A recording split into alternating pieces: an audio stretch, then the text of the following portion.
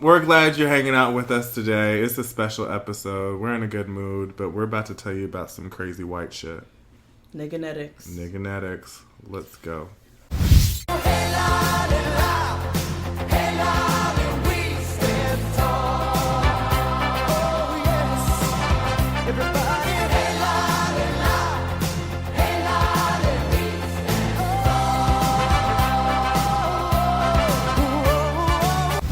So I knew a lot of people don't really know what Scientology is.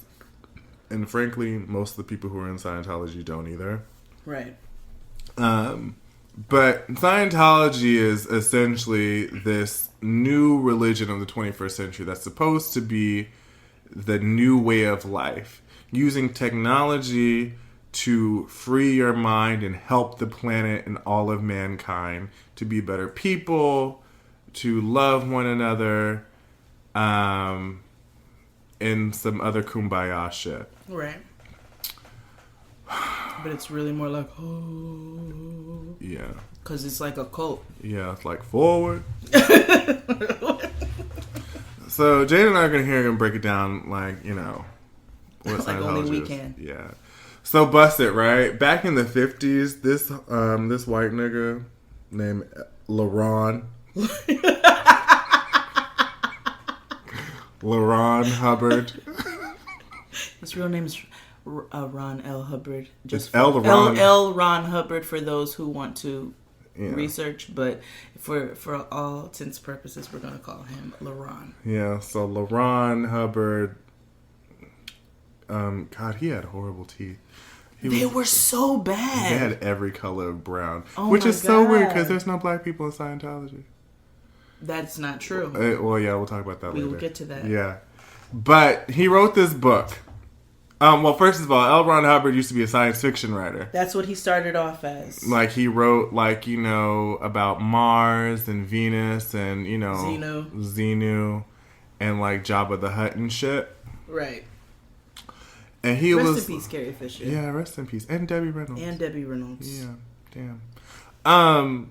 But he thought, what if there was a new way of life to apply this shit as a religion? Yep. So he wrote this shit called Dianetics. Yes. Dianetics is a scientific study of, like, mankind and how we should operate. And how we are essentially higher beings. How you hear Hotep niggas saying how they want to go with their higher self. Yeah. That is basically what his teachings are centered around. Being with your higher self, being the best you that you can be. Yeah.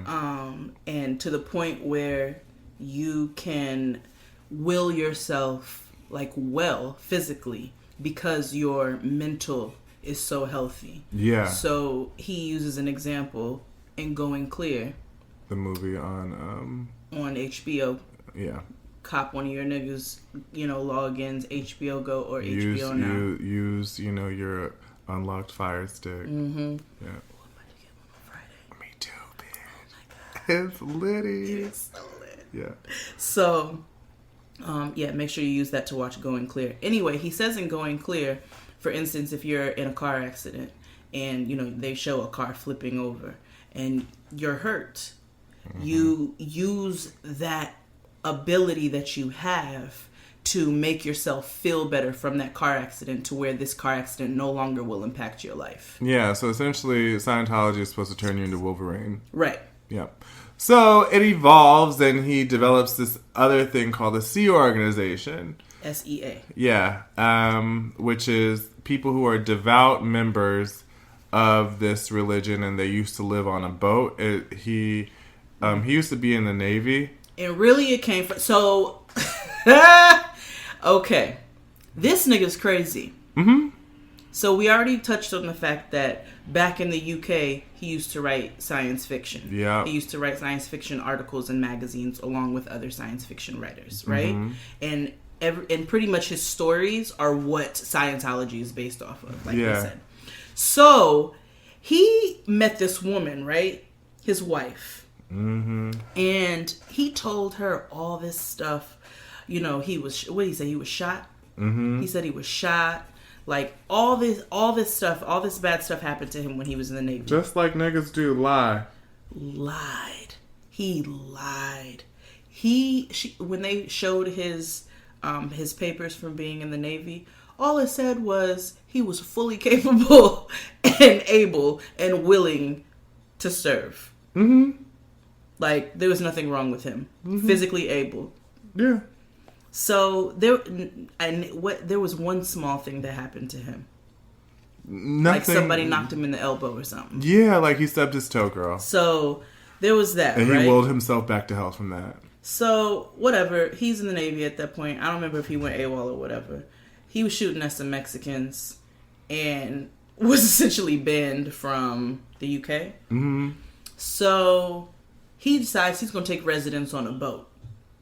Now, bust down the Sea Organization. Yeah, so he lives in international waters now. And, because he's a criminal. Yeah, and so he gets a whole bunch of people who are weak-minded and believe his crazy shit to live on a boat with him. Yes. And it keeps growing and growing and growing. Mm-hmm. And he convinces people that this is the way of life. This is how you will live forever. Right. It evolves into this religion of Scientology. Now, there's parishioners and there's the Sea Org members. Imagine the Sea Org like the deacon board of the church. Of like a Christian church. Mm-hmm. Right? So, like, eventually, it keeps growing. It was really big in the 70s, a bunch of hippies. I think it's because of acid. Because you have to do acid in order to... And then, of course, if somebody's coming to you talking about, I can teach you how to elevate yourself to a point. Of course, drugs. Yeah. And you're a hippie, you live free anyway. Of course that's going to appeal to you. Absolutely. I probably would have got stuck in this shit, too. Well, no, not really. I would have been a mix between a hippie and a Black Panther. Yeah. And probably more on the Black Panther side. Yeah. Just a little bit more relaxed in my dress. Yeah. But, anywho, it got to a point where, like, people joined just at young ages. Mm-hmm. Like 15, 12. Not just Scientology, but the Sea Organization. So, the thing about the Sea Organization is that once you join the Sea Organization, which is a sect of Scientology, you sign a billion year, excuse me, let me say that again. You sign a billion-year contract. 1 billion years. To dedicate your life. To Scientology. Scientology and the Sea Org.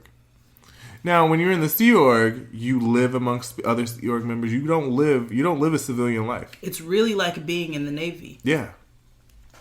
So it evolved, and they no longer live on a boat. They developed a headquarters because people kept giving them money. Mm-hmm. So they have a headquarters in Clearwater, Florida, and in Hemet, California. Flag. Yeah. So kept growing, and then on January 24th, 1986, a young man hosted a conference by the name of David Miscavige. And he told a bunch of parishioners that LaRon Hubbard discarded his body. Right. So there are levels. We'll get to that in another segment. But basically there's 8 levels of OT 1 through 8. Yeah. And he had surpassed an OT 8 and, like XD said, discarded his physical body to find other levels of Scientology. Beyond an OT8. Yeah, in reality, that nigga died of a stroke. Right. Yeah. Because he was evil. Yeah, he was. But he's essentially like the Jesus of Scientology, and then David Miscavige is like the Pope. Yeah, exactly. So from then, David Miscavige took over Scientology. Yeah. And we'll talk about David Miscavige later, I believe. But that's basically the history of Scientology. That's where it all stems from. And then, so that ultimate level, what people don't know is that they are trying to get to a nigga named Xenu. Yeah, so here's what Scientology is really about. So, I know we talk. So let's talk about some of the terms, then we'll get to Xenu. So, like, there are some things that happen in Scientology that you should know. So there's, like, a bridge to clarity. So essentially in Scientology, you have to work your way up towards these levels to get to the spiritual enlightenment. Mm-hmm. So, like, you take intro courses to Scientology. You have to buy all these books. Then you graduate and go up to another level. Yep. Then you go up to another level once you complete that course. Another level. Each course is supposed to teach you something. And once you graduate the course, you're supposed to be a little more enlightened than what you were before. And all the while, you're paying money for these courses. Undisclosed amounts of money, but just know it's a lot of money. They say you can pay up to $25,000 in your life. $250,000 in your lifetime. $250,000 in your life to Scientology. Right. So these courses cost a lot of money. Right. And once you get past a certain level, then there's this element called going clear, where you are completely and fully in your spiritual self. And there's, like, different levels past going clear, like OT1, OT2. I don't know what the OTs mean. They don't either. They mean, But either way, once you realize you get to OT8, that's the highest level of Scientology you can master. Because it wasn't written because LaRon Hubbard died. Operating Thetan. Operating Thetan. Okay. In Scientology, operating Thetan is a spiritual state above clear. It is defined as knowing and willing cause over life, thought, matter, energy, space, and time. Yeah, that's crazy. So, also, if you're in Scientology, you and your family's not, right? You're not allowed to talk to them. You're not allowed to communicate with them. You're not allowed to write them letters. Yeah. You have to disconnect. Exactly. You disconnect from them. Because they are a suppressive being. Meaning they are an evil person. Exactly. They don't want good for the earth. Mm-hmm. They don't want better for mankind. Yeah. So they're a suppressive human being. Yeah.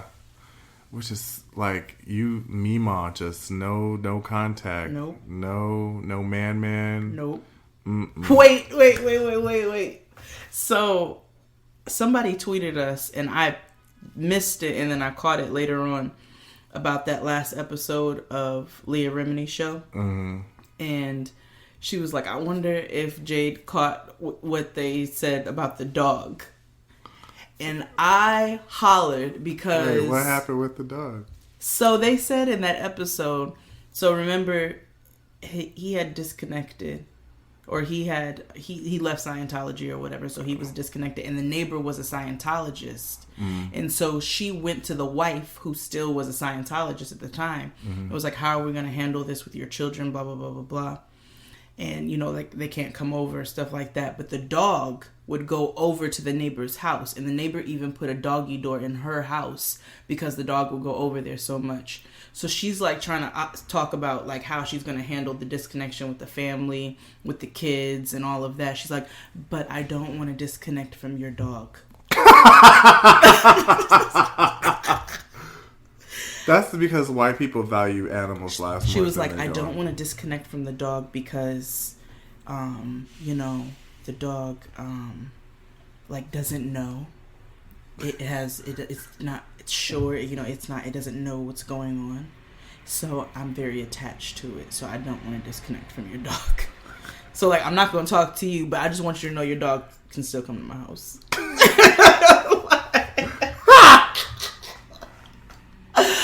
Oh my God, that was so funny. Like, white people going white. Yeah. But anywho, it gets to a point where people don't necessarily know what Scientology gets to, what it is, until they get to the space of going clear. And that's generally because niggas don't have money like that. Yeah. So then, you know, you end up learning about this man named Xenu. Yep. So, but they don't know about Xenu. Nobody knows about Xenu until you get past clear. Right.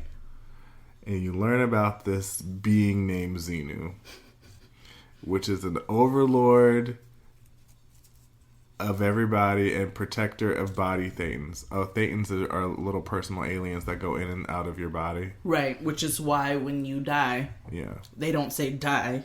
Yeah. They say you discarded. Yeah.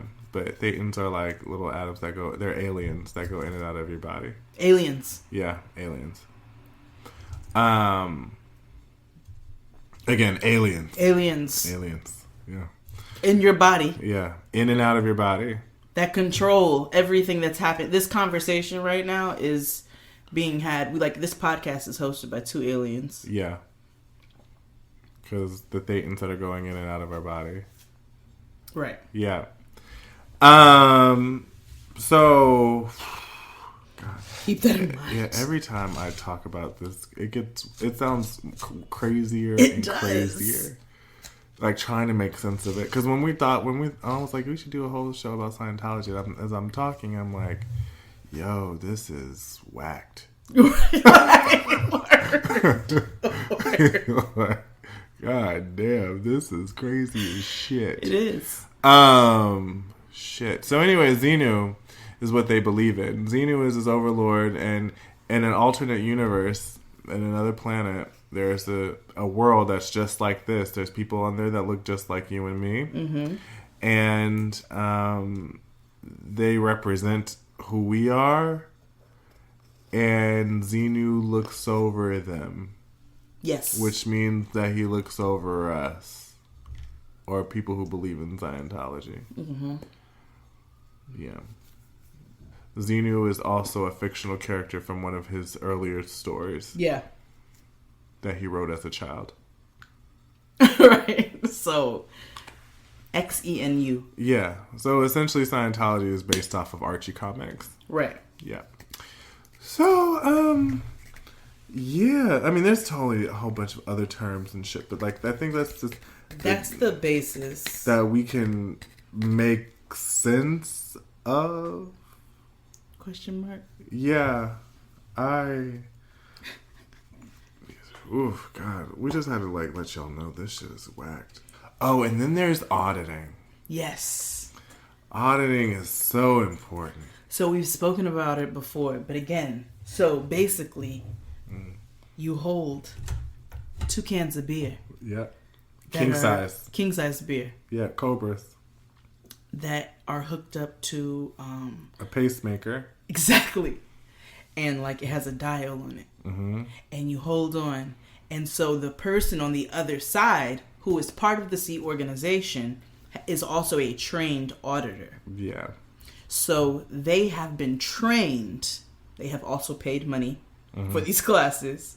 They have been trained to basically listen to you confess and talk about yourself so that you can get to your higher self. Mm-hmm. And they're trained to ask you whatever questions or whatever, right? So you'll hold on to these cans or whatever, and this meter starts going. And then they'll say something to you like, well, have you had any suppressive thoughts? Mm-hmm. And you're like, no. They're like, are you sure?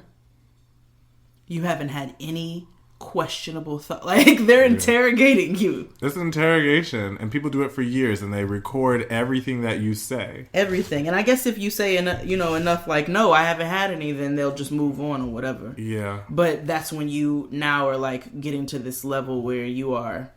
Yeah, clear. And so eventually they record everything, and it's a whole library on you. Right. Because, mind you, you audit every day. Which is why John Travolta is still a Scientologist. Yeah.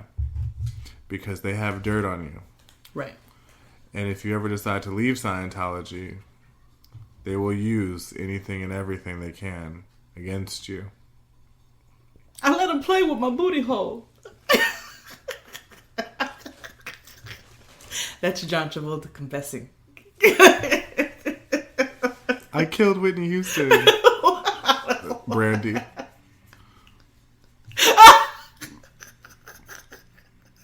Oh my God. I killed Whitney Houston too, Stacey Francis. Oh my God. Oh my God. I killed all my cast. It was me. Scream, that was me. Yeah. Oh my God, this is terrible. Yeah. Whatever, she did though. Yeah. Yeah. But yeah, they'll use it as a smear campaign against you. Right. Essentially. So if you ever try to leave, Yep. they're going to take all the stuff that you said while you were auditing. Yeah. And blackmail you AF. To oblivion. Yep. Can we talk about black people now? Yes. Okay.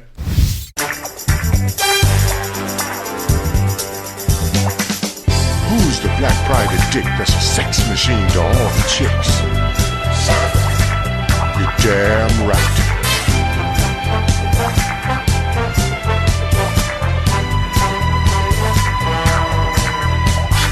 Who is the man that would risk his neck for his brother, man? Can you dig it? Fun stuff. Yeah. So, I didn't know there was black people in Scientology. I just thought this was some white shit. Do you know who the craziest one to me was? Because I didn't expect it whatsoever. Dougie Fresh. Yeah. Dougie Fresh is a Scientologist. Yeah. That's crazy. Yeah.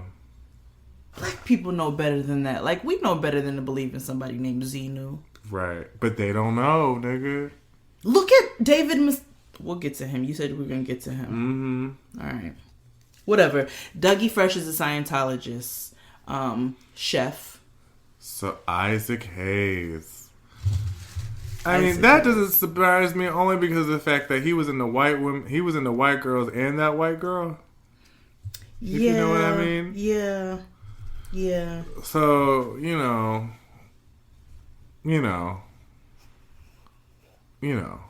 So they had an episode that made fun of Scientology on South Park. Love South Park. Yeah, it's great. Have us on the show. That'd be great. A Jada XT song. Like, can you imagine? Exactly. So they'd probably have me like have sex with Butters or something. Oh my God. I don't even want to think about what they were. I don't even want to even think about it. So you and Cartman. You know, I love Kirby. Yeah. I love him. Yeah.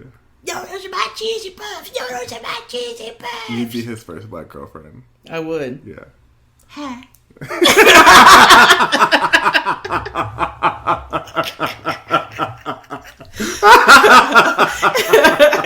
You'd be like, what's your name? Yeah. G.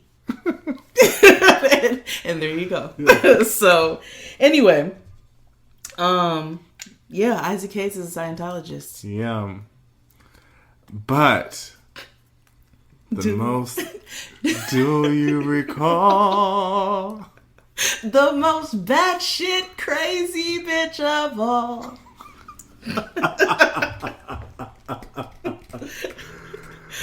Man. Brandy the grim-nosed reindeer. Yeah.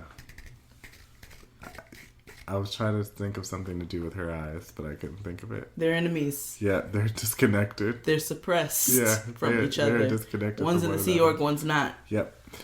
But so apparently Brandy was once, dabbled in Scientology. Mm-hmm.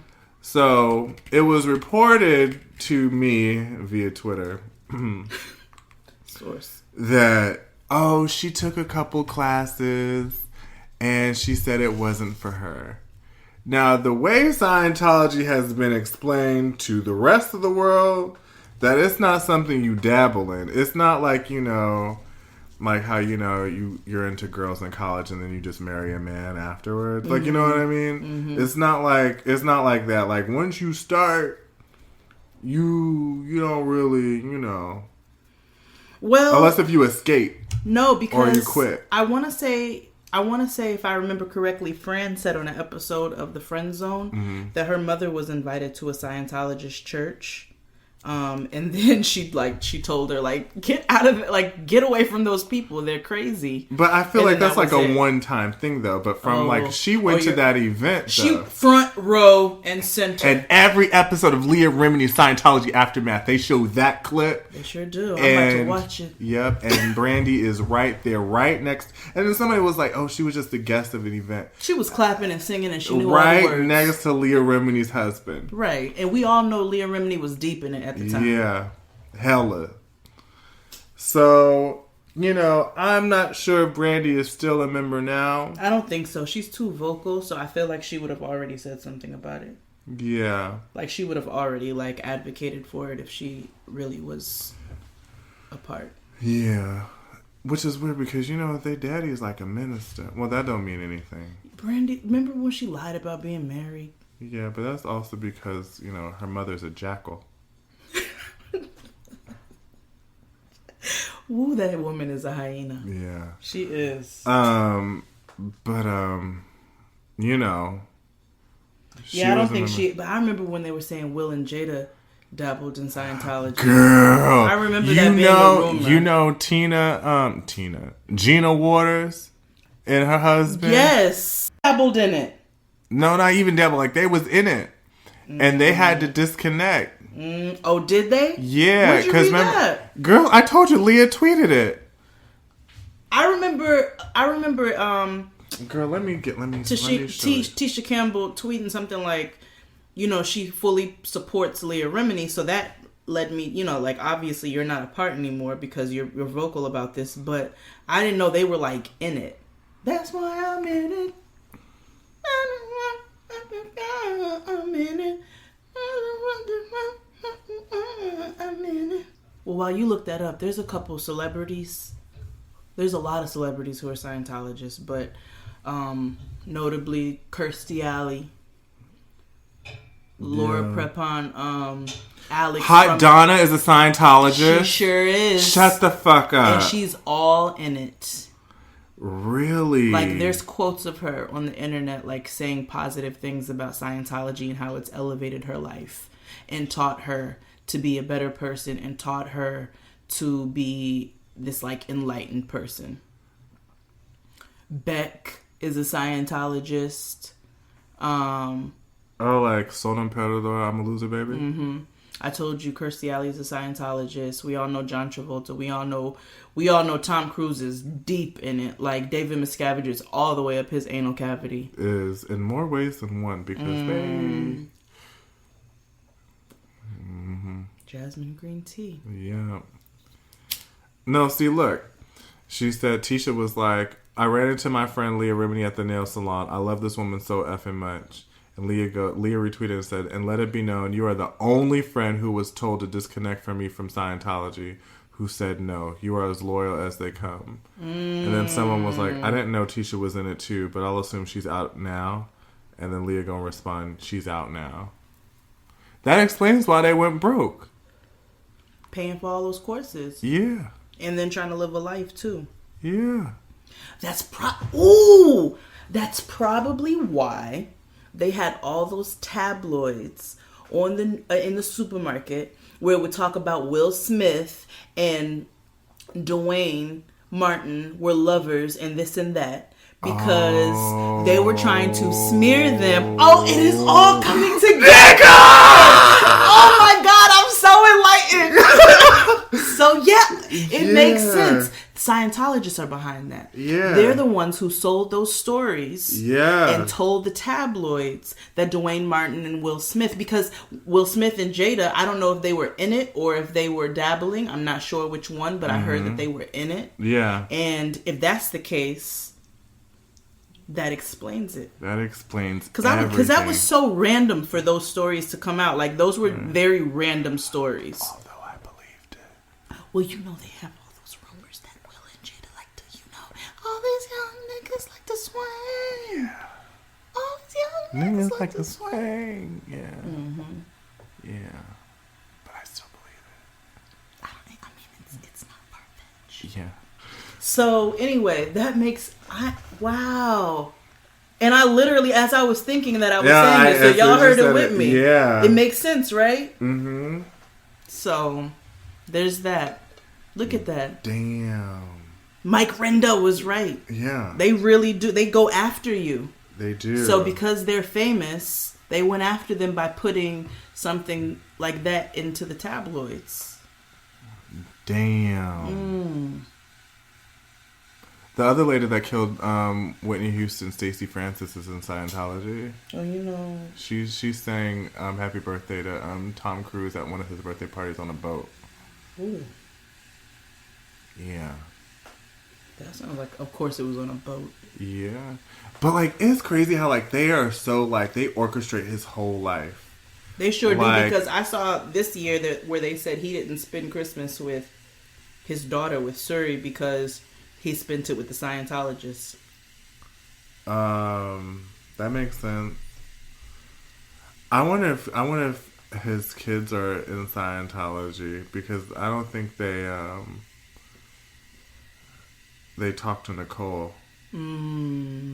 Someone told me to watch this interview with her at the Golden Globes the other day, and they were just like, "Oh, I don't think she's allowed. She's disconnected from them." Oh wow! Yeah, like they think she still talks to them. That she's disconnected from them. Oh, that she is disconnected from them. Yeah, like they disconnected from her. Wow. Yeah. I forgot they got kids together. Yeah. I always forget. 2 of them. That's probably why, because they're probably in the Sea Org. They probably don't go to school. You know what's also back to the Sea Org? You know you drop all formal education. I just had this realization the other day. Like David Miscavige dropped out of school to become a member of the Sea Org. So this person doesn't have a high school diploma Or a GED. And he's running a $1 billion scam. Right.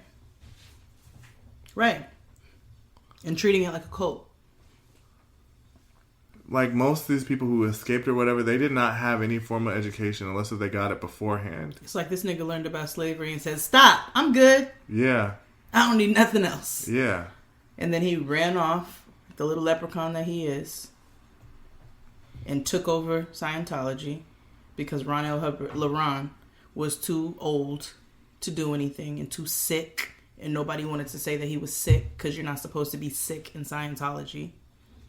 Yeah. I know. Since we're here, David Miscavige, everybody. David Miscavige. All of which, to one degree or another, depends upon you. So here's my closing message for the new year at hand. Scientology has now come of age, and our footprint is massive. Moreover, our presence will soon grow even greater with still more ideal orgs and ideal advanced orgs to arise in the next 12 months. But let's not forget, what powers Scientology is the one-on-one contact wherein a Scientologist touches that secret chamber in every human heart where freedom beckons. Take it away, Jade. So like you said, David Miscavige joined Scientology in 1986. No, he joined before that. Wait, no, 1986 is when he took over. Yeah. But he is evil. He's like a very evil person. He is the leader of Scientology now, the current leader of Scientology. I don't know, what is his position called? I feel like he's the CEO of Religious Technology Center or whatever. Okay. He has disconnected from his father because his father is no longer a Scientologist. He has been known to beat people for no reason. If he don't like how they look to him, he'll just knock them across the head. Yep. Black eyes. Like Mike Renda has said that David Miscavige knocked him up. And then also, they lie. So these people lie as well. That's not one thing we didn't say. Yeah, Scientology is based on lying. Like, they lie. And snitching. And they will believe that them telling these lies on behalf of Scientology, like, that they're doing the right thing. They don't consider it lying. Like, they are supposed to be doing this. Right. So David Miscavige will host these huge events. And you require 5 a year you're supposed to go to, I believe. And remember, we said on Leah Remini's show that one of the guys who's no longer a Scientologist that they interviewed was one of the main producers for these shows. So he was key in fabricating these statistics and just these wonderful things about Scientology, because essentially everything was like graphics and lies. And no one's ever going to fact check the church, because no one ever fact checks their church. Never. So, like, yeah. So David Miscavige is the CEO, like XD said, of the Religious Technology. He is disconnected from his father, like we said, and he's just all around is an awful person. I mean, he's very paranoid. He's the main reason that Scientology has, because remember, it was supposed to be this, you know, loving and humankind religion, and essentially he has created prisons within the religion. So there are prisons in Hemet, California, where members of the Sea Organization who essentially have sinned or whatever are doing things like taking out the garbage. They're treated like prisoners. They're in prison camps, essentially. Yeah. Concentration camps. Yep. And if you try to leave Scientology, like if you try to break, they call it breaking out. Like you have to sneak off the premises. And there are cameras everywhere. Because they're so fucking paranoid. Mike Render said that they put a camera in a birdhouse outside his house to watch him, and they hired garbage men to take his trash so they can go through his garbage. Like, they are crazy. They're crazy. They send people after you. They send people to your house. They picket outside of places that you are if you speak out against Scientology. Yeah. They are really brainwashed. So I don't really have much more to say about David Miscavige. Me that's either. Who he You is. hit the nail on the head. So despite these documentaries and books and the like, people still join? I don't think people still join, Larry. I don't. No? But what I'm not going to stand for is an organization with this kind of money to continue to do things like that and to bully people and to harass people, to defraud people out of their lives, their money, but more importantly, their families. And I'm just not going to sit around and watch it happen. So, however, there are some people that are working to help expose all the wrongdoings of this cult. Mm-hmm. And we talk about it every week. And we implore you to watch it because, you know, it's interesting what the human condition can do. I always talk about this book called Heart of Darkness by Joseph Conrad. Mm-hmm. And it's like the shortest book you will ever read. It's 94 pages. And it's so deep. And the theme is really about the savagery of the human spirit. Mm-hmm. And that's exactly what this Scientology embodies. Like, how can you amass all this money and then you tell people you can't talk to your families anymore? Like, right. you can't have any contact with the outside world. You belong to me. It's voluntary slavery. It is. And because you choose it. Because you choose it. Although people don't necessarily know what they're choosing. Right. At the time. But there are people out there who can do the right, who are righting the wrongs of this. And the show is a start. And there's also blogs out there. But, I mean, on A&E, Tuesdays, 10 p.m., we're not getting paid to promote them. Mm-mm. It's just really fascinating and entertaining. It is. I would implore you to watch Going Clear first. So yes, that you can, to have a rooted understanding of everything that we've spoken about. Yeah. And we tried to put it in as layman terms as we could. Yeah. For you all to understand, but to go watch it yourself is to be able to experience it. It's the scariest movie you will ever see in your entire life. Legit. Like, frightening. Legit. And then after that, go watch Leah Remini's show. Go binge watch it. Had your girl shook. Like. But yeah, watch Leah Remini's show. There's going to be, I think it's 12 episodes in total. It says 8, but there's like a special and then another special after it. So like 10. So like 10 episodes, right? Yeah. But watch the show. It's it's eye opening. It makes you want to know, like, how can I get involved, like, or like, what can I do? Can I write Congress or something? Like, nigga, y'all see this? Like, you know what I mean? Like, It's just crazy. Like, people are disconnected from their families, and you know, I always connect this to like other people. Like, people are probably broken and doing harm to others because they can't talk to their families anymore. We spoke about those twins where the one brother had to disconnect from the other, and he ended up dying. Yeah. And, They like, were imagine him twins. guilt and shit like that. Imagine all the other people he's hurt because he's still hurting. Right. You know what I mean? People... And then, like, economically, like, throwing all their money into this thing that doesn't help or do anything. On top of that, for them to be teaching that this is so loving and this is supposed to make mankind better, they actually work against that because they teach you that because you have these aliens living inside of you, that essentially you're not really related to anybody. Yeah. So your family, they place no importance on family whatsoever. And honestly, Scientology is a public health issue because they don't allow you to go to the doctor, really. No, they don't. They endanger children. They also force you to have abortions. They say they don't. If you're in the Sea Org. But they, you know, that's part of not the doctrine anymore. But apparently they look at you side-eye like you having a baby.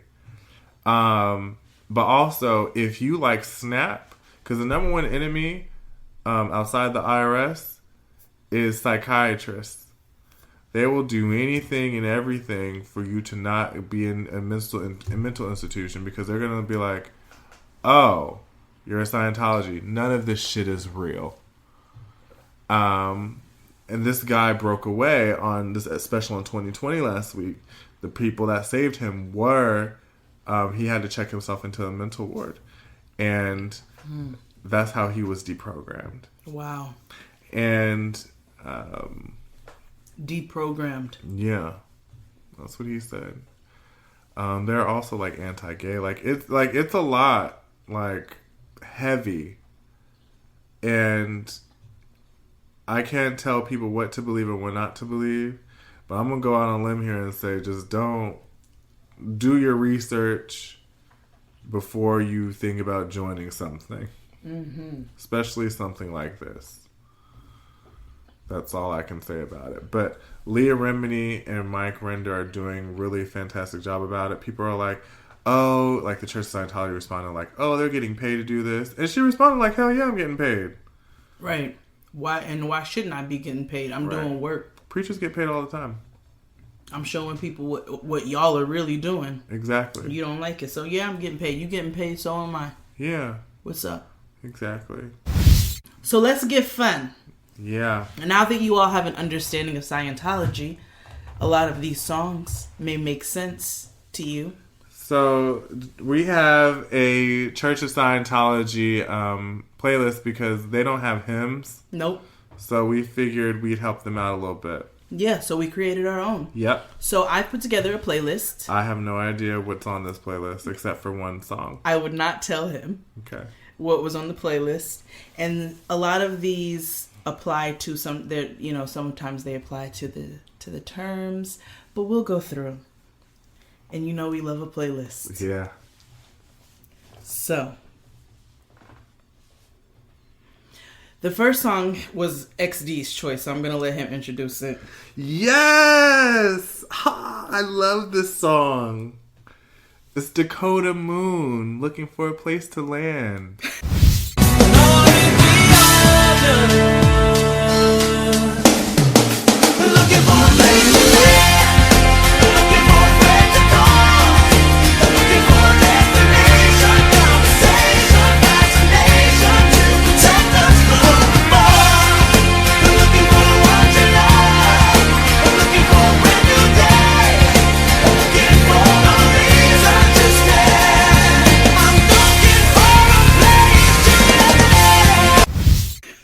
I've never heard this song. It was from a promo from like season 6 of Friends. And the reason why I chose it was because this black people singing like real like alternative white shit, and I was like, this is real Scientology like. Well, Looking for a place to land, looking for a friend to call, looking for a destination, conversation, fascination to protect you from the fall. Looking for one to love, looking for a brand new day, looking for a reason to stand. I'm looking for a place to land. Nah, nah, nah, nah, nah, nah, nah. Nah, nah, nah, nah. Whoa, whoa. So the next song on our playlist is by R.E.M. It's called Losing My Religion. That's me in the corner. That's me in the spotlight. Losing my religion. Trying to keep up you.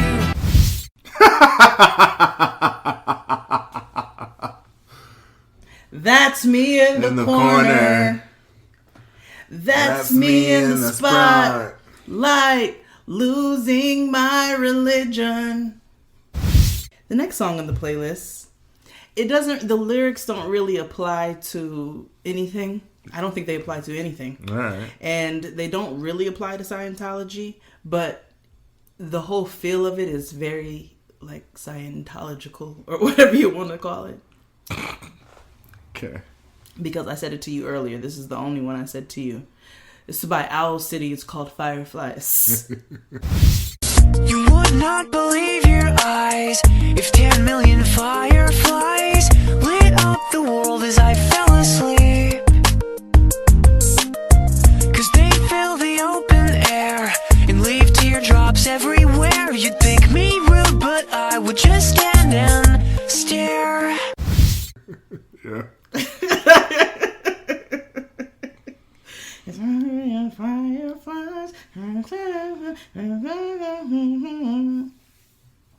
I'd like to make myself believe that planet Earth goes slowly. You have to be super like stoned to understand. That's the only reason I know that song. Yeah. Think that I can see. The next song is by our good white homeboys, Creed. It's called Higher. Can you take me higher to a place where the blind man see? Can you take me higher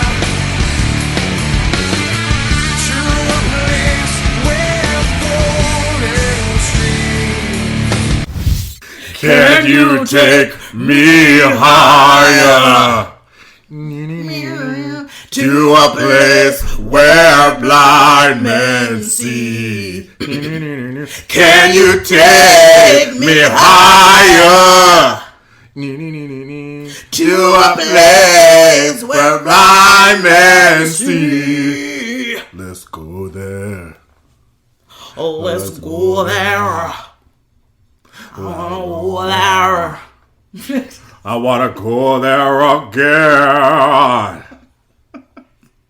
And he's like on a cliff. Yeah. It looks completely like one of the videos in the Scientology. Like At the promo video. Yeah. It looked just like that. You know, low key, that was the jam. With arms wide Open. open under the sunlight.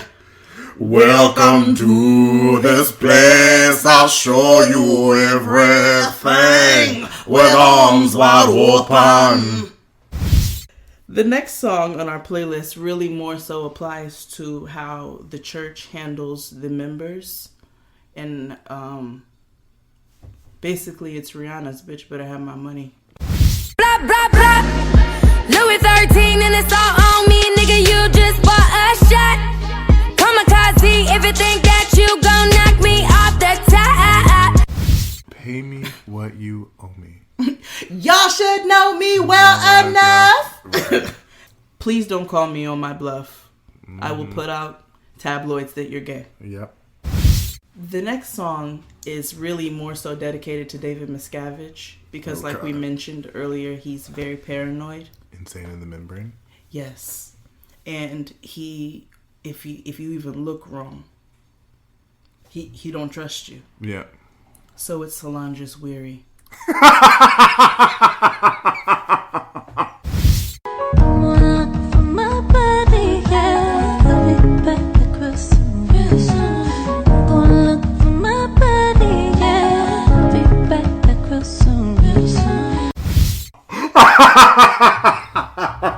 She even speaks about like operating thetans, because she says, Look for my body, yeah. I'll be back real soon. I'ma look for my body, yeah. I'll be back real soon. I'ma look for my body, yeah. I'll be back real soon. See? Not saying that Solange is a Scientologist because she's too smart for that and too saved. Yep. And too black. Yep. But you see where it gets in, where it can fit in. Yeah. The next song more so applies to how Scientology appeals to people. Like we said, they approach it with, this is positive. This is for the earth. Like, you can heal yourself if you just think positively and if you just tell all of your secrets. Yeah. And basically what Scientology is telling you is you are very special. You're special too. Everyone is special. This I know is true when I look at you. It's Drum sings Special on Chance's album. You are very special. You're special too. Everyone is special. This I know is true. The next song is another one where the lyrics don't really apply, but the song just does. It's Hiatus Coyote, Atari.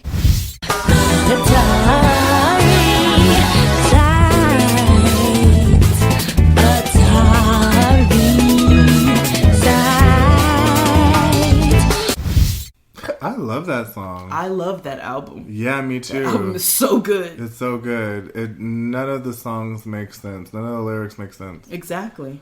Because, like, my favorite song in there is Molasses. My favorite song is Prince Minikid. Yeah. Mm-hmm. I love Molasses and Jekyll. Yeah, I love Jekyll. End. I love Jekyll. Yes.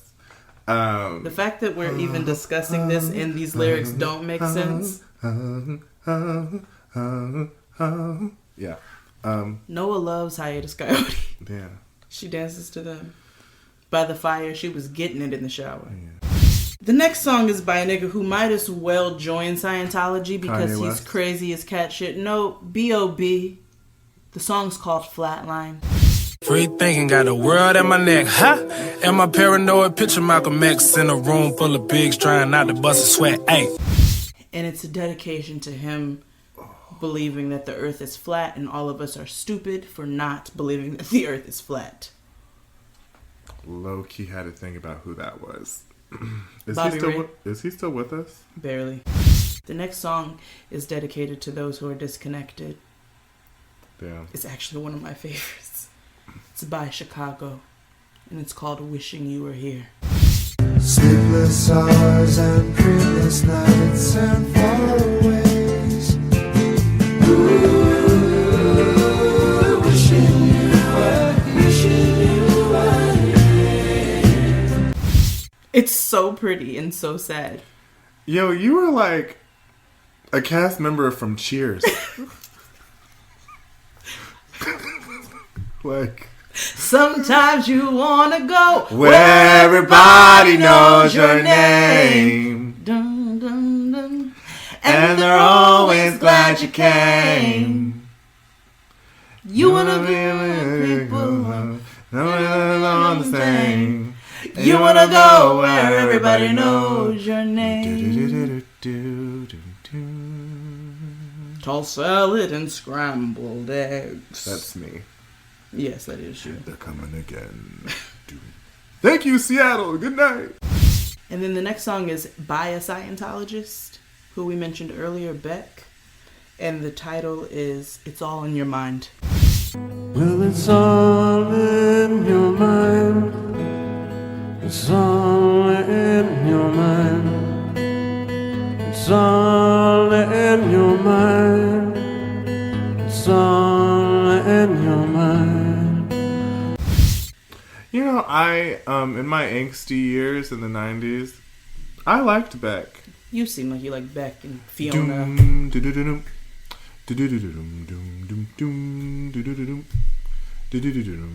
I like a girl with a short skirt and a long Coat. jacket. Oh, same thing. Coat, Yeah. jacket, whatever. And The next song is for those who are trying to get out. It's by the Beatles, called Help. I need somebody help, not just anybody help. You know I need someone help. The next song, we have to throw something on there for my niggas. It's by the Tony Yayo, the worst rapper in G Unit, and it's called Tattleteller. I ain't your friend, you a tattleteller. You rat, you snitch, you jealous nigga. You coward nigga, you tell a nigga. Tuck your tail, fuck your whiskers, you tattleteller. That is on the list because they want you to snitch in Scientology. Like that lady talked about snitching on her husband. The couple was like, yeah, we used to snitch on each other when they had suppressive thoughts. Yeah. They'd go tell. Tattleteller. Tony Yayo. Well, I guess now it's time for Fucked Up Song of the Week.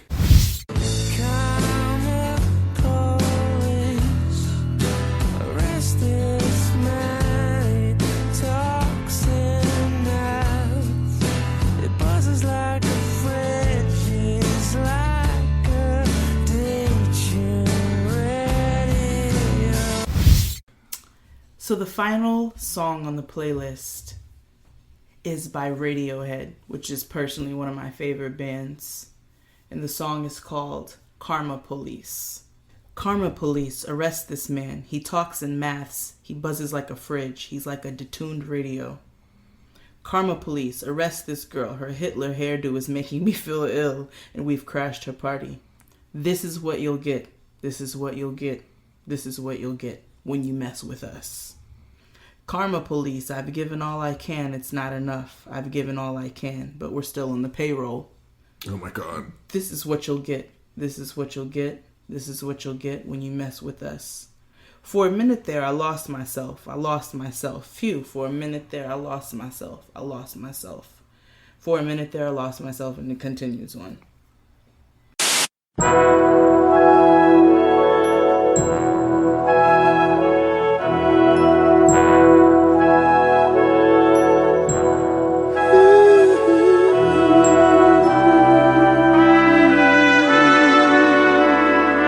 So, Fran is here for a reason, and you all know why. I love that they know why. Welcome to Nigganetics Part 2. That's right. Oh my God. LaRon is back. LaRon is bike. What if LaRon Hubbard sounded like Plies? Yo, not LaRon What if he was Hubbard teaching Nigganetics in with a Plies accent? at the Harlem Center, though. Yeah. I'm surprised there's not one in Brooklyn. There isn't? No, only Uptown. Yeah, I'm really surprised. They are, but they're kind of off in the cut Uptown. They're on 125th, right? Or 124th? 125th? 125th, But they're a little further. Aren't they closer to FDR? Yeah. Yeah, they moved. They moved. It was on Initially, Fifth Avenue. Yeah, it was on Fifth Avenue before for a minute. But then they bought a bigger location that takes up like half the block now. Because we all know that's what they do. Yeah. So, Leah Remini's Scientology: The Aftermath premiered this week. Yes.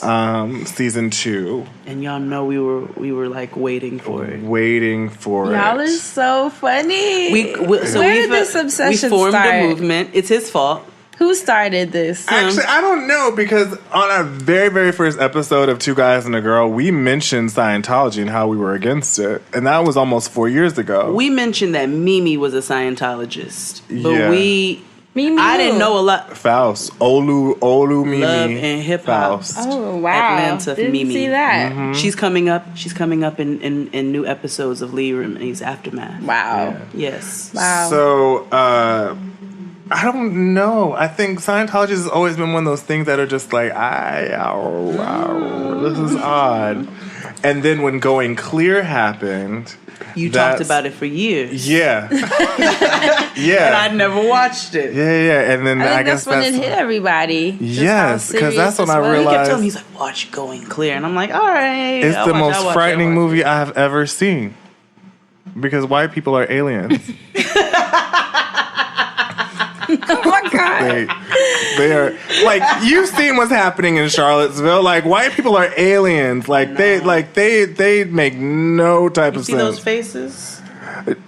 Do you watch Leah's show? No. Okay.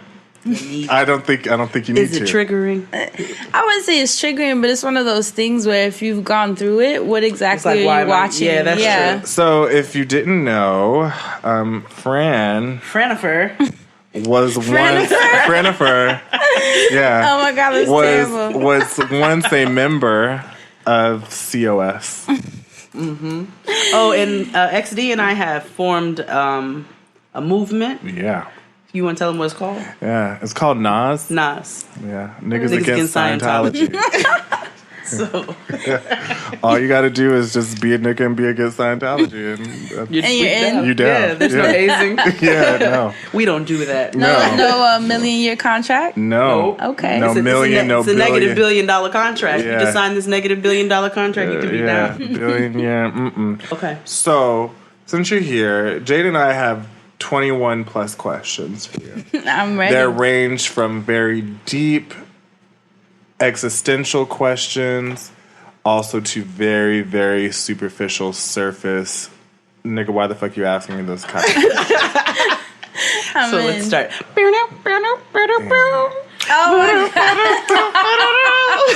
So tell us how, and forgive us, this episode may be a little long, but who cares? Friends here. So how did you get involved in the Church of Scientology? Ooh. How would I explain that? I mean, if you listen to the Friend Zone, I've been pretty candid about the fact that my childhood was rough. It was very, very hard. I've never gone into details, obviously, out of respect for my family, but it was something that has taken a while for me to process and really like break out of so that I can live a regular adult life. Yeah. And when I was around 23, I started dating someone who's a bit older, and he was involved in it. And he was kind of pushing it on me and was like, trust me, like this will help you break through all of those layers. They will, help you go back in time and process the things that you were going through and kind of like hash them out in the present time so that you can move forward. And he pushed the issue. I was never really like interested. I was kind of like, it's just not my thing. Wasn't really like calling out to me. But then, I don't know. There was just a day that I guess my brain was just a little more receptive to it when he brought it up again. And I was like, you know what? I'm going to try it. So that brings me to the next question. What drew you to Scientology? When I actually went? Yeah. They were really nice. Yeah. And I know that sounds so basic, but when you are struggling emotionally and have like issues with safety, which was my wound. Like I didn't have people that protected me, and my childhood, like I said, was like rough. They got me with that one because I immediately felt like very mothered and fathered, and they sensed it. They're energy workers. They knew how to read me, and I really was drawn to the kindness. And they asked so many questions, which they knew how to ask them, and it just felt very nurturing. And they showed me like all the books. I've always been someone that's been really curious. Like I love research and reading, and so they got me with that too, because they were like, here are these books that you can read, and we'll work. They gave you the free books, right? Yeah, in the beginning, and you know, you will be able to work through them, and then once you work through each book, they kind of like test you to make sure that you understood all of the concepts, and then once you pass, quote unquote, they give you a new book, you know, and that's how you like go up the levels. And the what I liked about it was that when he first put me on, I'm thinking it's like a church, like the Church of Scientology, but when you walk in, it's not a church, it's actually a library, and it's just a wall of books and tables with people studying. It looks like a college library, just that's people crazy. Quietly to themselves. There wasn't a preacher. I was thinking like a preacher was going to be on a pulpit, like speaking the word of Scientology. But LaRon wasn't up there looking over. No, it's a very personal thing. Right. So there's no ritual aspect of it as like where this traditional idea of church, where you go to a space at a specific day and you worship and you fellowship with other members. Right. It wasn't like that. And being that I was someone who was introverted, very private, especially with our communities, we tend to be private about what we're battling. Yeah. It kind of was perfect. You know, a place you get to go and learn and read, and people are waiting for you, and they're happy to help you, and there's no judgment, and you are sitting at a desk by yourself. And then all you have to do is get through the books and then be tested by someone. Like, I was like, this is an introvert's dream for church. Like, it's perfect. And I loved it. It just fit my personality really well. So when was there a particular moment when you realized, like, I know there was these ideas and these things that are happening, like, oh, this shit is lit, like I could be by myself and like I was learning to study, but was there a particular moment where you were like, oh, I am fully committed and this is my home? Was there like a specific instance or like a day or like something happened where you were just like, or did you even feel like that? Were you ever fully committed? Yeah, I guess I could say I was. The books are really good. I can honestly say that. And even now, you know, knowing what I know and being able to look back at this age, because I was obviously very young, the books are very good. And that's how they get you. I think the people of Scientology are batshit, but the way that they've structured the information, I don't even think it was LaRon. I really don't think it was him. I don't know who. But the info is really interesting. Like, to the point that, like, my mom has the books now, and she'll refer to it sometimes because she's just like, this is good information about how to, like, not react when someone tries to push a button or dealing with triggers. It's stuff that we kind of, like, read now in self-help sections, you know? Right, I was going to ask, is there something you can share, like, that's a good principle from one of the books that you read? Well, yeah, I think that's probably the one that made the biggest impact for me as someone who was constantly triggered by everything, relationships, friends. I mean, you would even speak to me a certain way, and if I felt threatened or unloved, you know, like I would like find a way to say something petty or maybe even retreat and cut people off. I was always really good at cutting people off with no explanation. I was like always like a switch. But what that book taught me was to like speak, you know, and process. And if someone makes you feel a way, like say what it is. And if someone isn't accepting of you speaking about how you're feeling, then it's not someone you should be around. You know, like it's very basic information. I mean, when I was watching Nigga Going Clear, Going Black, on HBO. You know, I saw, like, obviously, I know it's cat shit ass crazy, but there were things like, I'm like, okay, I can see how this can appeal to, like, a hippie-ish personality where he would say things like, all right, if you are hurt, tell yourself you're feeling better, because we talk about positive affirmations and how if we speak positively, our life will go in a positive direction. If we put it in the universe, it'll happen. So I guess I can see how that can draw somebody when you don't have the backstory on how crazy they are. Right. And when you, outside of the backstory of how crazy they are, when you just don't have any support systems. Right. That's how they can kind of like weasel into your life. Very, very slippery. Ooh, they are Kelly. Right. Very slippery. So that's where it gets odd. So like there was no, I know you said there's no like kind of like fellowship kind of aspect, right? Mm-hmm. But there's nobody who like did you make friends within the church? Like, cause you know in black churches, it's like, you know, there's somebody who makes the greens. Do Scientologists eat greens? I don't know. Have you ever eaten Scientology? I didn't hang with them outside. I imagine of it, they eat like NASA food. Or like brown rice and bean curd. They eat like they did on the path. Oh my god! Like Fran. At me, Jay. You know I always do. Yeah.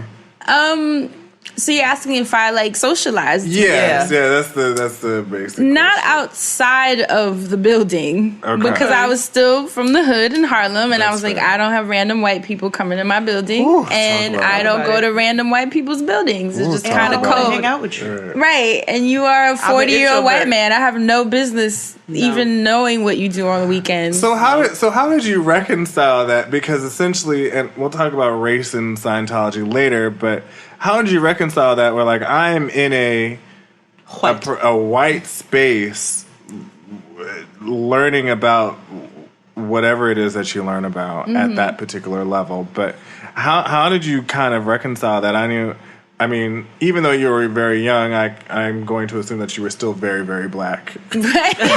So, Fran is so black. Yeah.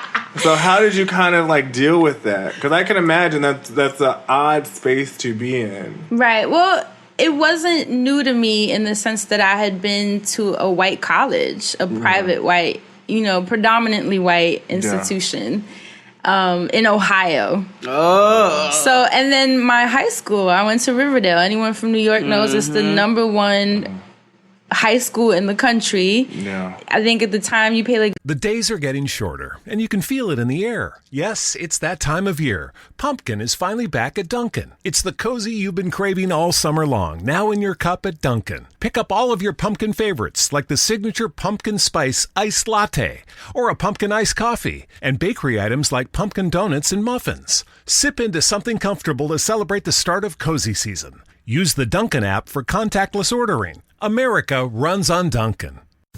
Okay, so work's done and you're craving something spicy and salty. I know. What I do is snack on Blue Diamond wasabi and soy sauce flavored almonds. They're so good, and almonds are a superfood. Don't deny your cravings. Eat them. Blue Diamond almonds. Crave victoriously.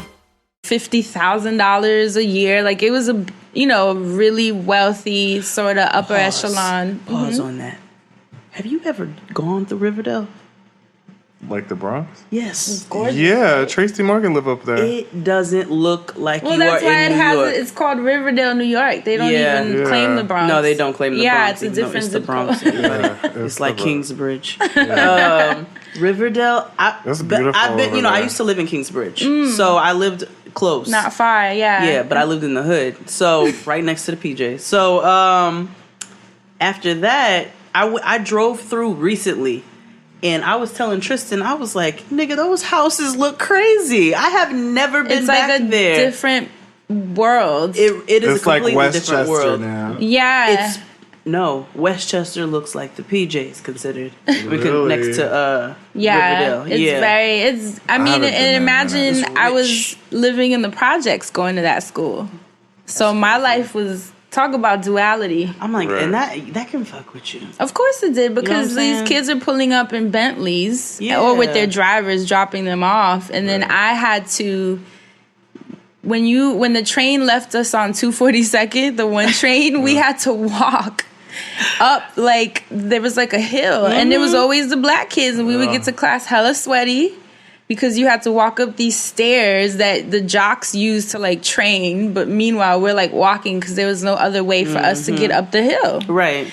And the kids, the white kids getting dropped off, and we were walking into class after, walking like maybe 15, 20 minutes. Damn. So that is humbling. Yeah, but that's why I'm saying it wasn't new to me to be in that world of like learning with white people. So I didn't feel out of place at Scientology. I wasn't hanging with them, obviously, because they were a lot older. There weren't very many like young people, at least not in the location that I was at. So I think that kind of the age gap is what stopped me from taking it outside of the building. But everyone was really nice. Honestly, everyone was really, really friendly, smiley and sweet, and had sweet words. And they knew how to finesse you. Okay, so let's get to it. Yeah. What level did you get to? Oh, gosh. Before, I will say, if you are unaware of levels of stuff, stop this and go listen to Nigganetics Part 1. Do a real nigga breakdown to Scientology. Yeah, like we cover all aspects, all jargon. It's a whole glossary of. So there's a few things you have to do. Homework, study in your library. You need to listen to Nigganetics Part 1, watch Going Clear, catch up on the first season of Leah Remini's show, and then listen to Joe Rogan's podcast. Yes, the episode with Leah Remini. And those 4 things. Oh, he has a podcast with her? And Mr. Miscavige, Dave Miscavige's father. I thought you were going to say David. I was like, they got him on a podcast? Was the case. Oh, hell no. That was the case. No. That's how I was like, oh, shit. No. He doesn't do media stuff anymore. Right. Because within reason. Yeah. But, you ain't right. But yeah, do those things and then come back because that'll answer a lot of your questions. So yes, what level did you get to? To be completely transparent, I don't remember. Okay. I really don't remember. I was there for 3 months. Okay. All right. Yeah. I basically did a whole summer. I went the beginning of June, and like by that, I'd say like early September, that's when I started feeling weird about it. Okay. But I don't remember keeping track. It was such a long time ago. I was just kind of like blasting through each of the books. I don't remember them sitting with me like, here are your levels. Maybe they approached it differently with me at the time. Because I really can't sit here and tell you what it was. Let me ask you this. Did you experience auditing, correct? Yes. Okay. Did you ever become an auditor? No. Okay. Did you sign? Yes. A $1 billion contract. I did. It's the first thing Damn, they make you do. That's why they haven't left my ass alone. So let's talk about that. Yeah. What's happening right now, currently in 2017? Like, are they still attacking you or what? Are they who's that peeping at my window?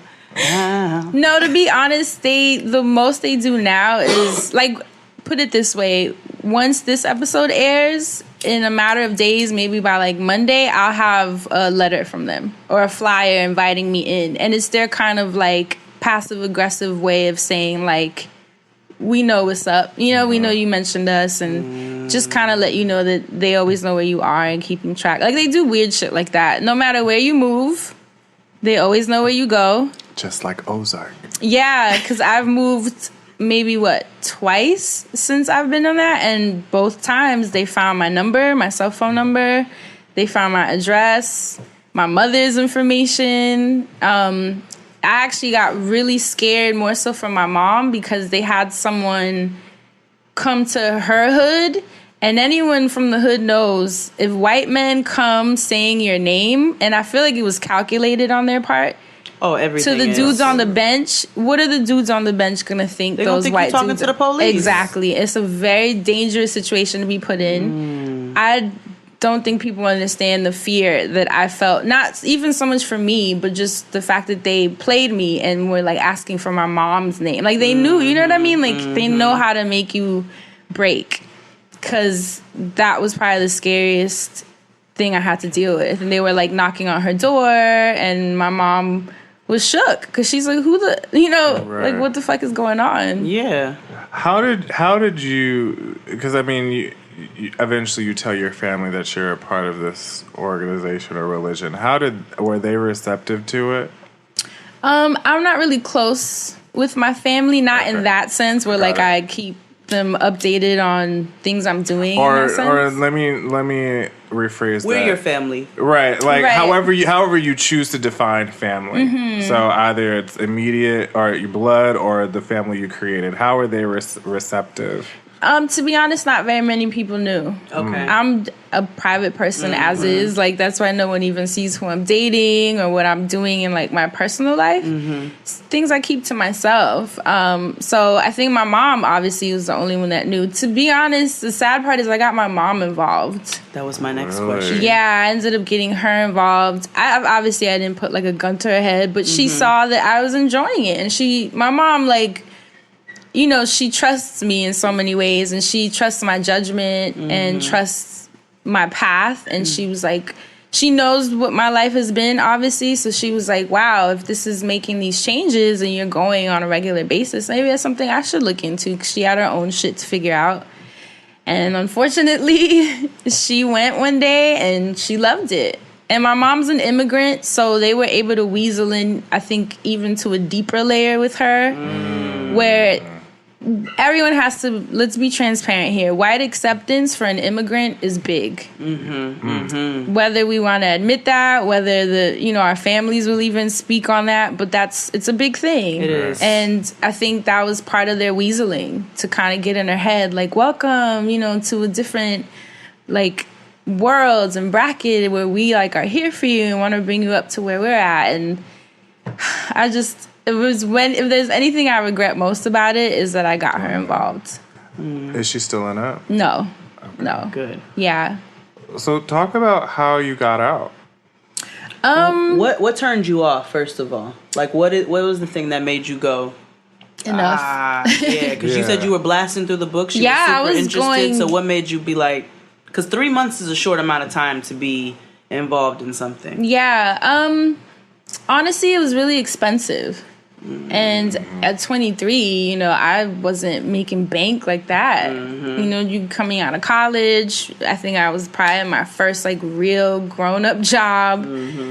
And it started becoming a bit of a burden, especially because of how fast I was going through the books, because I am someone that reads and processes information. I mean, it's something I've always enjoyed. So those books, if I remember correctly, were like $80, $70. So if it's like college. Yeah, that's when you have to go expensive. get all those textbooks for every class. Imagine if you're going through these books on a weekly or bi-monthly basis. It adds up. That's a quarter of what your student loans are. Yeah, and so I remember I got to a point where I was like, I can't afford this anymore. It just wasn't sustainable. And I went to speak to the director of the location that I was at. And she said something to me that really turned me off, where she basically was like, the fact that you're saying you can't afford it is your problem in the first place, because you're like, she basically was like, you're poverty minded. And you should be able to figure out how to afford these books. It's your fault you can't afford these books. And she was like, the fact that you would even come in here and say that, knowing that you need this information because it's going to change your life, you should feel bad. Master manipulation. And I remember sitting there, and that's one thing about me. You might get me a little bit, but once I sniff anything different, I was just like, oh, wait a minute. That just didn't feel good. I've totally sniffed the manipulation in that sentiment. Even the way her face shifted at the thought of me not paying anymore. I started reading into her body language, and I saw the tension. That white lady called you poor, and you felt it. Yeah. You want to fight. Yeah. But the thing is, anyone else would have been like, dang, she's right. Like, this shit's helping me. I need to figure it out. But you were self-aware to know. Yeah, no, because I'm like, if you guys are so keen on helping people with stress levels, then why did you just get so tense at the thought of me not affording these books? It's like the episode of the Scientology episode of South Park. Beth is so good. Yeah, when I forgot which character it was. They were like, well, we should just make this all free because it's supposed to help people. And they were just like, right. Absolutely not. Like, right. Yeah, she made me feel terrible. And that's when I was like, I don't like how you're making me feel right now. I was like, I don't like any of this. And I literally walked out. Good. Did they follow you? Did they try to chase you out? Of course. Yeah. Wow, how far? And they blew up my phone. They had people coming to my apartment, knocking on the door. I mean, it was not easy. It was like trying to get away from an ex.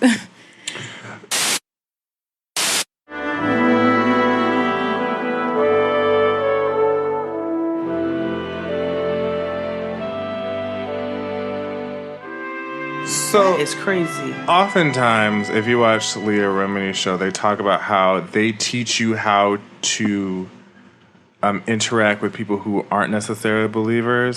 Like, and be kind of nasty and mean to them. Did they teach you anything like that? Like, did you get to that point? Like, to get to, like, I have to disconnect, or like I didn't get that far. Okay. Because I don't think they're going to hit you with that 3 months in. I think they kind of like babying you into it, and they still, it's the honeymoon period. They know how to do it. Yeah. I mean, I'm sure there's phases. They know when to present certain aspects of it, and I think maybe that was too early. Okay.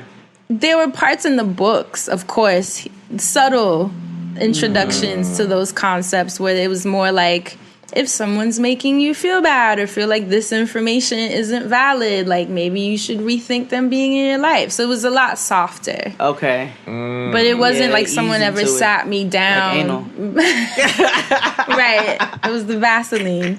But they really were not at that point with me yet where they sat me down like, okay, you gotta cut your mom off, you gotta cut your friends off. Like, it didn't get to that point.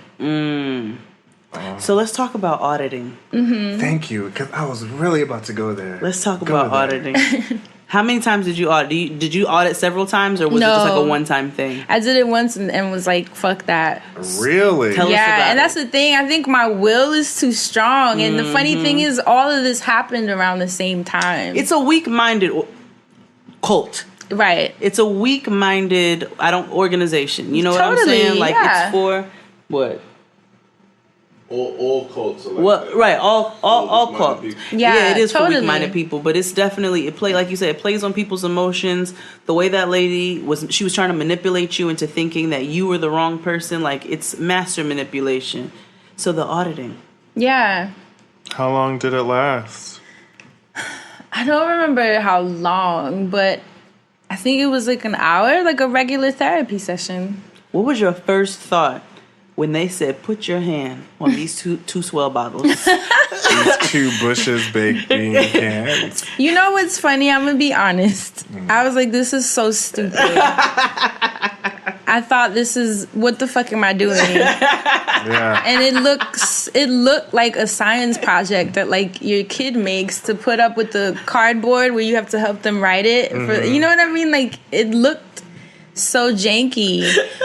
But because I knew that I know I'm a stubborn person, and I know that I tend to get in my own way sometimes, and that's being Taurus. It's a Taurus thing, and at that point it was even worse. I was 23, but I was at a point where I wanted to change things. I wanted to be more receptive to help and figure out like how to, change how I was feeling. I wasn't feeling good, and so I remember talking myself in that moment out of thinking it was stupid and being like, just see how it feels at least. Like, base it off of that. Fran started to Fran. I started to Fran. Absolutely. And I didn't want to judge it. I wanted to just see, like, well, who knows? Maybe these fucking cans of beans will help me figure some shit out. Hold on to this can of Ajax and this can of Comet. And tell us your secrets. Right. So what kind of questions did they ask you? It's a really weird process because it's a lot of repetition. It's like being interrogated. Like, it's almost like they want to see if you're lying or if you're remembering things. Like you know how memories can kind of shift sometimes? Like, you remember things weird. Or you retell a story. Like on the first season of Serial where Sarah Koenig asks you about something and then you ask it again to see if the story changes or shifted in any way. But, well, the other day you said this. Right. Because your emotion can play into it. Yeah. Or how you feel that day, or maybe you have a better memory than others that day or in the next hour or whatever. Yeah. Or even the way you processed information as you're getting older, things that you could have been viewed one way at one point can totally shift. And so it was just, I remember it being a lot of repetition. And that was like very taxing because this is like, I already said that. And this is the hood part kicked in where I was like, what the fuck? Don't ask me no more. Like, bitch, I just said. The hood part kicked in where I was like, yo, you asked me fucking 3 times. Like, how many? Yeah. And then I started getting irritated. But then it's that irritation that they kind of like thrive off of because they're like, well, what are you hiding? Yeah, and they're well, like, why is this getting you so mad? Right? Yeah, right. Then the little stress thing starts moving, and then you're like, oh my God, I'm fucking up. When it's really just the battery needs changing. It ain't nothing. It's just the vibrato in her voice. Always trust your hood instinct. Hell yeah. Hell yeah. Never steer you wrong. Who was the Never. smartest character in Get Out? Rail. Trust your Rail. I should have trusted the rail, man. You should have trusted your rail. But it's okay. It was a learning You did though, because you experience. only went once. Yeah. You only went one time. And after that, and you know what's crazy? I remember my mom, she enjoyed it. And she was like, it feels like I'm like releasing. And then I was like, I jokingly said to her, what if they keep this in a folder and fucking like blackmail us? Because this is really personal information. And obviously that's the hood part in me again, being like, this is a lot of personal, Your real showed up right on time. Right. At the end of the And movie. my mom was like, well, why would they blackmail? Like, that's like a therapist blackmailing. I'm like, yeah, but a therapist is licensed. Like, they have codes that they can't, or their license will be taken away, And whereas Church of Scientology, prosecutor. yeah, is some random white dude sitting there who literally has been fighting the IRS. You for have the no last law decade. protecting you against the information that they're gathering. And I slowly was like, yeah, no, I'm not doing that again. But my mom, she was a little harder to pull from that aspect of it. So let's go with that. Your mom. So what made her stop going? Because it sounds like she went deeper than you. Did she go longer than you? She did go longer than me. How long did she go? Honestly, I don't even know the exact time frame. I'm gonna say a year. Ooh. Yeah, she was in it because What I made was her out. Stop?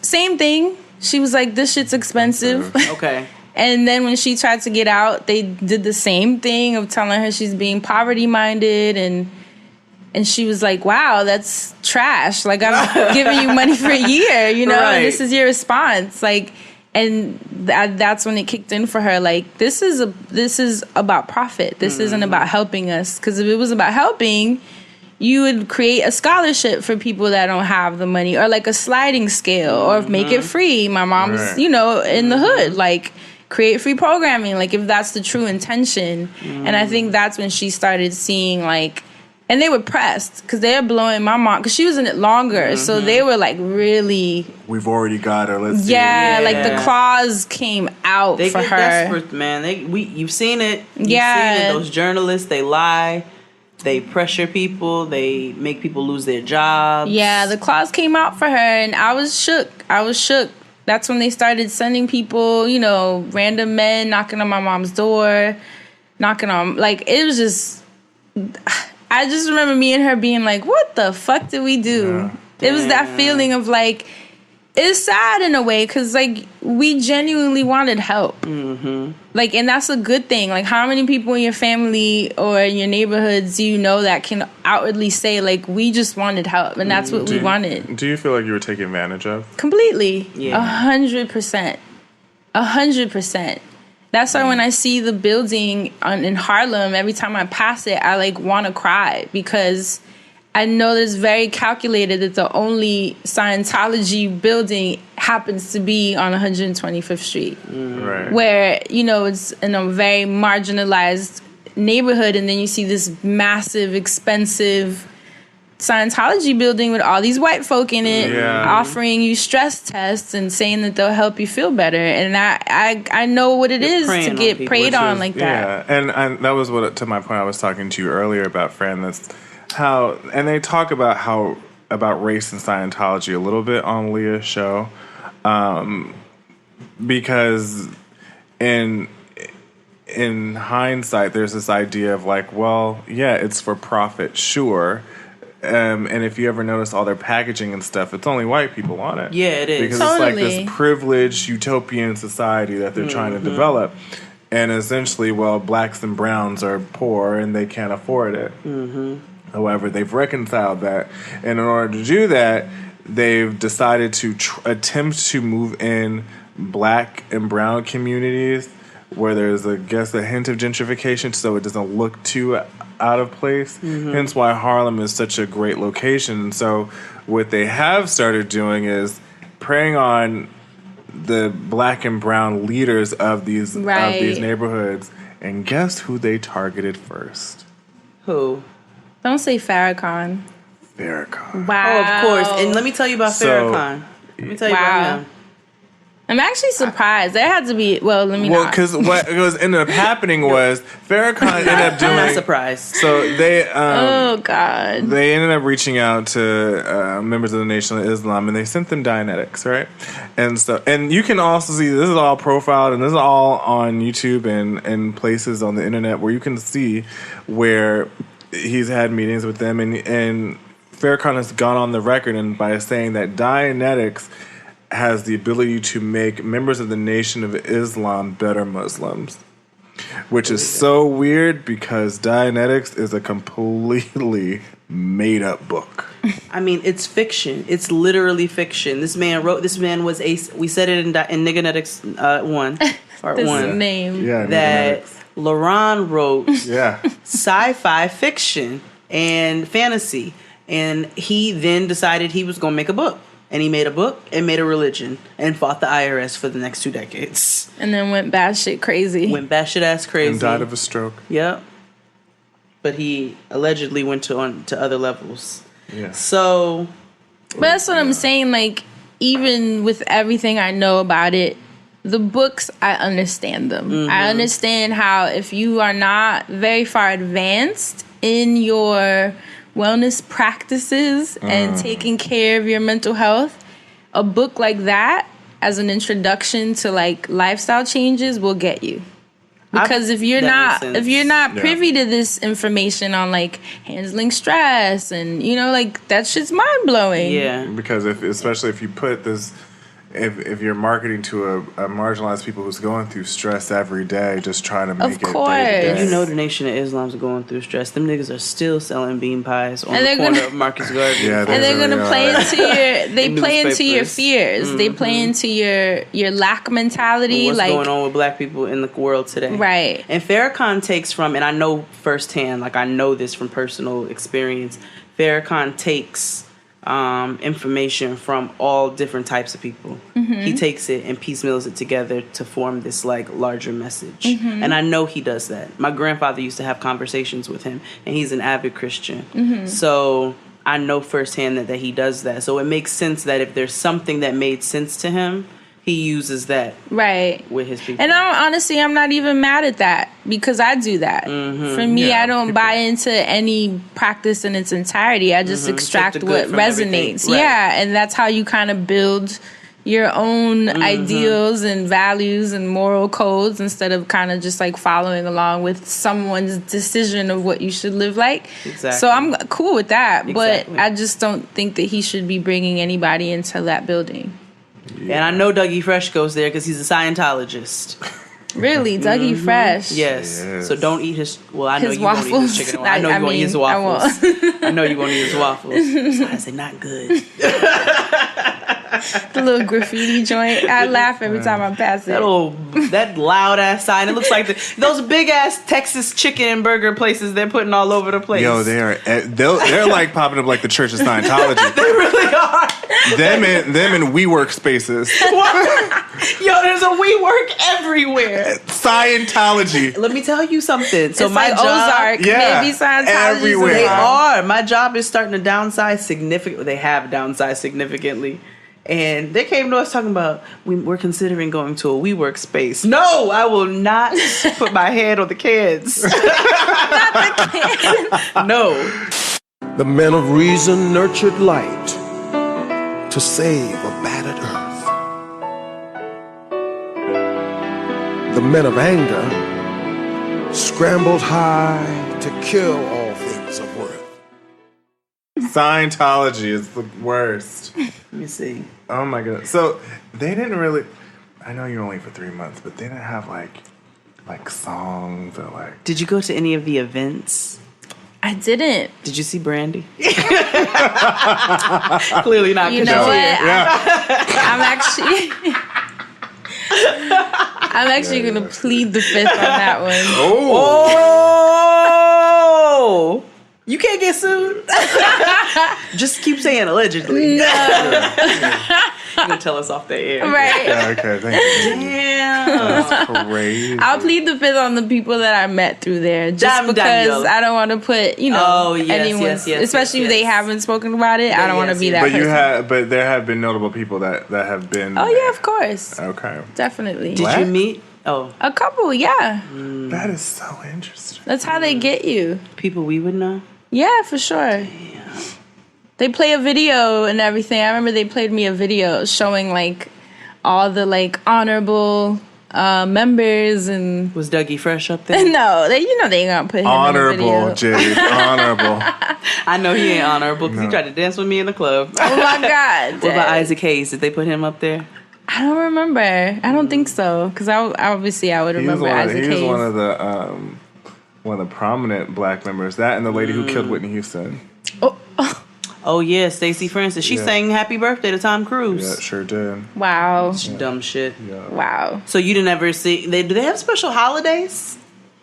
I don't think I had holidays. I don't remember holidays. I know they would have like gatherings at the location, like after classes were over. They have like potlucks and like just like not cocktails like with liquor, but like trying to kind Did you ever of gather. eat any of the food? No. Oh, see, she's still here. So now, see, right. So this is what I'm. What did in any of the books did they teach you about the Scientologist way of life, like how you're supposed to conduct yourself? Yeah. So how is a Scientologist to conduct themselves? Like, is there like a specific way of dress or like a way to engage with men or women? They don't got no children? morals. I mean, I know from what I've learned from Leah's show and other research, but I just didn't know from firsthand account if that was something that you experienced. It wasn't that detailed, or at least, like I said, not as far as I got into it. There were just ways to carry yourself as far as like your temperament. If people call things like toxic positivity, I would say that it's on that level of like don't react, and which was odd now that I'm older, and I understand what like truly processing your triggers and pains in childhood means. That means you have to like accept the full range of your emotions. If anger is kicking up, then you're angry, If anxiety, like you have to welcome all the emotions so that you can understand them, so that when they kick up, you know what the hell to do with them. When you repress it, you're not learning shit. Right. All you're doing is hiding, through kind temperament, how you're actually feeling. And I don't see how in the long term, I don't see how that's sustainable, and B, I don't see what that's really healing on like a cellular level.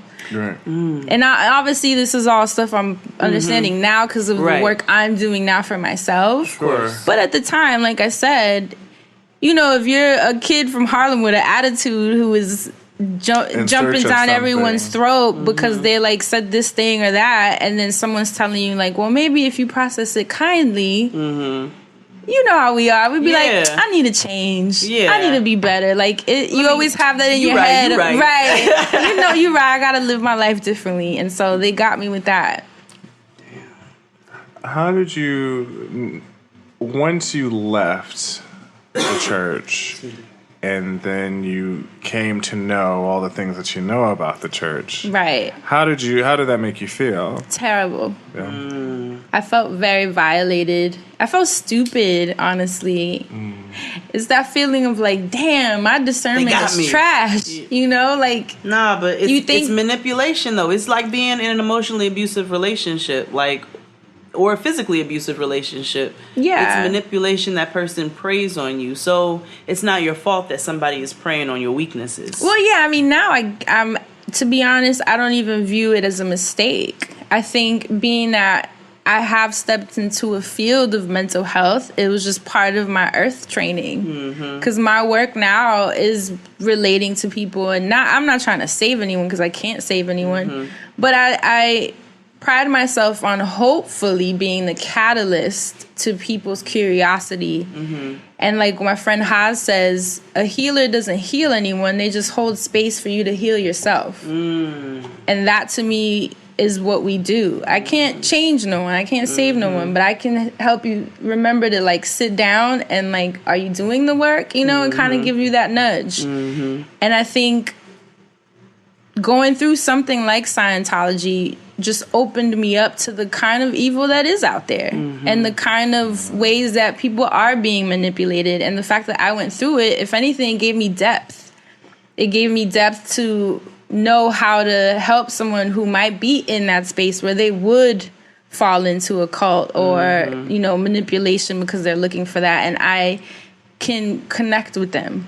You know, I can connect with them like I've been there. Right. And I don't feel embarrassed. I remember the first time I mentioned Scientology, I was actually surprised. There were a lot of people that were like, oh, hell no, I'm not fucking with Fran. Like, she's a Scientologist. And I felt sad that they would, like, treat it that way because I'm like, that's not cool. Like, I'm sharing in hopes that there are people listening that may be thinking about it or maybe are in it and haven't told anyone, because I didn't tell anyone when I was doing it. I knew it was some, like you know, white people shit. Yeah, it's white people shit. White people. There's certain things when you're in the hood, you don't tell people you're going to yoga, or like you're a vegetarian. Like that's the mentality. Well, now you got girls in the hood going to yoga, white girls. I mean, at that time, now things are different. You know, now it's like we all have online wellness brands.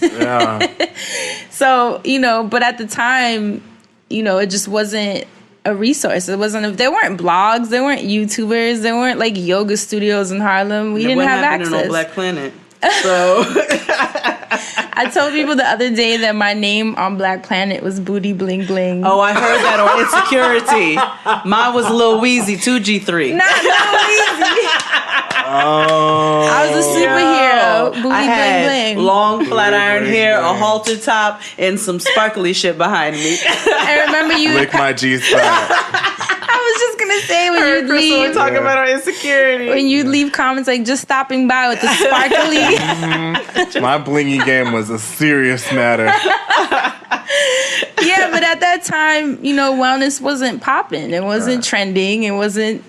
We didn't have a space for it. Now everybody's open. Not everybody, but for the most part, people are more comfortable sharing about their mental health struggles and challenges. There's threads on Twitter all day long. Oh, girl, get a medium. Okay, pause. I know that we are in the age of sharing and like spelling our truths and stuff.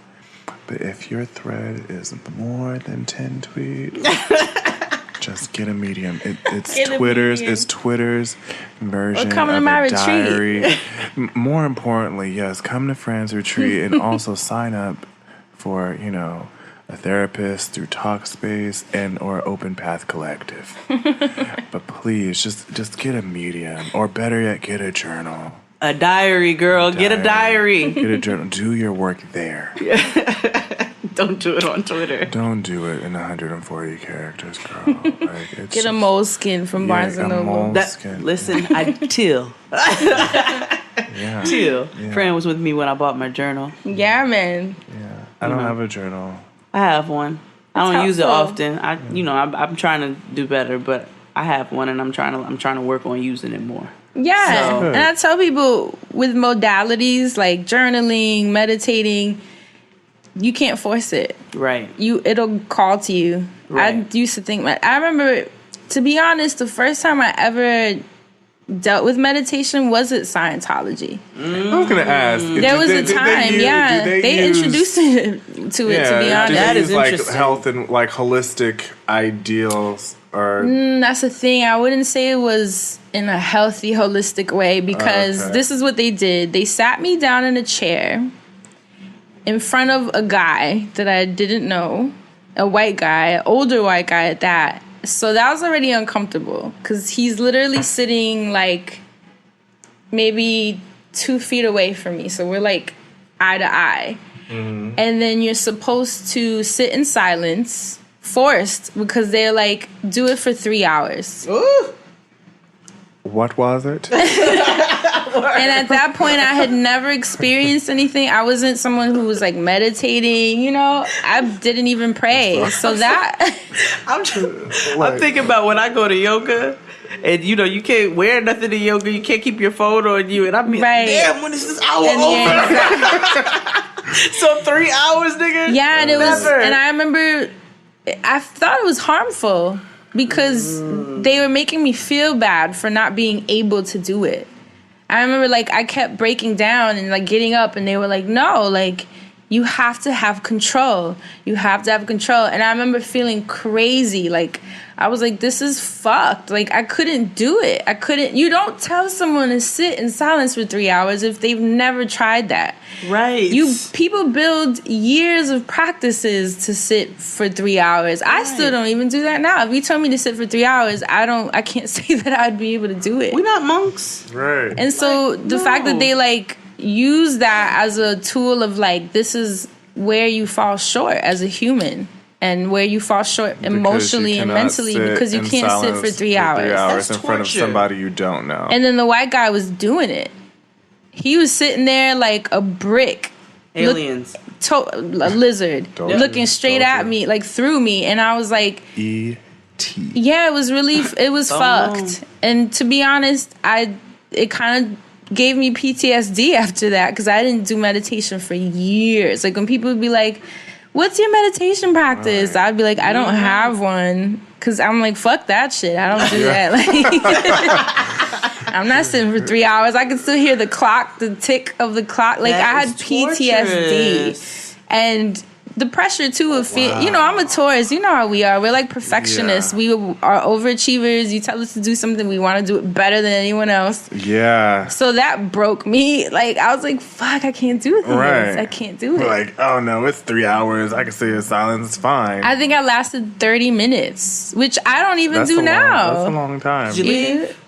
No, I didn't leave, but I remember just being really like overworked, you know, but this was all towards the end. I feel like this is just when my mind kind of started peeping, like, I don't know. Yeah, this don't, to me, when you step into practices and like your faith, you should feel free.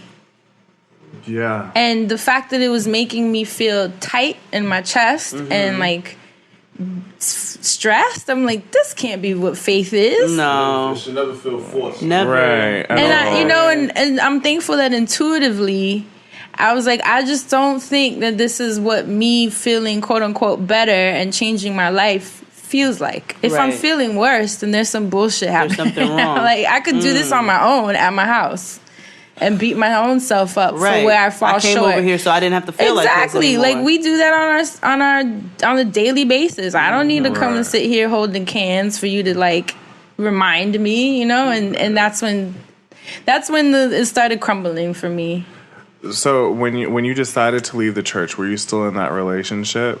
Yes. So how did that take a toll on, because, you know, from what I gather, like Scientology is big on, you know, if you brought somebody in and, you know, if that person, you keep them in, and if this person is your significant other and you're just like, I don't really want to fuck with this, even though that's your thing. How did that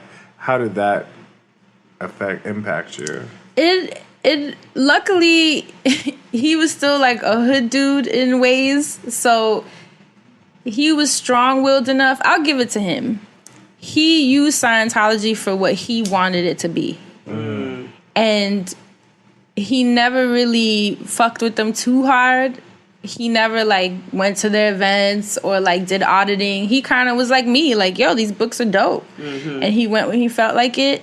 And because at that time he had a certain position in society, they were cool with it. Of course. Right. Like with him, they kind of were very like lax about how he wanted to come in. With me, obviously, they're like, no, bitch, you gotta be here every day, you poor ass. Pull your pants together and buy this workbook. You fucking gutter snipe. But, you know, but it did become a tension between us because he sort of was like, yo, what the fuck? Like, why can't you follow through? And then it became a thing where he would throw it at me anytime we got into a fight that had to bring up my sense of self or awareness, he loved mentioning that I didn't follow through. And I hated that. Once he got out of it, did he apologize? No. Did he acknowledge that? We've never spoken about it since. But you know he's not involved anymore. Yeah, no. He's not. Wow. But we never sat and had a convo where he was like, yo, my bad. Like, forgetting you and your moms and this bullshit. It just was a thing where I guess he views it like, well, I mean, your life is straight. You ain't fucked up and nothing to talk about. So he didn't know about the people coming to the house and all of that? I'm sure they try to do it to him now, so I mean... I'm sure. No, they won't. Not to him. You don't think so? Nah. No. They go after... I don't know. He's a black dude from Brooklyn. They ain't. That's true. Yeah. They probably are finally like. Yeah, no, they ain't gonna do all that now. We give up on this one. they know who.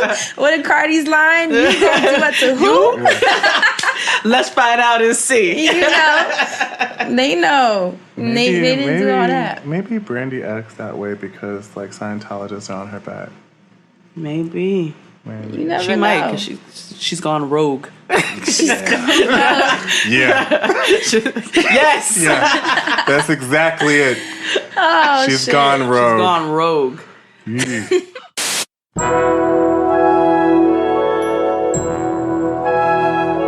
So let's get into Leah's episode a little bit before we finish up. Yeah, what's the show been about? So it talks just about the first episode. But this whole series is about telling people's stories and how they've been impacted by the evil ways of COS. I'm trying to make COS a thing. Okay, I got you. I'm gonna roll with it. Church of Scientology. Get with it. And so for this episode in particular, they profile these two women who were sexually assaulted by members of the church. Oh my God. One of them their including father. their father. Yeah. And they were very graphic in detail. So I will say it's very triggering. Yeah, it definitely is. Because I was very uncomfortable. Yeah. Oof. It's very triggering. One of them, it was by a Sea Org member because one thing that they're really getting into this season. And they're like highly revered and. Listen, they said so at the end of the episode. They said that the father had been ousted from the church, and that the mother divorced him when she found out. You know, they're trying to cover their tracks, and then when they found out, they let him go from the church. But they said the member for the other girl is still a respected member in COS. Yeah. So wow. It was a very triggering episode, but they're getting a lot this season into children in the church in the COS. Yeah. I'm trying to work with you. Children, because children are not viewed as children. Right. They are viewed as adults essentially, because they feel that children have been here before. Yes. Because if you say, and we joke in this idea of like, oh, this child's been here before. We say that about Noah because she has such a adult personality. Right. But it's like they feel as though that you can be born, yesterday, but your past life could have been, you could have been your parents' like uncle or You could have been your parents, like mother or father. Like Right. You could have been your parent's spouse. Yeah. Right, like past life regressions. Yeah, I get that. And so there's no ownership or connection to a child. Yeah. Wow. So family. So there's no dangerous. real which is why they used to encourage abortion in the Sea Org because they felt that children.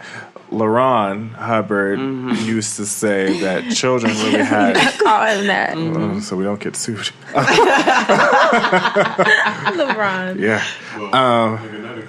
Right, exactly. Listen, that's we got COS. See, we gotta be covert. Yeah. Because Abe gonna be like, no, you can't say that.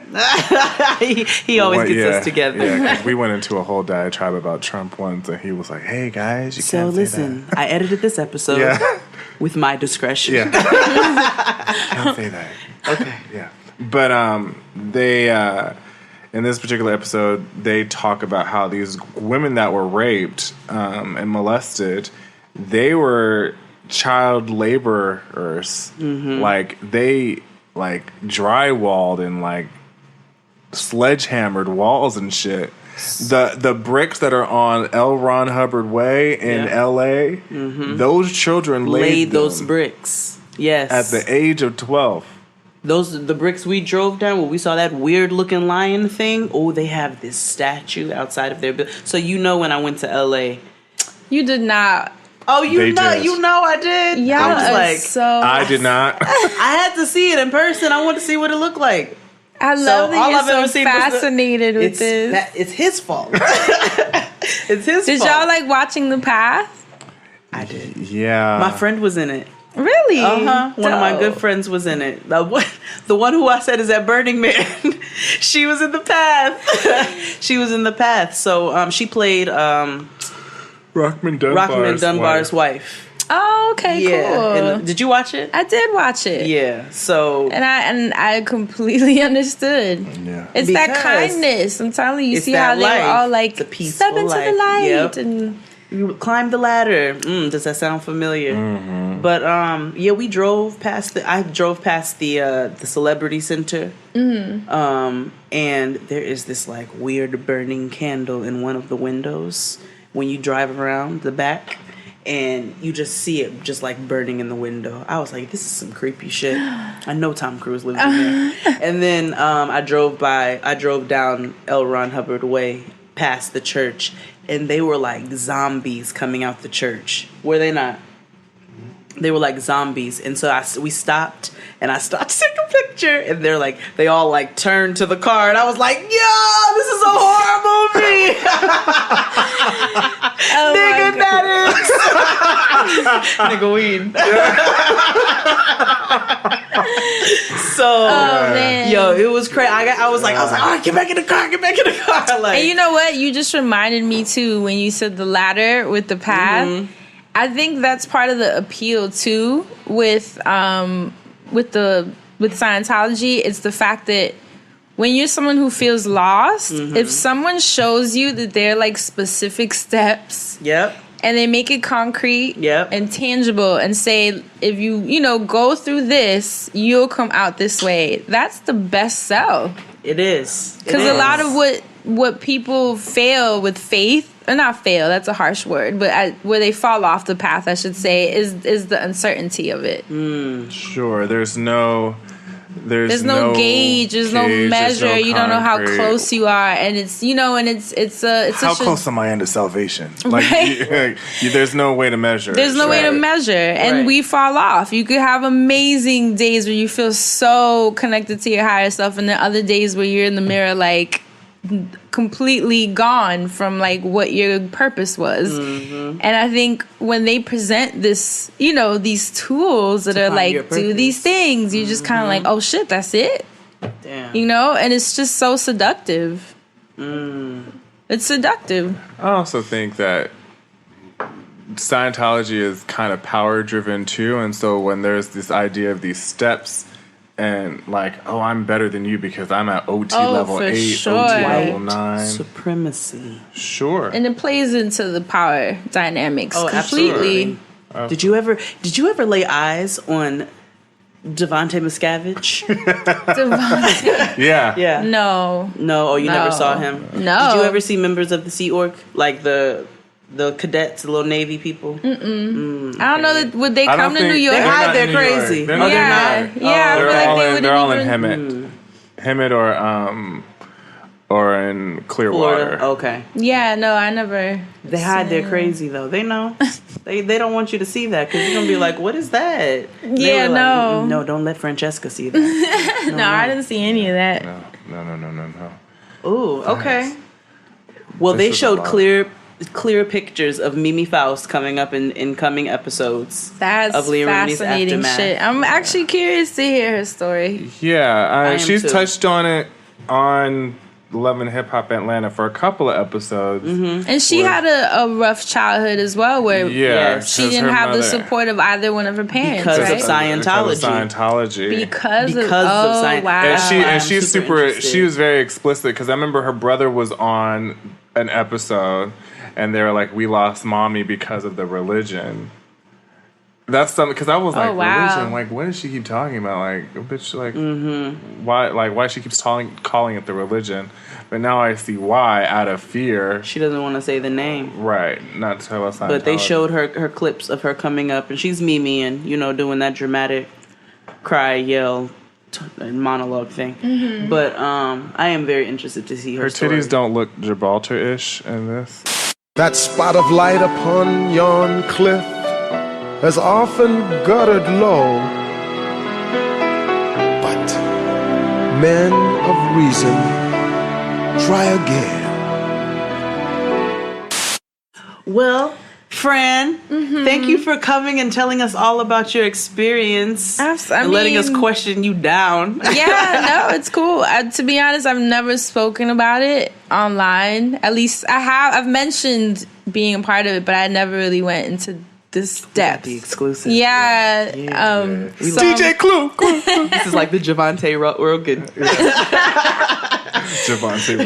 Javante Rogan. Yeah. But I mean, I hope it helps someone. Jerome Rogan. Jerome Craig. Y'all are movies. No, yeah, I mean, I hope it helps someone. And it may not be Scientology. It may be something else. We don't know all the underground, we know a lot, though. There's so many orgs cults and organizations that are literally taking advantage of people. Absolutely. And I hope they, seek light and truth and, get out. Yeah. Yeah. And don't feel embarrassed. Never. No, never feel embarrassed. Because if you're in a vulnerable place and somebody preys on those emotions, that is the person who is in the wrong. You're not the person in the wrong. Exactly. You just have to figure out and find your strength. And no, you should never feel embarrassed for your experiences. Like you said, they helped you where you are now. Yeah. And everybody knows Fran's friends are gold. They're little nuggets. And I've seen Fran out. When the election came, Fran had those crystals. She was Franning out in that living room. That's was real, though. Even Can I sing you a song? I have a song dedicated to you to end the show. Mm-hmm. Oh my God, this guitar. Because we called it 21 Questions with Fran. I just wanna chill and twist a lot. Get ordered in my 745. Hold on to 2 cans, Colt 45. You know I'm asking Fran questions, babe. Free Shelly Miscavige. Bye.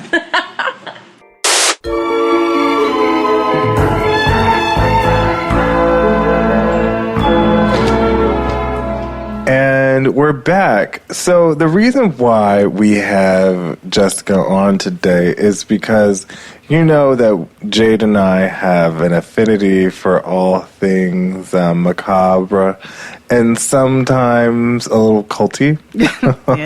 Yeah. So we have Jessica here was involved in an organization of sorts called ICOC. Right, and they are a hoot and a half. Let me tell you. Okay.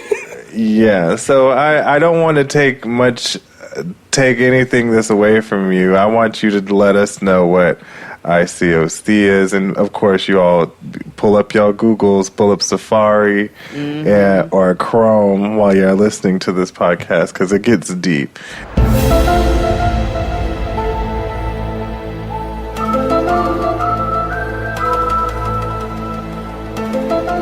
Now, I've read some stuff on Reddit, and oh, honey.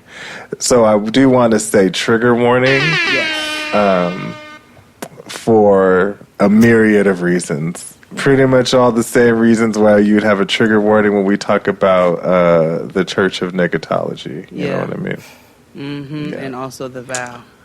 A lot of similarities too. Mm-hmm. Well, I can't wait to get into it. I was more fascinated because you're black, and obviously. To be fair, I'm half black, so I don't know if that counts for anything. If my white side got me entangled, probably. Oh, there's a white side. There is a white side. My mom is white. I am half white. Yeah. Okay. Yeah. I was definitely going to call this I was going to call this episode a Black Walked Into a Cult. I still identify as a black. I know you do. Though. You know what I mean? So, I mean, you can still totally do that. Yes, but this also ties some things together a little more. Okay, all right. No, I want you to... And you know this is all love. You already know. For sure. No, I get it. Okay, so talk to us. Tell us how... Please tell us first and foremost, what does the ICOC stand for? So it's the International Church of Christianity. Okay, so they do identify as Christians. Yes, evangelists. Okay. It's an evangelistical... I don't know if that's the proper conjugation. Evangelical. Yeah, evangelical church. Evangelistical. I like that better, actually. Throw a little half black girl magic on it. So it's a Christian church that has a strong belief in your salvation being tied to being baptized, specifically though with them, because they are the true disciples of Jesus Christ, and making disciples of all nations, which is based off of a scripture that Jesus says in Matthew. So if your entire existence is really not rooted in the conversion of like everyone around you to become, a Christian and ultimately give money to the church to plant more churches, then you're not a true Christian. So there's really, I'd say most of their identity is really wrapped up in this is why those other people aren't real Christians, which is where the real separation of everything begins. Because once you're convicted, I really believed everyone around me was damned to hell. And it was my job to bring them to God. So. Okay. Wow. Okay. Yeah. All right. Okay. Yeah. So how did you get involved? Was this something that you were born into or that you found? So I have no religion that was really instilled into me. I know that I was baptized as a baby. Technically, I guess I was Catholic, but growing up, I occasionally went to different Christian churches. So that was definitely where I was most comfortable. But I've always considered myself diving in and out of, I guess, what you would label atheism. Okay. And that's interesting. Mm-hmm. Yeah. It wasn't until I actually had my daughter when she was born that I even started believing in the concept of a higher power, just based off of, please, there has to be something greater than me to help me raise this child, right? And that was it. It's never been rooted in a book. It was never rooted in Jesus Christ specifically. So I honestly think that's what made it almost easier for me to get wrapped up with them, because I had no formal religion instilled into me. Because the people that struggle the most with the Bible studies, which is a very specific set of Bible studies that they do over and over and over again. It's like a rinse, wash, repeat cycle of Bible studies. We're going to get to that. The people that fight through those the most are the ones that are religious. They're like, hey, like, okay, this is a great church, but you can't tell me I'm not saved.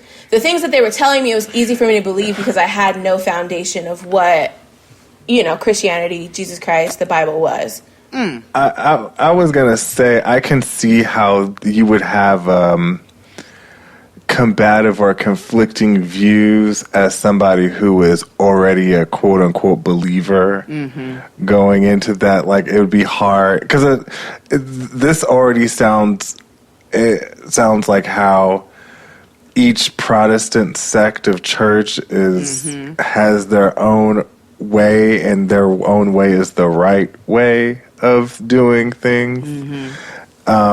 Which can be in turn sound a little culty. I'm not saying that that's what it is. I'm just saying I can see how.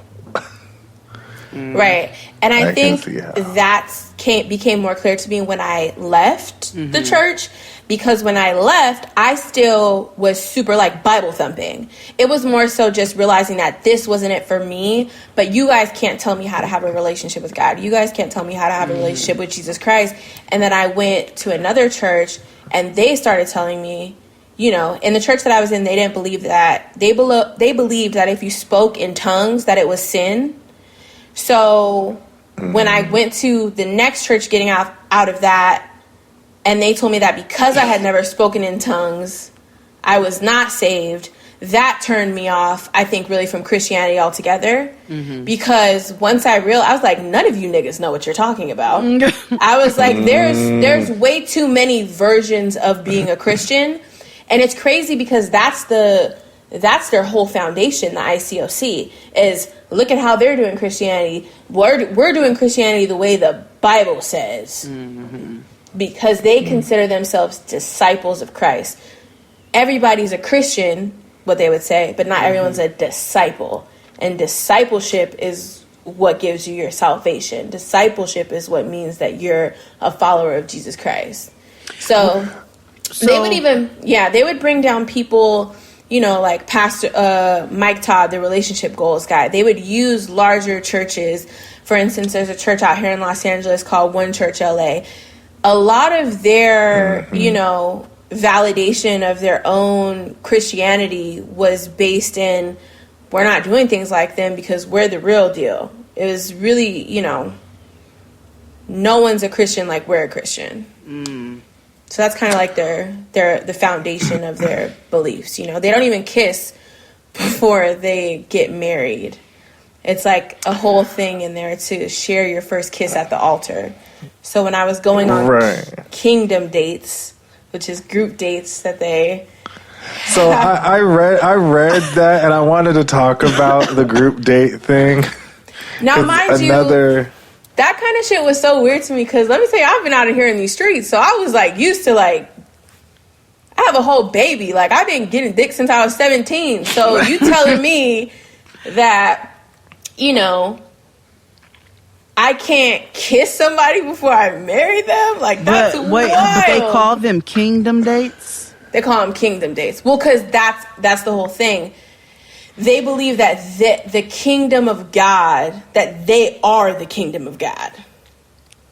They have steered away from claiming that indefinitely now, which is why they rebranded, because ICC/ICOC is the same thing. They just rebranded. They had a step down in leadership because I think that ICC, there was like more blatant turned up shit happening.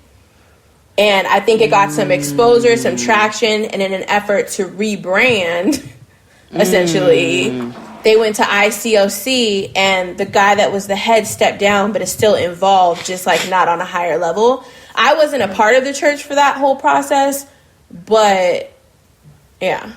Got it. So to backtrack, so you weren't a believer. You weren't and the church had turned, Christianity was a major turnoff already by some of the things that they have have said in your experience. So what about this particular one? How did they quote unquote get you?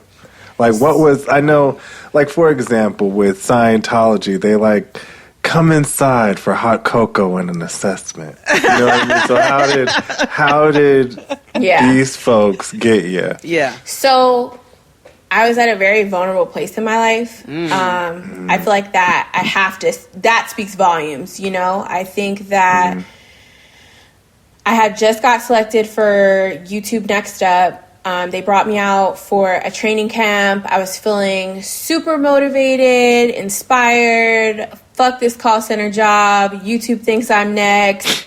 Quit my call center job. I had like a couple $1,000s saved, and I'm a single mom in LA. So that went to shit relatively quickly. And during the process of being broke as fuck, literally not knowing how I was going to pay my rent, my car breaking down in the middle of a Postmates drive. Like, I literally was like, fuck it, I'm just going to drink this nigga's Starbucks. The person... Mood. Right. The person that ended up being my Lyft driver after dropping my car off at the mechanic was a member of the church. And she just asked me, like, hey, how are you doing? And it was one of those days where I was like, bitch, horrible. Like, I let her in on all my business. Like, I'm just in this Lyft talking to her, telling her everything. And she's like, I do music, I do photography. I don't know how you feel about, God, but that really helps me. Come out to our church. It's different from other churches because they were the arts, media, and sports ministry. So in just Southern California alone, there's X amount of churches, but they're broken up into different ministries. And that one specifically was athletes, comedians, singers, writers. Come out. We're creators for the creator. Creators for the creator. Creators for the creator. I should have worn the shirt. I have hella shirts and hoodies. I still have them. I do still have them, yeah. They were fucking $35. I fucking still have the motherfucking shirts, yeah. What? And you had to buy merch for Jesus? Yes. So I think the catchphrase really got me, and then also someone identifying it as, hey, like, we're creatives in this space, and just being in a place where I was like, you know what, why not? So I end up showing up to a Sunday service. A red flag should have been for me that in Los Angeles, where shit is so popping, that I walked into like a rented stage room of like 25 niggas, right? What? And granted, another part of getting caught up in this is because you said, it is weird for black people to typically get caught up in some culty shit like this, but because the ministry was entertainment, like, there was a significant amount of the people that were there were black and Hispanic. I'm talking about retired, WNBA players, fucking, news anchors. That played a role too, because there's people that were in it that, to me, when I was questioning shit, I'm an internet person. Of course, I Googled this church before I got baptized, but I was so deep in it, and I'm just at that point believing that everyone else is warped, and I'm saying, well, this girl is on the news. This girl used to play in the WNBA. Like, these people can't be so far off. Which is a common thing we've seen with like other things where they bring in notable people to draw. And that's what they did with me. Do you know how many people I had to apologize to? I was recruiting people off my Instagram stories. I was linking people in different states and cities that I've never met, just my followers, with other ministries in different cities getting linked. Wow. Like, telling them about this church. Yeah. Have you had anybody come back has anybody come back to you and said, oh, like, they in this shit based off of you? There was one person that was almost about to get baptized, and I was about to leave at the time she was about to get baptized, and I called her and I said, look, I know there's nothing that I can say to change whatever's going on, but I want you to know that I'm leaving because I don't feel like this shit is right. And I'm starting to question a lot of stuff. So do with that whatever you want to. And she ended up kind of stopping her studies, but she was one of the people that got further. If there are any people that I linked that actually ended up joining, I don't know about it. Well, they damn sure not listening to Jada Next D, I can tell you that. and they damn sure aren't following me anymore because, you know, there's so many layers to it. But essentially what ends up happening is I walk into this very small group of people, and again, vulnerable, love. I don't know how to explain it. Like, uncomfortable. The first time I went, why the fuck is everyone in here talking to me? I've never been in a place where so many people are making direct eye contact. You know, listening to, like, general messages. You know how the Bible can be very... There's uplifting things that are in the Bible, you know? Absolutely. But... I kept going, and I think the second time that I went, they asked me to study the Bible. And I was like, okay, yeah, I'm down. I'll study the Bible. And they're very willing to do any and everything. You know, my car situation, my money situation. One of our first Bible studies, they were trying to help me find different people to rent rooms from because I didn't think I was going to be able to pay my rent anymore. And we're talking about, you know, when you become a disciple, there's sister houses, and not that you're not like paying rent or doing anything, but they're very intentional about making sure that they are constantly around each other, because if you have too many outside influences, honestly, you start questioning what's happening because you're not constantly being affirmed in your craziness. Almost, yeah, know? This sounds very similar to I guess all cults follow this tactic where you isolate to ensure that people are, you know, smoking their own stash kind of thing. Yes. Get high off that like fly. The Bible studies, I'm thinking, okay, yeah, cool, we're going to study the Bible.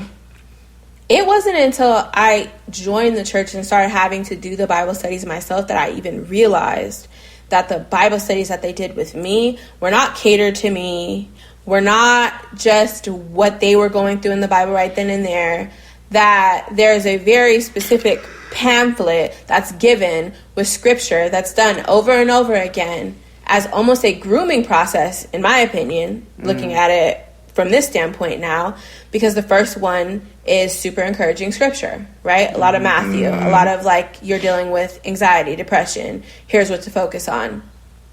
Second one, similar, but almost starting that thing of, you know, people aren't going to understand you. You know, when you become a Christian, when you become a part of, you know, our church discipleship, we're your family. A lot of that. Third study, I'm basically hanging out with, I mean, these studies there's a lot of there's back and forth because I'm super liberal. I'm arguing with them about a lot of shit. One of the people that we studied with, she was, I don't want to say was a lesbian, because she's still... I do want to. I wanted to get to that because there is a couple of things that I've read that have to do with like conversion therapy. Yeah. I'm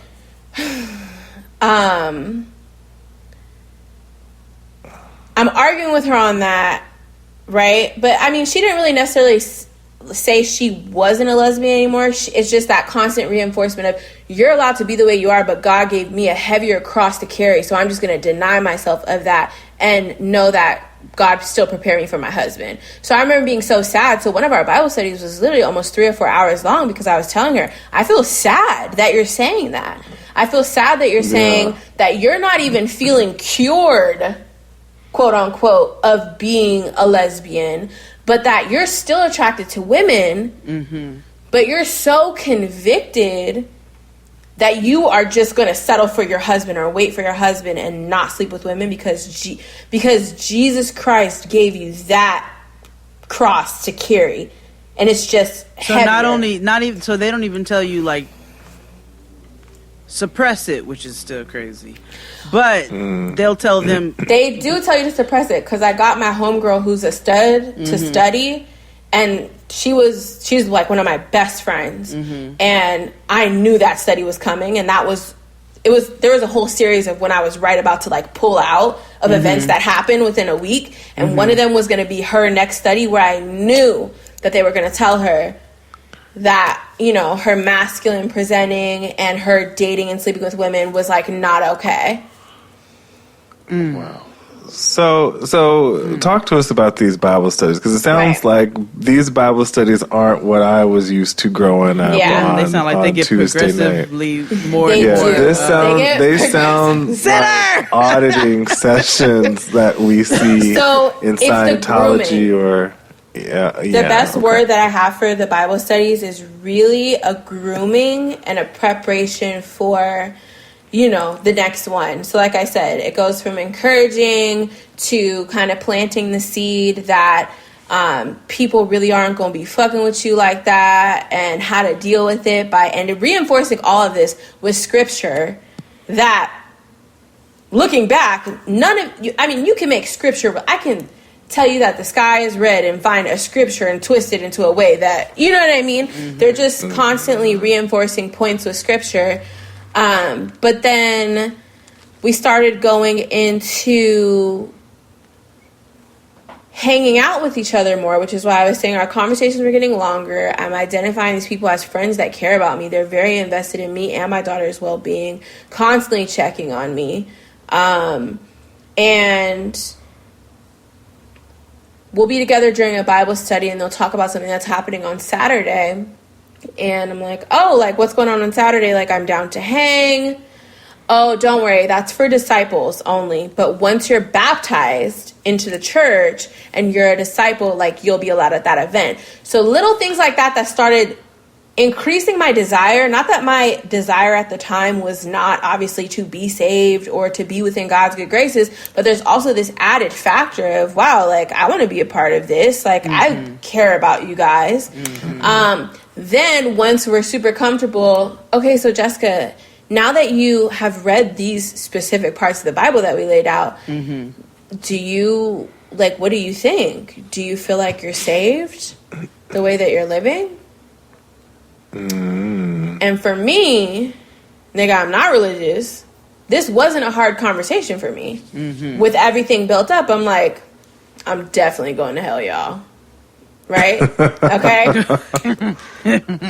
Like, I'm flaming up down there, right? They're like, okay, cool, so here's what we have to do. We start going over all of the different, like, things that are considered sin. Nigga, they have me write out a sin list, like a lifelong sin list, right?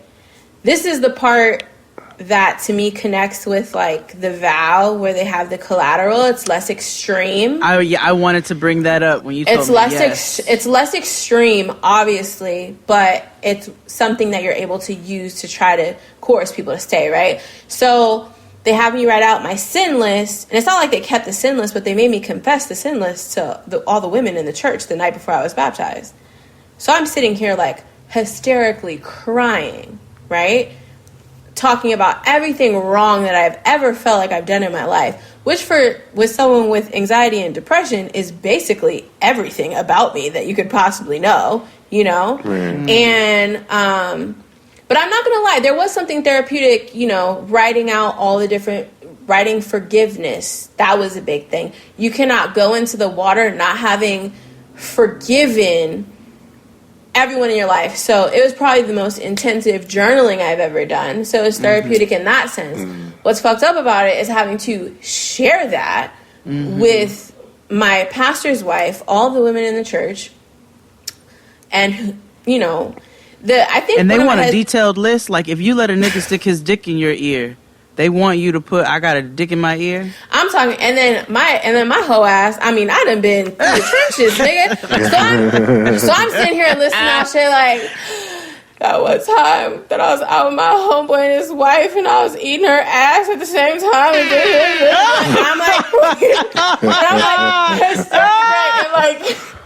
And I'm hysterically crying because at that point I was so deep in it and I was so disconnected from everyone around me that I felt so much shame, like, around who I was as a person, especially pertaining to like sexual things, because one of the biggest things that they beat into your head is not leading other men into sin. Right? So that's why my biggest video that, you know, grew my platform to what it was is gone off the internet because the girls was out. Let's talk about that. So as I think we mentioned earlier, Jessica, if you all don't know, if you've been living under an internet rock, Jessica had a video that boomed. It was called Bodak Mommy, right? That's the first one. That was the first one, and that one like halfway boomed. But the really, because boomer, I feel like it did boom. That one boomed pretty big, but that one was the one that was stolen by the white woman right after. Yes, yes, yeah, because that's what they do now. And then your next big one was the money parody, the Cardi B money parody. Yes, Cardi B mommy's money parody. Please go into how being involved in the ICOC then impacted you on a career level. Right. So just to wrap up the Bible studies real quick, because we're like at the end of that. So they have you do all this, confess the sin to them. They send you through a questionnaire with my pastor's wife, who I'm looking at as like a super important person. This is a black woman? No. Okay. They were Hispanic. Okay. I'm valuing her as super important. So I'm scared of this conversation. During this conversation, they ask you questions because they want to see how you're going to react in the world when people ask you these questions, because they tell you the whole time, people are going to say this is a cult. But what is a cult but a group of people that think the same? You know, we're all convicted of the same thing. Like, your friend group is a cult right now. This is a cult right now. You know, don't be fazed by that. And they say that specifically because it's so easy to get on YouTube, and they do. Because I was bringing up the questions. I'm like, I'm looking at these testimonies of people on YouTube saying y'all niggas are crazy. But you're so deep in. So during that night, the night before I'm going to get baptized, after all of those Bible studies, after they told me I'm not saved, had me write out my sin list, I confess my sin list to everybody. They bring specific people in, right? You know, a whole other topic. But, you know, I was pimped. The second person that I ever had sex with became my pimp for a short period of time before I became a mom. Wow. And they made sure that one of the girls in the church that was there dated a pimp. Do you know what I'm saying? They make it very so that she can be like, Jesus Christ saved me. Like, you can be okay. Like, you can be with me right then and there. So it's these little tiny things like that, right? It's a formula. But the questions that my pastor's wife at the time was asking me were, yeah, Jessica, like, you know, do you really believe this? Do you believe that Jesus is Jesus is Lord? And, you know, trying to not trick me, but make sure that however I was going to act in the world, that I was like super convicted, that I had to prove that I was worthy of my baptism before it happened is the bottom line to that, right?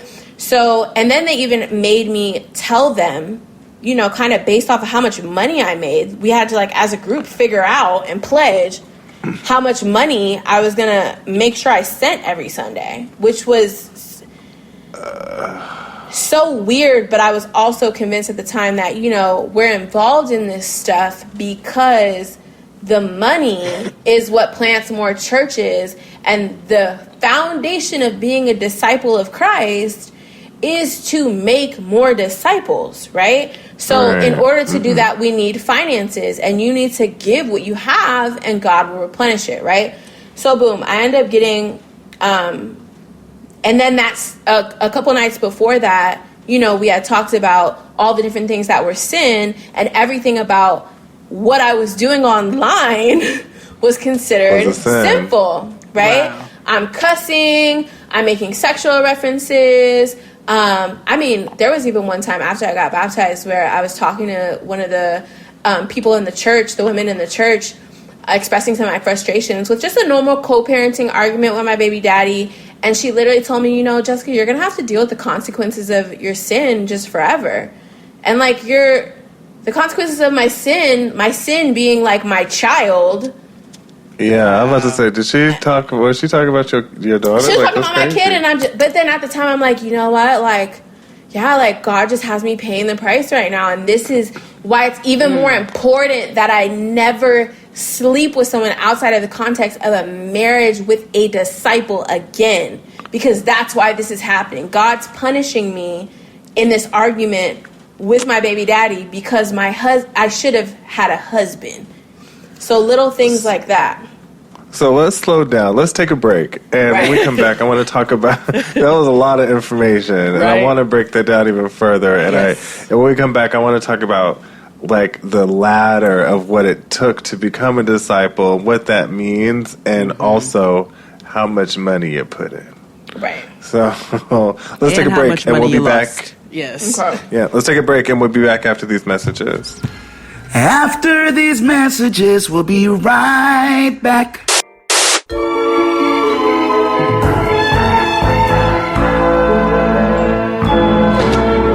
And we're back, and we're talking to Jessica Rose about I see. I'm sorry, you just did that Naomi Osaka shit. I was like, remember the time that I said you would be called Jessica or Jessica Rose? And she's like, Jessica, girl, it's fine. You're like talking to Jessica Rose. I'm introducing. You're fine. It's totally okay. Okay. Jessica is telling us about her unfortunate and enlightening time with a Christian cult. Right. So, like most things that we have covered on this show with Scientology and NXIVM, there's some sort of path to like success. Can you talk about what is this path you're supposed to be in, and how much, and what's the cost? Right. Yeah. The last Bible study is called Counting the Cost. So stop. I swear, Prophecy. yeah. And that's kind of where all of those really big steps are taken. You know, pledging how much money you're going to get, committing your life to your brothers and sisters, which takes up all of your time because you have your Sunday service, which is typical. But after Sunday service, there's something called leaders meeting for 2 or 3 hours. Then you have women's midweek on Wednesday. Then Thursday is singles night. Then Friday is something with the regional ministry, whatever, right? And all throughout that, you are encouraged and praised for being in, at a minimum, they want you in 3 Bible studies a week with other people. And mind you, these Bible studies are the same exact Bible studies that I did, which I did not realize until I was in these groups. I was considered a spiritual newborn, so I was not allowed to lead any of them. But similar to the way that they picked specific people to be in them for me, oh my God, anytime they got someone that had over 10K on Instagram, they was like, bring Jessica in. Because Jessica's going to show them that the internet isn't a thing because she has all these followers and she was able to give it up, right? So being asked to constantly be a part of Bible studies that were like that, or give my testimony or experience to certain things, making sure that I was speaking up after certain scriptures, or, you know, just being involved in them. And I think, you know, speaking of leading up to what it takes to be a disciple, because I had no religious grounding, and I was genuinely in a low place, so I was very easily convicted. The things that they were implying didn't have to be commands in the same way that I saw them happening in the Bible studies with other people, right? Right. So when they asked me, you know, that reflective question, so what do you think about your YouTube channel? It was like, I mean, obviously I have to delete it. You know what I mean? Obviously I have to get rid of this. And they're like, yeah, like, isn't that, you know, like, thank you, Jesus. That's amazing that she's being led in the Spirit of Christ to do this on her own. Like, God is convicting her of this. When in all reality, it was my decision. No one forced me to do anything. Gaslit the fuck out of me into doing shit. Do you know what I'm saying? Right. You can say all you want that I did shit on my own, but there were very clear implications of what it would take to be a disciple and none of it involved me dissing my baby daddy, especially not in lingerie drinking wine. You know what I'm saying? Right. And really, I deleted close to like 20 or 30 million views off of YouTube, which even now today impacts me, and even dealing with my brand partnerships, because I'm sending my channel to people.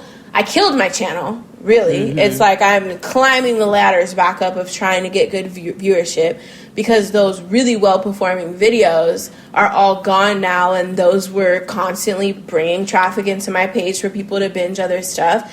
And then brands have questions now, why have you had your channel for 4 years and you only have 300,000 views on it? Oh, because I was in a Christian cult. Now I can just send Which, them if this they were podcast smart, episode. they would be like, "Wait, tell us more about this cult." And then, however, okay, so let's take that same thing and talk about maybe an opportunity that we've spoken about beforehand that you lost out on. Right. So before I had started studying the Bible, I had got, an opportunity from a station to basically have my own podcast show. And they hired me to do 2 pilots, paid me very well to do 2 pilots where I didn't have to do editing for shit. I mean, I'm used to like editing all my own shit. I got tripods that track me, nigga. Like, I'm a one-man show. So the fact that they paid me to do that, I was like, what the hell? But with major networks and like running a bunch of shit, obviously they have a lot of stuff going on. It was a process of like months after we had shot when they reached back out and we're like, okay, I'm talking about like a 36 episode season contract, like on the table type shit. And by the time that email came to me, my response was, the pilots, when I did the pilots, I'm like talking about my sexcapades and single mom bullshit. I had people asking dating advice. So when my response to that email was that we would have to shift the narrative or the conversation of the show altogether around making disciples of all the listeners. Wow. They obviously passed. They were like, we just don't, they were very kind about the way that they said it. They wished me the best of luck in my journey. And they just said that they didn't really have the time or the means to like restructure an entire different format for a different show. But yeah, that could have changed really the trajectory of like a comfortability in income for me, that I could streamline doing the kind of content that I want to, or not, being so heavily dependent on brand partnerships to sustain, because I do mostly parody. Parody is not something that I can monetize because I get hit with copyright. So there's a lot of things that could have changed the dynamic of. At the end of the day, one of the things when I first got out of the cult and had that resentment or regret about, that I tried to find positivity in, was that Money Cardi B parody video was so huge. I mean, I've been able to flip it and maintain it very well with my content, but it took me from like a platform of like 10,000 people to like almost 300,000 people like overnight. Do you know what I mean? When it started going. So I don't know how to explain it other than in the form of like an addiction that I still struggle with as a content creator. I was always looking for that same hit, and I've never had that same hit. I've never had that same feedback. I've never had that same validation on a video. And, the people that fuck with me and rock with me still love my content, and I still have a great audience, and I still am a funny person. Absolutely. and I'm good at what I do. But when I post something and then it's like Beyonce's mom is not posting it again, it's like, what the fuck am I doing wrong? You know what I mean? Do you think that this particular church, because I am interested in the moment of why and when and why you left the church, but do you think this is like some type of fair gaming, like, or have you ever felt fair gamed in the sense of like, because you have left, they have made it your life difficult in certain avenues because So you left the church? Definitely not difficult. So when I got baptized into the church, I was assigned someone that was called my discipler. Okay, so every week my I'm sorry, XD's face. So every single week, my discipler would come to my house, and I'd have to confess my sin for the week. 9 times out of 10, my confession for the week was that I literally couldn't stop masturbating.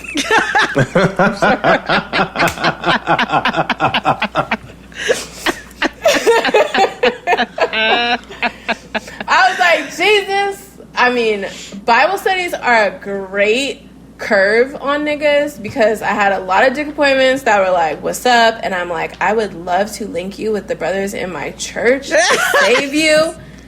And so I wasn't smashing nobody, but I could not stop rubbing one out for the team. Like, I couldn't stop.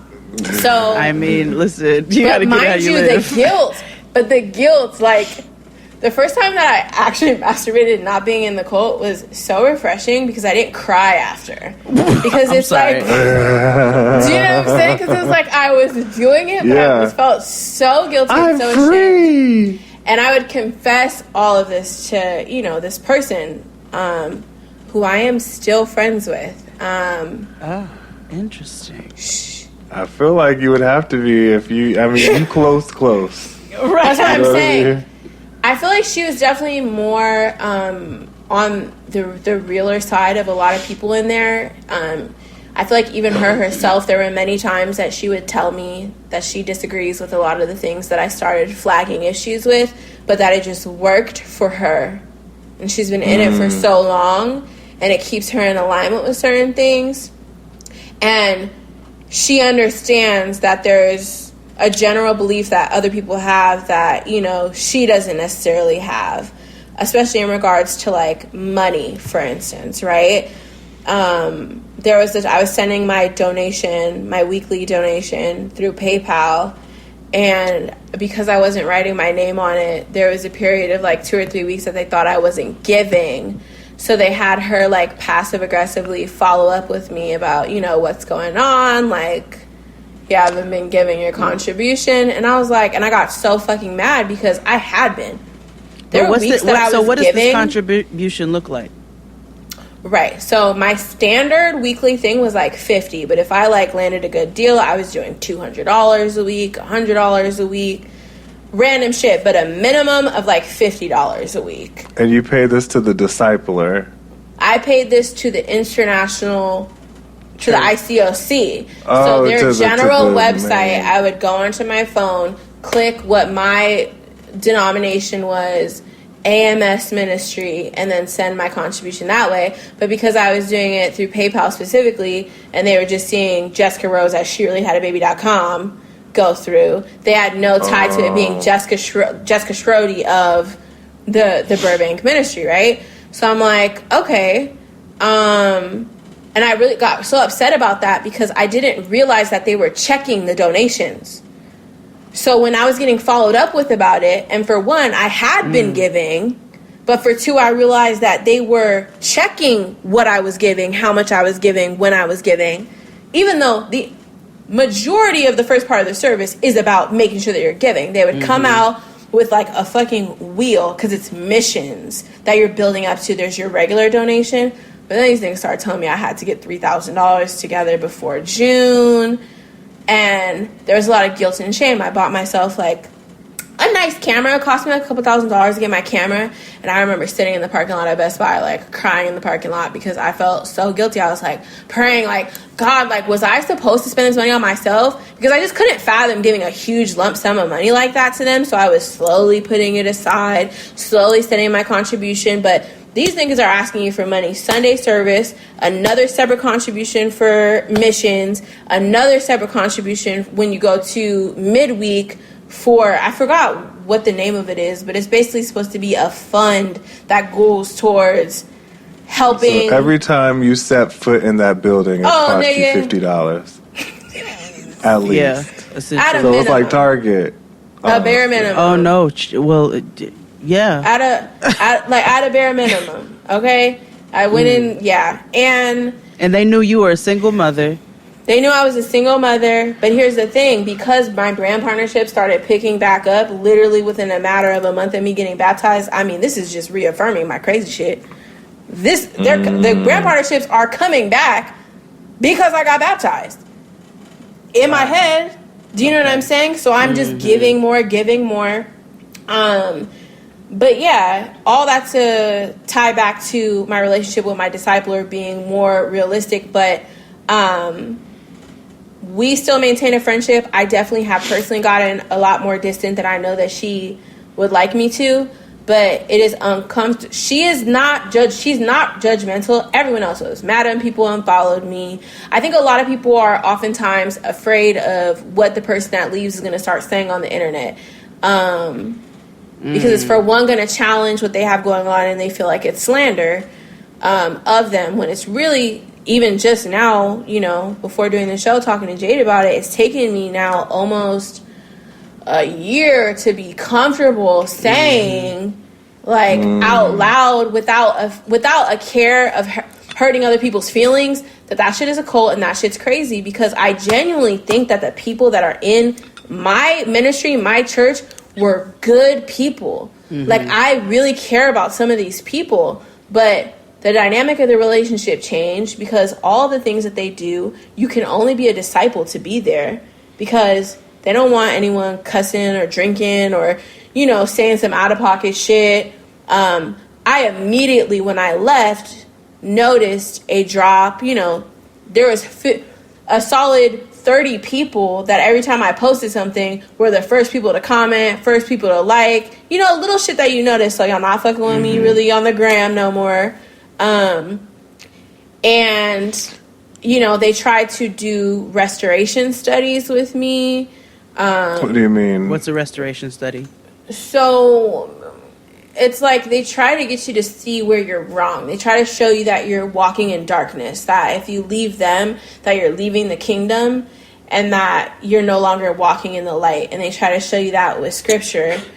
And what led up to me leaving was, like I said, going through all the Bible studies, there was a lot of shit that I almost like offered and willingly went with and did because of my state, being in a vulnerable one, and then also having no religious grounding.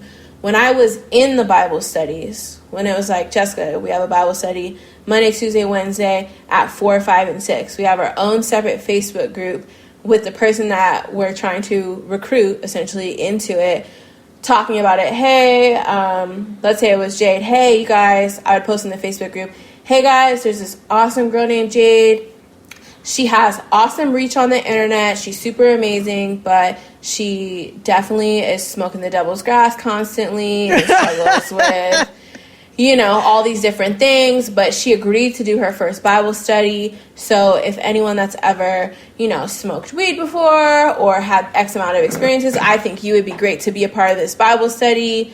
Whoopsie whoopsie whoop. We warp you in with the first one, right? So they wanted me to recruit people, but I was not spiritually of age to lead them. So I'm in like 2 or 3 of these Bible studies a week, and that's a minimal amount because I refused with a child to be a part of a bunch of shit. But coronavirus started happening, so we started doing these things on a Zoom call, right? We started doing these things on IG videos, and I cannot explain the level of discomfort that I started to feel watching people fight the shit that I didn't fight, right?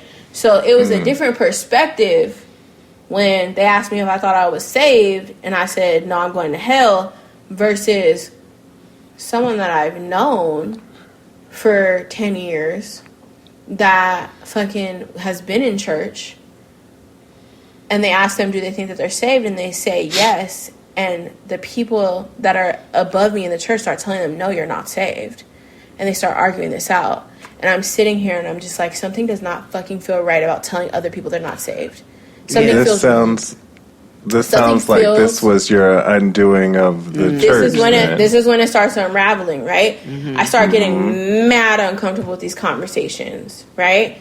And then, you know, but still having that burning desire to save my friends and family. So one of my best friends, I bring her in, she's a lesbian, and you know, we're studying with her.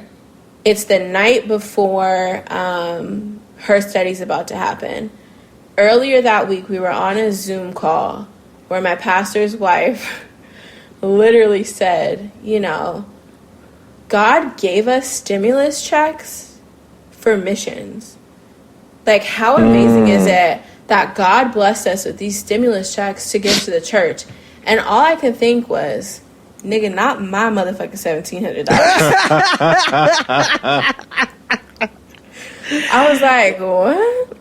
I was like, God gave us what? And I remember, like, I stayed quiet about it on the call, but I remember talking to my discipler at the time, who, like I said, I'm still cool with. And you're right. There's a reason that, you know, we're still friends, because there's a level of experience that happened. I don't know how to break from that, but I'm texting her during the call. I'm like, this is fucking crazy that they're literally saying that we need to give our stimulus checks. It's like, well, she's not saying you have to. The problem with this church is not what they say you have to do. It's what they imply and what they gaslight you to the point of feeling like you need to do.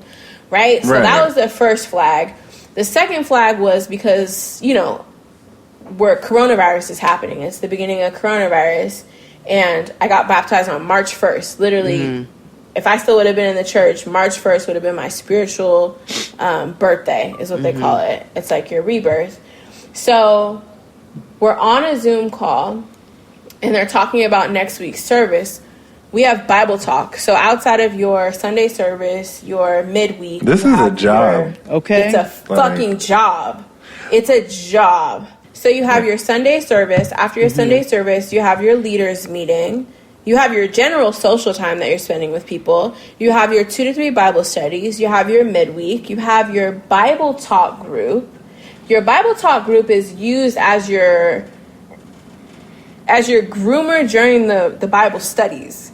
Because while you're studying the Bible with people, you get to bring these people, with same way I was brought, into these more social settings on Thursday nights with the people that are in that Bible talk group. And you do your general Bible study, you eat food, you gather together, but singles night, there's not a day of the week that there wasn't something that was requiring, like, discipleship, right? Because they wanted you to immerse yourself in that you have to be immersed. And then on top of that, it's like a recruiting game. So the same week that she said that, I started getting weird about money, right? I didn't like that they had already asked me where my donations were when I had already been sending them. She's talking about us giving our stimulus checks to the church. I'm wild. That's nuts. Wild, right? Like, and this is the beginning of the pandemic. This isn't even when people started scamming unemployment yet. No one's even any kind of comfortable. Like, niggas are literally scared, and you're literally talking about giving your stimulus check, right? Boom. Sunday service comes. The first fucking, I kid you not, 45 minutes, the person on the live stream was talking about giving money. They start sending in testimonials of different people from the church about why they've given their last to give to missions and how fulfilled they feel, right? So that happens. Then boom, we have leaders meeting where they're talking about, because of coronavirus and because we're not together anymore, we want to make sure that niggas are present. Okay? So instead of watching service on YouTube, we want to make sure that you're watching on Facebook. You're only supposed to watch on the Facebook that your Bible Talk leader has shared in their watch party. They wanted to do that because they wanted to take attendance of who was there. I was about to ask, did they take attendance as to who was... Yes. So this was a control factor. This was a control factor. And this is when I absolutely. started rebelling. So I told my discipler at the time, I said, I watch on my TV, so I watch on YouTube, right? And I'm still convicted of God, convicted of the Bible at the time. I was like, I'm not watching on Facebook so they can take my attendance like I'm 3. They target college campuses, so a lot of people in there are young. I'm a grown-ass woman. I'm raising a kid. You're not going to take my attendance for shit, right? So I told her that. She's like, just go, just go. And so I'm hitting her back with scripture about people-pleasing, right? I'm like, I'm Googling shit like, okay, well, if I watch on Facebook, I'm watching solely to people please. So here's scripture for that, right? So boom, I eventually give in, and she's like, just watch on both. So I'm sitting on my bed and I'm watching the service on the television, and I'm tapped in on Facebook so that my church knows I'm there, to know that I'm okay, quote unquote. But so then in the group message for Facebook, and there's multiple different group messages. You have your Bible Talk group message. You have your entire church group message. You have your individual group message for the different Bible Talks. Slack. Right? It was literally Jesus' Slack. Like, and I don't know. I have all of this going, and then in our Bible Talk thing, the Bible Talk leader was like, hey, we want to make sure that we are sharing and getting as many people involved as possible. And so they're pressuring me. I have a decent Facebook following too, right? And they're like, everyone make sure that you share on Facebook, because I would always just naturally share a post on Instagram, definitely help them get their followers up on their IG for a while. And I was in such an irritated mood that nigga had just been talking about money. I was like, I'm not sharing this. So I'm at home, I'm like, I'm not sharing it. I'm looking at the message in Facebook group. When someone reads something, you can see they read it. 15 minutes go by. Hey, we saw that some people read it, but not everyone shared it. Stop. So then another 30 minutes go by, and my Bible Talk leader had one of the sisters that lives in, because it's a sister house there, had the sister text me like, hey Jess, is everything okay? We saw that you didn't share the Facebook thing. We're at least 30 minutes into the service. Is no one watching the service? Is everyone just watching me to make sure I'm going to share the service? Right? So she calls then. I ignore it. And then I never end up sharing it. They try to reach out to me. They call me a couple times. And I'm talking with the girl that I'm comfortable with, my discipler, because I'm talking with her more candidly and openly. I'm not sharing that. All they talk about is money. I'm not doing this no more, right? Mm-hmm. It was the night before my homegirl's Bible study where I knew they were going to tell her that she couldn't eat pussy no more if she wanted to join the church. Okay? There's a lot of things happening at once. And then I have a conversation in particular with one of the girls who reaches out and is like, Jess, it's always what's wrong with your heart. It was always that. And a lot of that also had to do with my sin list too. Which is that collateral sense. When I started rebelling against certain shit, Jessica, that's your pride. That's your insecurity from that sexual experience. They got text to gaslight from. Okay. Wow. Okay. So she told me, she was like, yeah, we just have to trust that our Bible Talk leaders know what they're talking about. There was also constant glorification of likes and views, because everything went virtual. It all of a sudden went from a group of 30 people to if they got 400 views on a live stream, it was we touched 400 souls. And a part of it was irritation for me, because I'm like, nigga, none of y'all are even putting numbers up, really, right? Just from a content strategy. I'm also we're not even really bearing fruit. Just because 400 people view something, we're acting like we made 400 disciples. There started being this obsession and this glorification with numbers and reach because of everything going virtual, which I felt put pressure on me with an audience to share more about them. Because you have the audience. Because I have a bigger audience, and I didn't like that. So I started getting petty, and then that was coming from all of my sin list issues, according to them. Because I remember one of the last things I said, do y'all want my media kit? Because we can discuss rates. Come on now. Because y'all are not going to constantly tell me. It's one thing if I'm sharing things on my own. I mean, goddamn, I done deleted 20 million views off my channel and did a whole testimony about Jesus Christ on my fucking YouTube channel. What else do you want of me? And the conversation that I was having, do you hear that? That's my heat. Oh, okay. I was like, is this me? And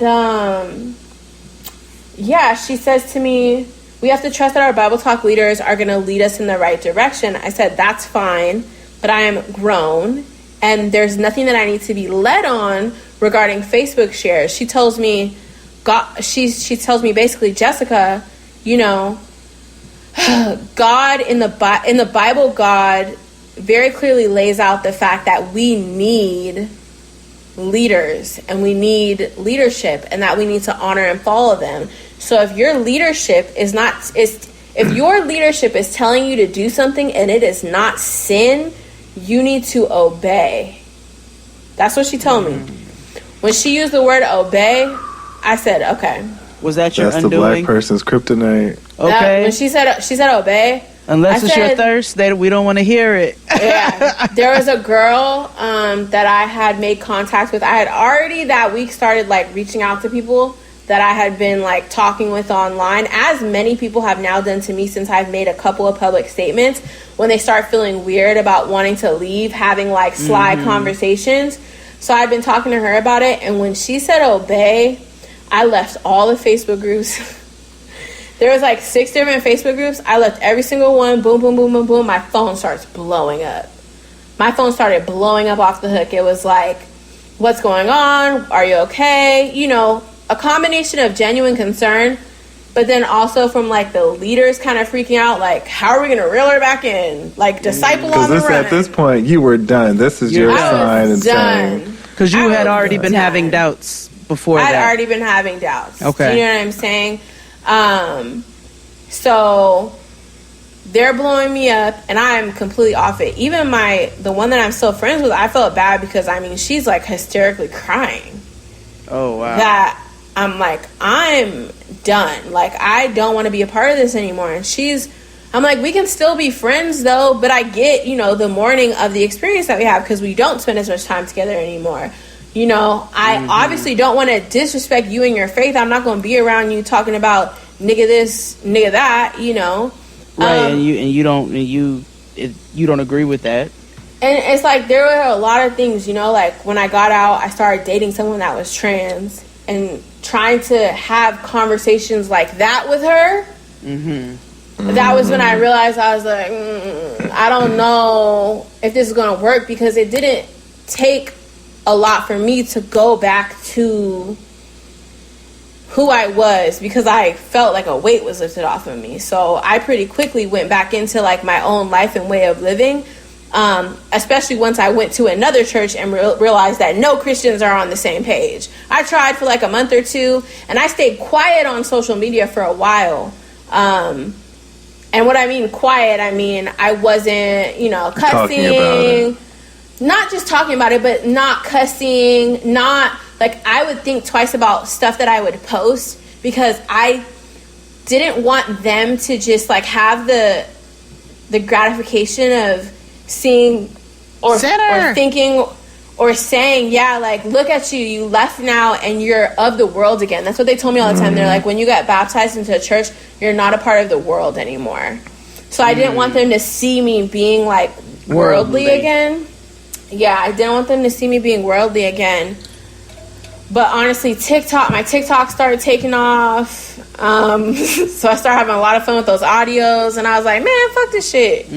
Like, you know, and I had a really big disconnect with my audience for a while, because one of the first pieces of content that I posted where I was back to myself, it was like someone on my TikTok asked me, are you a Christian still? And I responded to it with JT from the City Girls audio. And I was like, I'm a motherfucking city girl, right? And like doing stuff like that, you'll randomly see people under my content that are just like, wow, like I'm so glad that you're back, because I had you muted for a while. Or I didn't know if, you know what I mean? Like all these different things, which I understand now.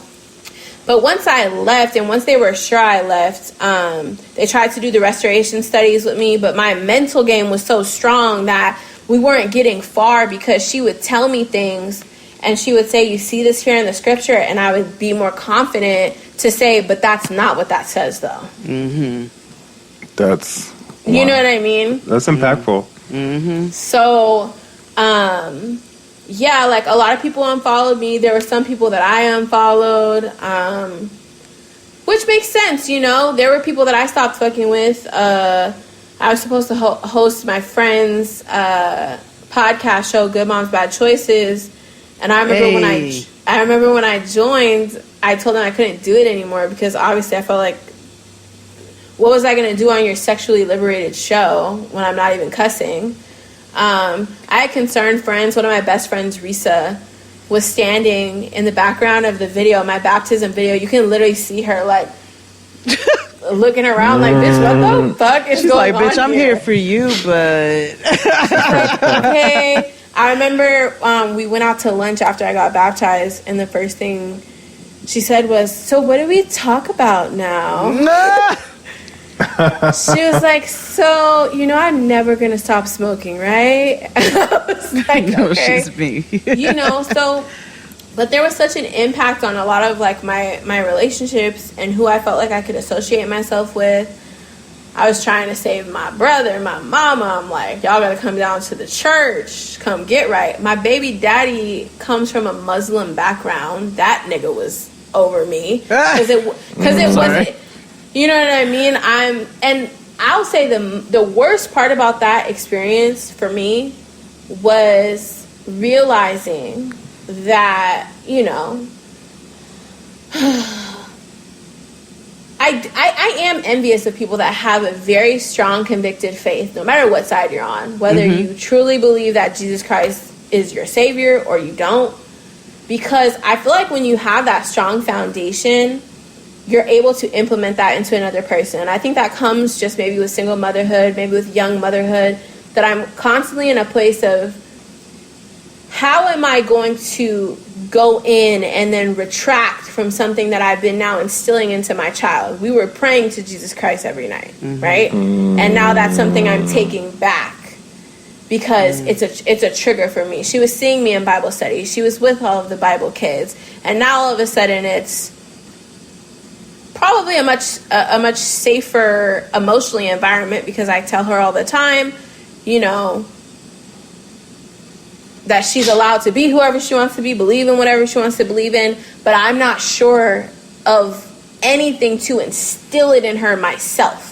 So I feel like the ability of, like, the molding of her as not just like a religious perspective, but even from who I am as a woman, it was very scary to see how easily wavered I was of, like, who I am as a person, you know? And it's definitely an extreme situation where there was a lot of, like, gaslighting and manipulation, and I have to give myself some sort of credit. I know we're all constantly developing and evolving, but that shit is fucking scary, dude. That there are groups of people that are so sure of something that they're willing to completely discredit, knock down, and, like, erase who other people are. Right. And me, myself, even knowing what I know now, I am never on a mission to make everyone else feel the same. Like, I can have my respective, okay, that's just not for me, and do me over here. But yeah, like, I do believe that there is a God. I'm not sure in what context. I know that there's something greater than me. I don't think that it's anything to be led, lived, or attested to based off of a book that was written, you know, by man. And that was the thing with the ICOC is the Bible is the word of God. And that's it, and that's final, and that's all. And that's fucking scary. You know, I did a joke the other day on my Instagram, and I'm like, okay, the Bible also says to stone your kids. You wanna line them up? Yeah. You can't. But there's scripture that insinuates that there shouldn't be wigs in the church. It was quite a few wigs at the church that I was at. Wigs, braids. You know what I'm saying? It's like it's the picking and choosing of when to make the Bible literal interpretations of things. And at the end of the day, it was founded and rooted specifically with this church in raising money and recruiting other people. And I almost completely lost my brand, really, because, I mean, she really had a church. I don't know if that was gonna, you know. I mean, I was preaching Okay? I had to make apologies. I had to make apologies to some of my friends that, you know, are queer, like, for things that I said. There was a lot of backtracking that I had to do because I was so sure that I was living the right way and everyone else was going to hell. And it's so funny to me because I really can't wait for the day, if there is a heaven or an afterlife, to literally be drunk straight after a dick appointment and chilling in the same place that you niggas are, and we're all just good, you know, if anything. And I didn't have to completely stop living my life. And here you were, sad and not experiencing things and crying every time you masturbate. Here I am, coming back as a queen. You came back as a bodega cat. That's what I'm saying. Exactly. You know? Wow. And, wow. I don't know. I think that covers. Was there anything specifically that you like saw or like heard about the church that you wanted to hear more about that I didn't cover? No, you really covered everything. I'm glad that you are out. I'm glad that you and your family are okay. I'm glad that the brand is, you know, surviving and thriving, you know. And I hope that people listen to this and, you know, are strengthened mentally to know, you know, what's out there and to just, you know, be a little bit more cautious of, you know. Because it's not a diss to religion. It doesn't sound like you're dissing religion or spirituality, but there are certain aspects of that should not be controlled by anybody. That seem to be the problem. Right. You know? And I actually just started reading this book called Sapien, and it really covers the root of like who we are as like Homo sapiens, literally, like human beings. And when you think about just religion, it's not necessarily a diss, but like I'm allowed to respectfully believe that something is now fictional. Absolutely. And it's just crazy because a year ago I was getting dunked in them waters. The hardest thing was not listening to Meg Thee Stallion anymore, honestly. Would you listen to it and like tell on yourself? Yeah, I would. Yeah. You know what's super funny is that you know how every year Apple Music and Spotify do the recaps. It was so fucking funny looking at my recap because it was 50-50. You can tell when I was in the cult like half the time and then out because it was like Marvin Sapp, Swoop. Like my first 3 people were gospel singers and like Christian rappers who didn't cuss. And then the bottom 3 was like Nipsey Hussle, Meg Thee Stallion, and T Grizzly. It was like when I was ready to be. I love T Grizzly, bitch. I know all the words the first day out. Okay. But it's just like fuck, like. Wow. Well, yeah, we're so glad you got delivered from that.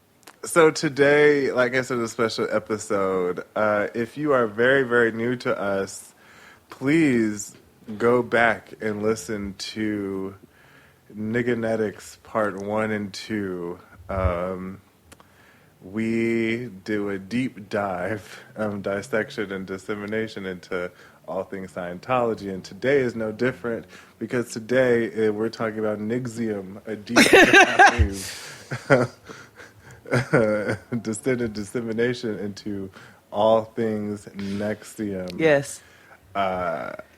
It was a shocking story when it made headlines in April. An alleged cult leader and former network TV star both arrested on sex trafficking charges. Now the inside story of the organization, including revelations of some prominent clients, is being... I will preface that all of our conversations are based on The Vow and Seduced, which is both programs on HBO with Stars respectively. So go watch that now. And trigger warning. Do we have any more announcements? Yeah, trigger warning before we talk about anything else. Yes. Today, there's a lot of sexual assault. Yes. And misconduct. So, fair warning. Yes. Okay. Any announcements outside of subscribe to our Patreon and listen This to us? Sunday, December 13th, the cutoff is tomorrow, December 12th. Santana and I will be doing a dopest dinner party, pick up and pull out cozy winter Sunday, where we will be doing a 3-course dinner, dessert, 2 cocktails, merch, all of that. Give a beautiful holiday gift if you're in the New York City area of a delicious homemade meal. That's the only announcement I got, nigga. And all information found on my Instagram. Yeah. For me, I go live on YouTube randomly. I don't have a schedule just yet, so definitely subscribe to me on YouTube and hit the notification bell so you know each time I go on. We have a good time on there. Dustin comes in there, and we just laugh and talk shit all the time. Sit around and we have a wang dang doodle all night long. A wang dang doodle, yeah. And I'm live on Scener every Thursday, where we're talking The Hills, and I'm adding Being Mary Jane to the schedule. Oh, wonderful! Yes. Let me tell you something. The first seasons of Being Mary Jane were undefeated. I don't care what nobody says. That was a good ass show. Oh yeah, seasons 1 through 3 are perfect. Yes. Yeah. Like from when she, like the little movie that they had in the beginning, from when she had an alcohol problem where her best friend killed herself. All of it. And that told was her just, business. It was an incredible. Oh my God! Remember the car? Oh, it was just good. You my blessed Mary Jane. Yeah, that was good television. So I might have. I just might have to. I need to revisit that. Yeah, I think I need to revisit it. Yeah. You made me watch it the first go round. Look at you. Yeah, Your it'll impact. be on Thursdays. Yeah, every Thursday at 5. I'm gonna call you TV 5 Vanguard. PM Pacific. Yeah. No. I ain't Vanguard nothing after this shit. Yeah. But anywho, we'll be back after these messages to talk about Nexium. Nexium. Hit it, Claude. After these messages, we'll be right back. This is the blackest show about nothing. This is Jade and XD. I'm Jade. And I'm XD. The show is 2 best friends talking about anything and everything. And sometimes we have awesome people on, like Crystal and Kid Fury from The Read. When I was in high school, there was this girl in my computers class with me. I wish I could remember her name so I could apologize. But I just used to call her Atrocious, like, as, you know, a pet name, because... Hey, Atrocious! Being someone who was constantly the butt of a joke or picked on or whatever, I just saw this opportunity to, like, make fun of somebody else, and I did it. Somebody needs to do a study into silver teeth and the link between, like, the silver tooth to prison pipeline. Yeah, silver tooth to prison pipeline. And New York Times bestselling author Michael Arsenault. And Mama kept trying to interject at any moment that she could sing, and it was like, beloved, you're not even the best singer on stage. The girl from Destiny's Child is with the Platinum Soul album. It's like, not you. And of course, there's us, Jade and XD. You can listen to new podcast episodes every week on Fridays. Listen to Jade and XD for free on Spotify.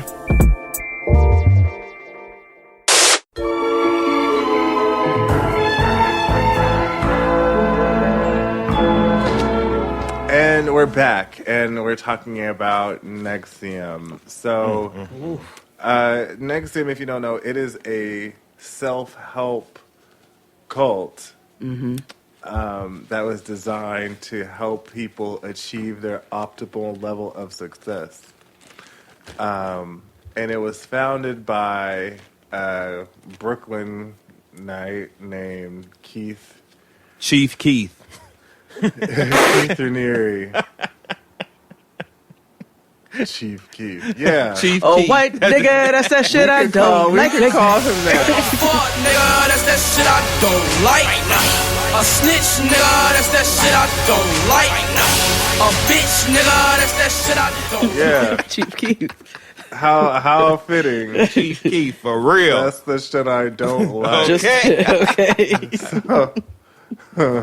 So So Keith Raniere is from Brooklyn, and he just a regular white man mediocre man, not necessarily attractive, trying to find a scam because, life is about finding your scam. And so he came up. His father was also a business person, not necessarily the best business person, right, Jared? Advertisement and marketing is what he was in. It didn't really say his status too much, but your boy wanted to follow in his father's footsteps, but he was pretty lackluster his entire life. Yeah, he was barely a C student. Barely. And, he wanted to go into the world of business. So he shot up and started a couple of businesses that seemed to do well at first, but fizzled out very quickly. Yes. And they were all centered around the pyramid scheme method of doing things. And we've talked about this before. Niggas love a pyramid scheme. Oh, dude, niggas love to sell that juice. They love doing anything. They're like, all you got to do is bring in 3 other people, and you'll be making 6 figures in 3 weeks. Listen, niggas will give you that Evergreen College or Everest College spiel, and it's always going to be in the conference room of other people. It's always going to be in the conference room of a Holiday Inn. With that carpet that's freshly vacuumed. With the designs in the it. green one, y'all know. Yeah. And them chairs that look like they also belong in a cafeteria. Yeah, the plastic ones with the coffee cup design in the middle. Them the ones. Them the ones. Yeah. So, Keith never found success in these businesses.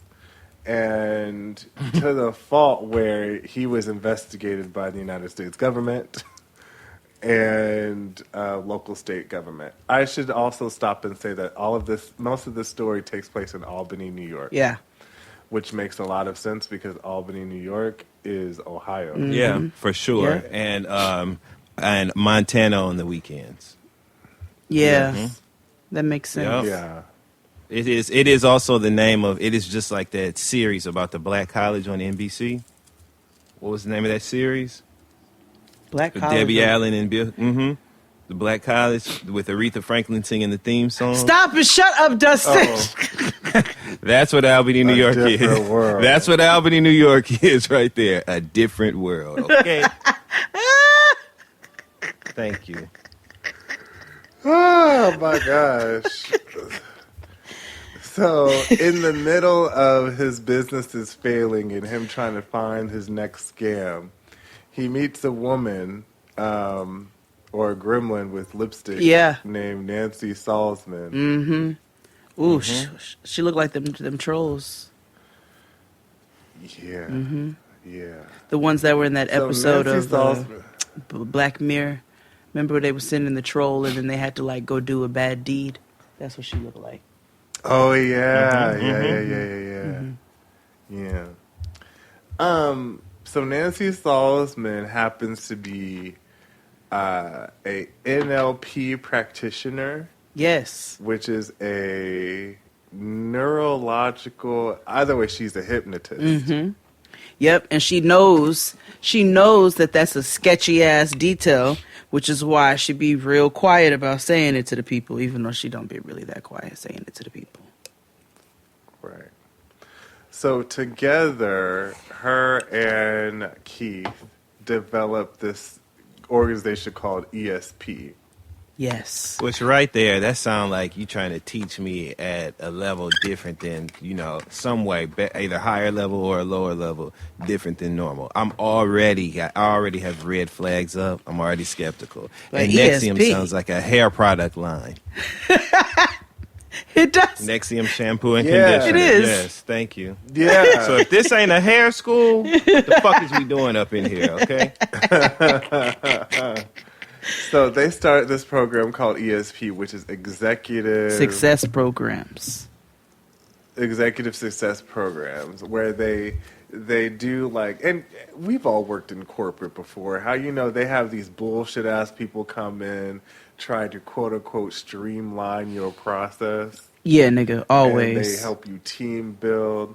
Like, I remember when I was growing up, or like, they would try to do this in schools too, where they would add like Baldrige or total quality learning, like shit that don't really, that's like philosophical, that doesn't mean anything in practice. Mm-hmm. You know what I mean? Like, nigga, while we doing burpees, we got meetings to have right now. Like, we got a client to meet with. We need to talk about a budget. You up here talking about let's go zip lining. Right. In the middle of the day, nigga. I don't. They love a zip line. Mm-hmm. They love a zip line and a trust fall. A trust fall. Anything, or climbing over a tall ass wooden wall with planks all in the middle of it. I don't need to do that to be good at my job. I don't. I do not need to hang out with you niggas on the weekend in order to be good at what I do. Bingo. So they go and for whatever reason, they amass these companies who are really interested in having them go and teach them this stuff. And in the meantime, they base this program that they're developing, which is soon to be called Nexium, through Amway. Mm-hmm. What Keith decided to do, Chief Keith decided to do was study a bunch of cults and organizations. Yes. And took a little from column A and column B and column C. Mm-hmm. That nigga dipped into Scientology. That nigga dipped into pyramid schemes. He dipped into self-help, and all together formed this thing with this fake Latin word. Let our powers combine.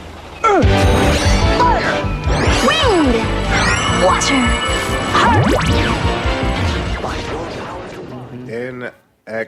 What is it fake? What is it real? So what it's supposed to be, when I did my little sub research, Nexium is supposed to be the Latin equation put together to make up 7, which is the highest form of self, and blah, blah, blah. Yeah. CMOS. Nigga, CMOS is great for you. I'm sick of this shit, man. Everybody's got the key. I'm sick of this, man. The keys to the kingdom, nigga. So they developed this program. They all up in people's companies and shit. And they say, well, we just gonna make our own shit. And we're gonna sucker these niggas to come on in here. So that's what they did. We're gonna sucker. That's exactly what they did, too. People who can't think for themselves. They're out here loose. It's no wonder that half of the goddamn documentary was in Williamsburg. But anyway, so they formed this Nexium, and Nancy Salzman and Chief Keef come together and put together all these binders and trapper keepers full of like theories and ideas of how you can elevate oneself, and much like, not like auditing. I don't know what the equation would be in Scientology. There was another thing that they came up with called EM, exploration of meaning. So when a person felt a way about something that they said, they basically hypnotized them and tried to talk them into why what they're thinking is stupid, and become numb to the idea of having any sort of conscience. Mm-hmm. Exactly. Take it away, XD. Or Dustin, whoever. Which is, yeah. Because let me tell you something. If you want me to take it away, what's going to be going away is me from this bullshit. First of all, I don't need you to explain no meanings to me, and I don't need none of this Nexium shit, period. Y'all know this is fun for me because it's like watching a scenario that I would literally never be a part of. Y'all have been friends with me for years, and you know this whole Nexium thing, they could knock at the door until their fingers fell off. I would never answer. Y'all know that this would never work for me, ever. I would answer. I told XD every time the little Mormon boys pop up, I'd be like, now go on, little boy, go on somewhere. You know that's That's all I'm saying. This is also like, because when I watched this, Dusty, you remember Momentum? Yes. Like, Yes, I do. Yes. So there's also this program that's very similar called Momentum that someone that we know had tried to get us involved in. And so Keyword, tried. I remember taking one of the courses and I was like, this is weird. Yep. And you also remember me being like, okay. Yeah. I want to know who was doing the recruiting. You really don't. You don't. Yeah, it's nobody you would. It's nobody you would. Yeah. Know. Oh, okay. Even if, yeah. No, it's just not. it's fine. You can leave it where? Right there. So. Right. So what they decided to do was find people because they knew that in order for them to purport themselves and to spread their message, that they needed money.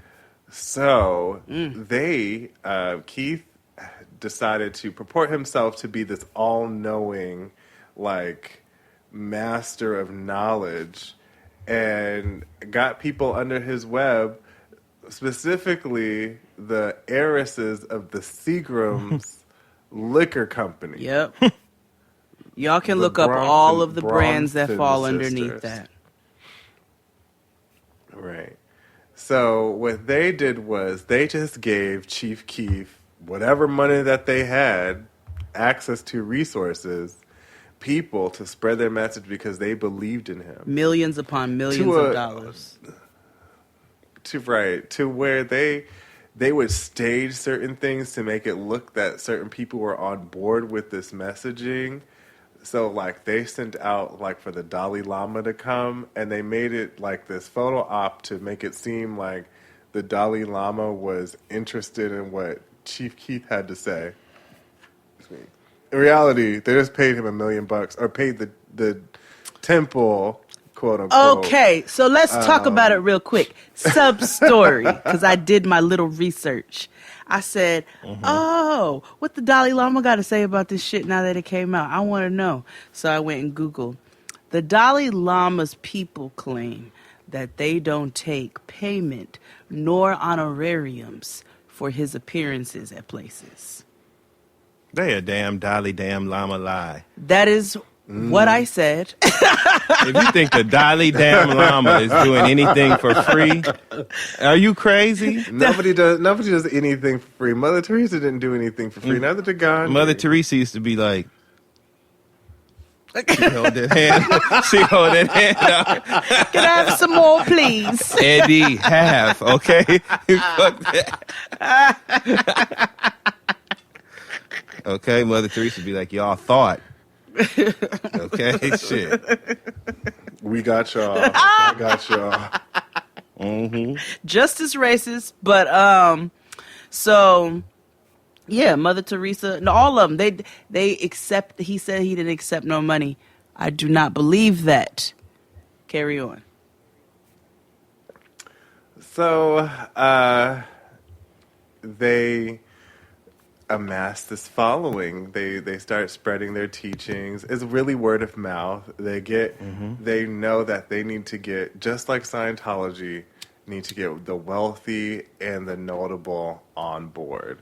So when people first started out, it's literally like a lot of tech people, a lot of people in Hollywood. They shout out that even like Jennifer Aniston has taken NXIVM courses. Rosario Dawson, Gerard Butler. Oh, yeah. Now I feel like Rosario Dawson was like in it. Do you? Why you think that? Because the way they presented it, like, she was like the first person to greet people, like Catherine Oxenberg or whatever, like. But I also feel like this might get me canceled, but it's fine. I just feel like if you go actively have and lie on the internet and say that you're in a relationship with Cory Booker, like what? Like, of course you in NXIVM. So yeah, Carrie, moving right along. So they had quite a few notable people who were part of the program. Now they didn't talk about them later on, so I don't think they stuck around. But what happened after that? Sorry. You threw it. I'm like, fuck. It's true. Nobody believes that. No, and I wish they would stop telling us that. Dustin's like, Anyway, I gotta work in this town. That's why I'm just here for the next him. Thank you very much.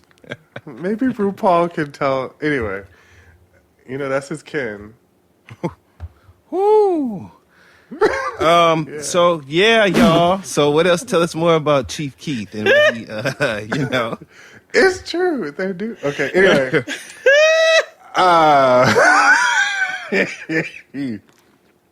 So, what a big part of similarities between Scientology and NXIVM is the events that they have. Mm-hmm. So every year for Chief Keith's birthday, he has what's called a V Week. Vanguard Week. Vanguard, which we'll explain what Vanguard means later, but it's literally like an event where people come and pay honor and respect to Keith. Mm-hmm. And they put together little songs and dances. Every year, they go sweat Keith, like Keith Sweat. Yeah, literally that. And it looks like summer camp. Yes. That's how I know these niggas were off. Yeah. It was literally like a camp for 40-year-olds. I was like, that is... God. No. Everybody looked like a virgin. They did. They had T-shirts and khaki pants, and they was tucked in. And at least when they had that weird-ass gathering, and y'all seen that movie Midsummer, right? Yes. Midsommar. Yeah. Yes. Okay, so at least they was fucking. You know what I'm saying? They was a bunch of weirdos or whatever, but at least they was getting it in. Them mother weird ass niggas. Sun. Apparently these NXIVM people was getting it in too, and I'm not talking about the other stuff, because then Chief Keith would have all of these teachings. He had a program called Jeunesse. And Jeunesse was supposed to be a women's empowerment program in which, they would empower women and tell them how they could take control of themselves. Well, in reality, they were telling them, you can't handle an open relationship, but your nigga can. So we're going to try to desensitize your mind and make you think that it's okay that you are supposed to be in an open relationship. And if you feel like you're not supposed to be and what we're saying is a lie, you need to get an EM. So then they would have a lot of. I will say a lot of the programs under NXIVM were geared toward women, and that should tell you a lot. Except for the SOP, which was the Society of Protectors, which was a group of men. It was supposed to be the counterpart to Jeunesse. And in these meetings, they would essentially tell these niggas, you can grab them by the pussy if you want to. Yeah, basically. Right. So in these documentaries, and both of them, they show footage of Keith Raniere having these conversations with his quote-unquote people about sexual assault and very consent. Uncomfortable conversations. So in these conversations with Jeunesse and SOP and stuff, it's supposed to understanding men and women and how we could live harmoniously. But Keith tells them, like, what if a child is raped? Is it really raped? How do we not know if they really enjoy it or not? Which, again, this is a hard full stop for me. Yeah. Even if I had been, high enough to end up at a meeting or whatever the fuck, Right. Once he got to talking that bullshit, I just immediately, like, you can't rationalize that kind of thought. There's nothing would have that been officer over there. Like, straight the fuck up. Yeah. And he fits the profile anyway to a T. That haircut, them greasy, glasses. dirty ass hair. Yeah. No, don't tan. Just refuse to tan. He looked like he looks drives like one a of those free candy Stevie vans. drawing. Yeah. Yes. He has a big van. A Kaya van. It's either He has a Kaya van, a raggedy, broke down ass van, just like Kaya. Raggedy and broke down. A Kaya van. Yep. That's what he drives. Kaya? With a raised roof conversion Kaya mobile. van. Yes. Mm-hmm. The one with the little skylight Yeah, and the moonlight yeah. with the bubble on And the side. wooden table in the middle. Yeah, with the wooden cup holders dug down inside of there. Y'all know which one we talking about. The one you take to the amusement park, on family trips. Yeah. That's what he looked like he drove. He did. Free candy. I just was so offended watching this shit, and that's why I'm Bro. not trying to deviate from your No, please. your structure, No, your go format. on. But that's why I appreciated Seduced on Stars in comparison and contrasting that with The Vow on HBO Max. Yes. Because right, Jay? Because Yep. Seduced, they came out the gate like 0.001. Them motherfuckers came out the gate like, listen, Like the baby. this is fucking called. Way This before shit the is beat. crazy as hell, and you know what I'm saying? That right? I come in the room and I cut her, and here come the beat. This shit is a cult. Like from the very beginning, and so I just was able to. I received that better. And if you notice, when you tell the truth, you trim all the fat. Because Seduced was only 4 episodes. 4 episodes. And we had to sit through how much of The Vow just to look at that girl mama who swear we would know her from Dynasty. We don't know you from no damn Dynasty. We don't remember you from Dynasty. They had the nerve to just be in both programs, so it was like. Well, now we ain't got no pick choice one. but to know you. Didn't she say something, too, about my notoriety is what protects me? I cannot. Yeah, we'll talk about her in the next part, but yeah. So the one thing you should also know about Keith Raniere is that Keith greets people. Well, he is told that people tell of him that he is asexual and that he is of a spiritual being and doesn't have any type of connections of that sort. Like he's Xeno on Earth. With that being said, he kisses everybody on the mouth. Yep. Everybody. Everybody. Men and women. Right. So you can. The gaydies, dadies, and ladies. Everybody. People at first think it's weird, but then they're just like, no, he's so above and so, learned. My first thought was, how much mono has gone? Like, how much do y'all be spreading mono around? Because that's a lot of kissing. The whole time, I was like, coronavirus! The whole time. Shit is getting real. So this nigga kisses everybody on the mouth. He's got these stupid ass teachings, these super inappropriate ass teachings, and he be lying to these niggas. He's been in one copy of the Guinness Book of World Records for some shit that he made up, and that was in 1989. So since then and there's only one edition. And that's because it was 1989 and these niggas couldn't prove whatever the fuck he was talking about. He also lied and told these people he was valedictorian and whatever the fuck else. This nigga graduated with a 2.26 GPA in school. He told them just all these grand stories of grandeur. What he mastered jujitsu or whatever. What capoeira? What did he say he mastered by 11? One of them. Yeah. One of them. So he's lying, and these people don't fact check shit. They just believe it, and then they continue to regurgitate this false information. That's why at the end of the seductive doc, where the girl was like, when they did that speaking thing, and everybody just raised their hand, and she was like, "See how easy it is." Yes. Yep. She was like, "You see?" She was like, "And you think?" And I don't know if you peeped. There was one episode in The Vow where the lady Bonnie, no, not Bonnie, Sarah, and them go to a little cafe to talk to people about like getting sucked into a cult, and the black girl's like, "Well, I don't know how you get caught up in this shit." Period. For real. And she's sitting there well, it's really easy. It's actually not that hard to get caught up in it. What'd you say, Dustin? No, just don't be embarrassed talking to me, bitch. It is hard to get caught up in a cult. And don't be trying to make yourself feel better by telling. That's that gaslighting shit I'm talking about.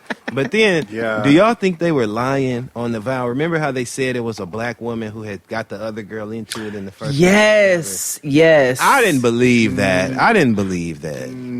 No, I believed it. Why, XD? I believe it because there's a certain brand of women who their leave out and their weave don't match.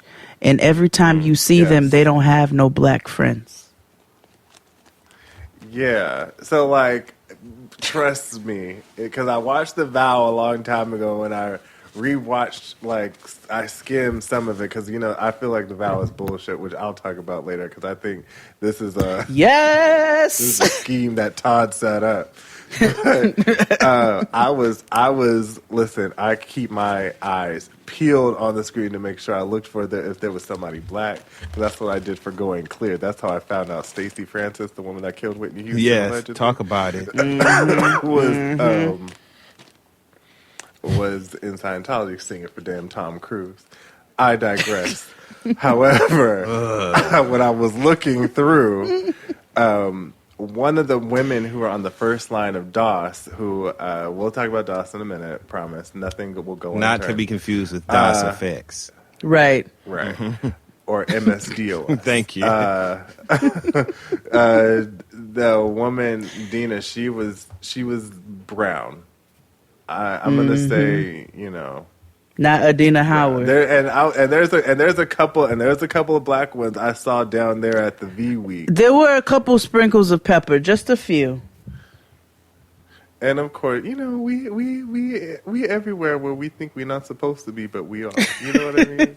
I'm telling you, it's the ones with the bad leave out. The government, cops. You know, we in places we're not supposed to be. It's you know, voting for Trump. You know what I'm saying? So yes. So let's explain what DOS is. DOS is it stands for Dominus Obsequious Sororium. Okay. Which translates loosely in Latin to Master Slave Sorority. So DOS was an entity. It's almost like the Sea Org in yes, in Scientology. Yes, they claimed it wasn't a part of NXIVM, but it was. So DOS was founded by Keith Raniere, Chief Keef, and Allison Mack, which was one of them mousy white girls from the 2000s on the WB. So she she was on one of them shows. And it was a heavy part of NXIVM. I was about to call it Scientology.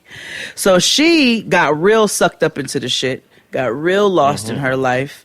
She worshipped this nigga to the point where she helped him create this organization of where they basically would tell women they were becoming a part of this very exclusive sorority that was not technically a part of NXIVM and that Keith had nothing to do with it. And so they would be this sisterhood, and the sisterhood would essentially be made up of masters and slaves. And so whoever recruits you is your master, and you have to respond to them. You gotta text them in the morning, good morning, master. You gotta text them, master, may I eat 90 calories? Because another thing they were doing was starving themselves. Go ahead, XD. I may shake up the table here. Oh, you just on a roll today. What's happening? Well, I'm just saying, I'm not calling what I'm about to call a cult, but I'm just saying there are Greek organizations. Oh my God. I thought you were talking about Herbalife. I thought you were talking about Herbalife too. I was like, that's definitely a cult. No, yeah. But there are Greek organizations, and their intake processes are very similar to how DOS is run. Not they was hazing at DOS. They were. They was hazing, nigga. They was hazing. You had to call. You had to check. These readiness checks were like, you're at any given moment, somebody would be like, they send a text and like 5 phones are supposed to ring. Like, no, that shit is weird. Go stand in the snow. And they said it kept getting progressively worse and worse. And they started off sending like just disappointed. This, God forgive me, because none of this is funny, right? These are horrible things that they did to these people. But it was funny. It did make me laugh when she said it started off with just emojis that represented disappointment. And then it gradually became, go stand outside naked for 3 hours and come back in here and say yes. Like, what? How? It was like night and day. Deborah Cox and RL, okay? How did we get here, okay? Nobody's supposed to be here. Absolutely not. Like, what is going on? Not go Them emojis picking me out. They did, because it would just be like sad face. Wait, Dustin, remember Noah? She'd be like, happy? Sure. That's what it was. Let's take a break and let's talk about India and the princess of Yugoslavia. After the break. It's rubbish. It's all rubbish. We'll be right back.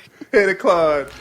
After these messages, we'll be right back.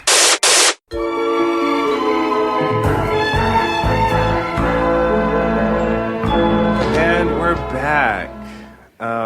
Talking about Nexium. Hopefully you guys enjoyed the Golden Girls segue music. It's my favorite. It's my favorite part of the show. It is.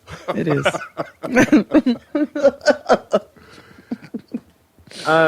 So before we go into all the other heinous details of Nexium, I think it's time we start talking about ease into this part of the seduction documentary, because that explains more in detail about the sex cult. So, like I said, there's multiple documentaries. There's The Vow and Seduction or Seduce is what the one on Stars. There's one on Hulu as well. But on Seduction, it's one on BET. Her. Yeah. BET Jazz.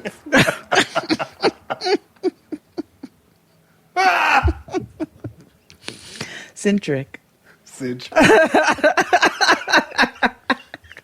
No, what's the other one? Jam. Cleo TV. Ooh, now on Pluto. Zeus.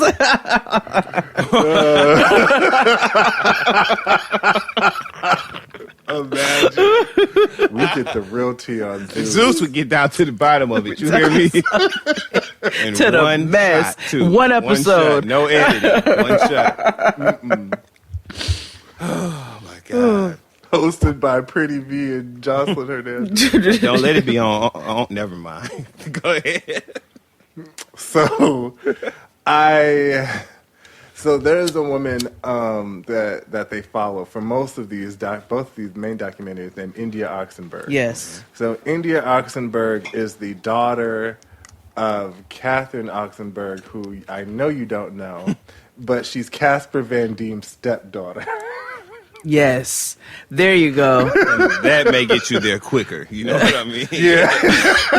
Because when I was watching, I was like, well, why aren't y'all saying that? That's all you had to say. I know who Casper... Starship Troopers. Still don't know her, but we know who Casper Van Dien is. Yeah.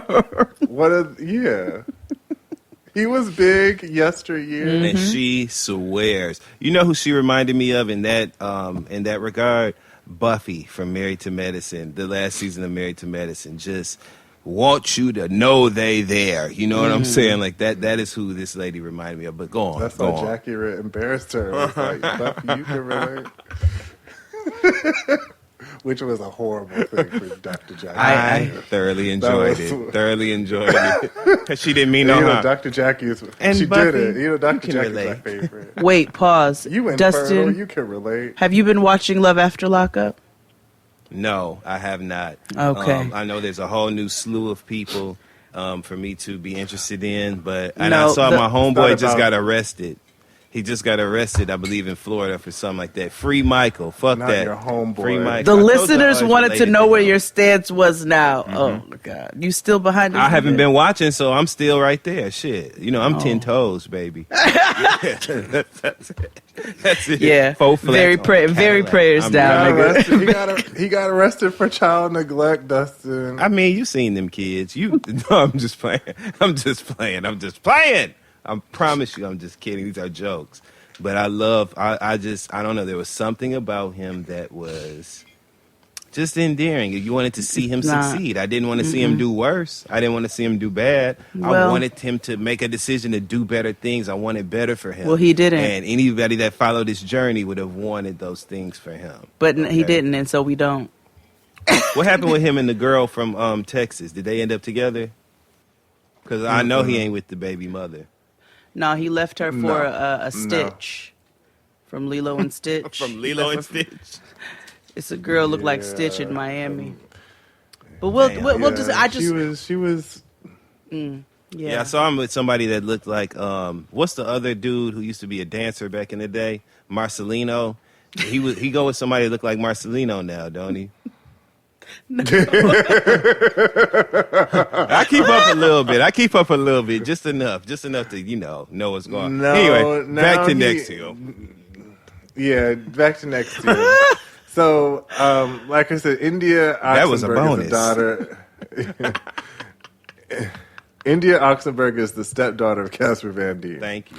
Yes. And she was also one of them privileged young white girls who, are always in search of something. And I've also realized that rich white people just fuck traditional religions, right? You know what I mean? Like, what's wrong with the Lord? You know what I mean? Or what's wrong with Buddha or like Hindi? Or But they like to take their stuff and remix it though. Yeah, it's like so they'd be like, much. "Oh, And it's I'm just into like, Kabbalah."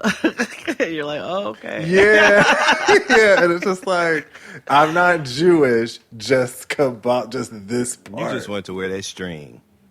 Yeah. And it's just like, you don't even really believe this shit. And it's like, you can tell these people are joining this so that they can port themselves to be above everybody else. To make themselves feel better. Yeah, you're right. Yeah, you're right. Yeah. But the girl India, I think she was actually just lost. Really? I do. I think she was. I think she was lost. I think she was so rich and privileged she don't know what to do with herself. I think she never knew what she wanted to do with herself. You ain't lost. You exactly. Straight, I'm telling you, they be giving money to the wrong people. Because you was found. Okay. And my thing is, of course, like my heart went out to everyone who was a victim of any type of like sexual abuse in these cults. And the mental and emotional abuse, that was literal terror, right? But as far as like people getting involved with this shit in the first place, I felt nothing for anyone that I saw on that screen. I didn't feel nothing because they didn't even try. It wasn't even a good con. You know what I'm saying? No, wait, let's be clear. Let's be clear. I didn't feel nothing for her. Well, outside of. But I do think that she was genuinely lost. Which is, I think all them people were lost. They didn't know what the fuck was left or right. They don't know how to tie their own damn shoes without somebody telling them how to tie their shoes. And that was super concerning. Like, I blame y'all the have parents. all this money to burn, and don't get it twisted. NXIVM is just like Scientology or church. You do have to pay. Yep. So like they were like, oh, you have to take these classes. They start at like $3,000 and they go up and up and to up. $10,000. People are taking out loans and literally going broke in order to achieve, this level of enlightenment and fulfillment. So India was literally just in search of herself. Yep. And, her mother, Catherine Oxenberg, got her into it. Now, Catherine Oxenberg, like we said, she was from Dynasty, the original. So she said, I mean, she really was, but like, And after a while, she looks familiar. Like, I've seen her in other things, but I was like, I don't know you in Diamond. Yeah, I thought she was Felicity Huffman. I was like, well, I thought she went to jail. Huffman J. Huffman J, not Hoffman. Yeah, okay. You say potato, I say potato.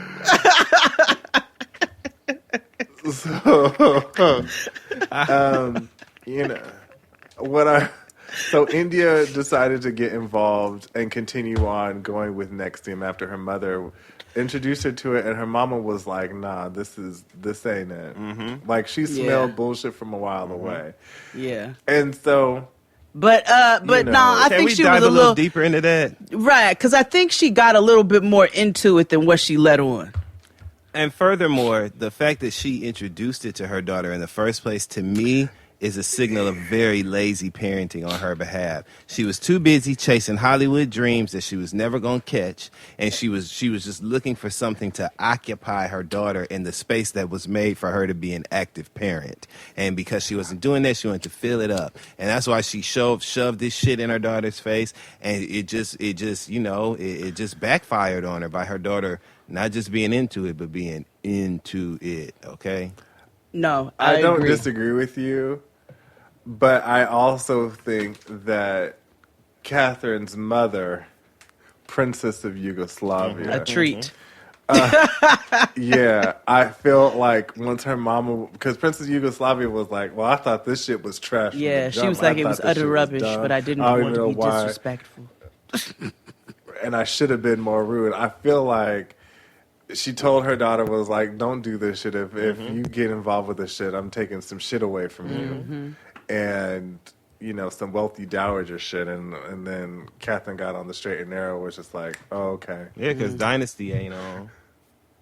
So, she said, well, you know what? Let me chill out.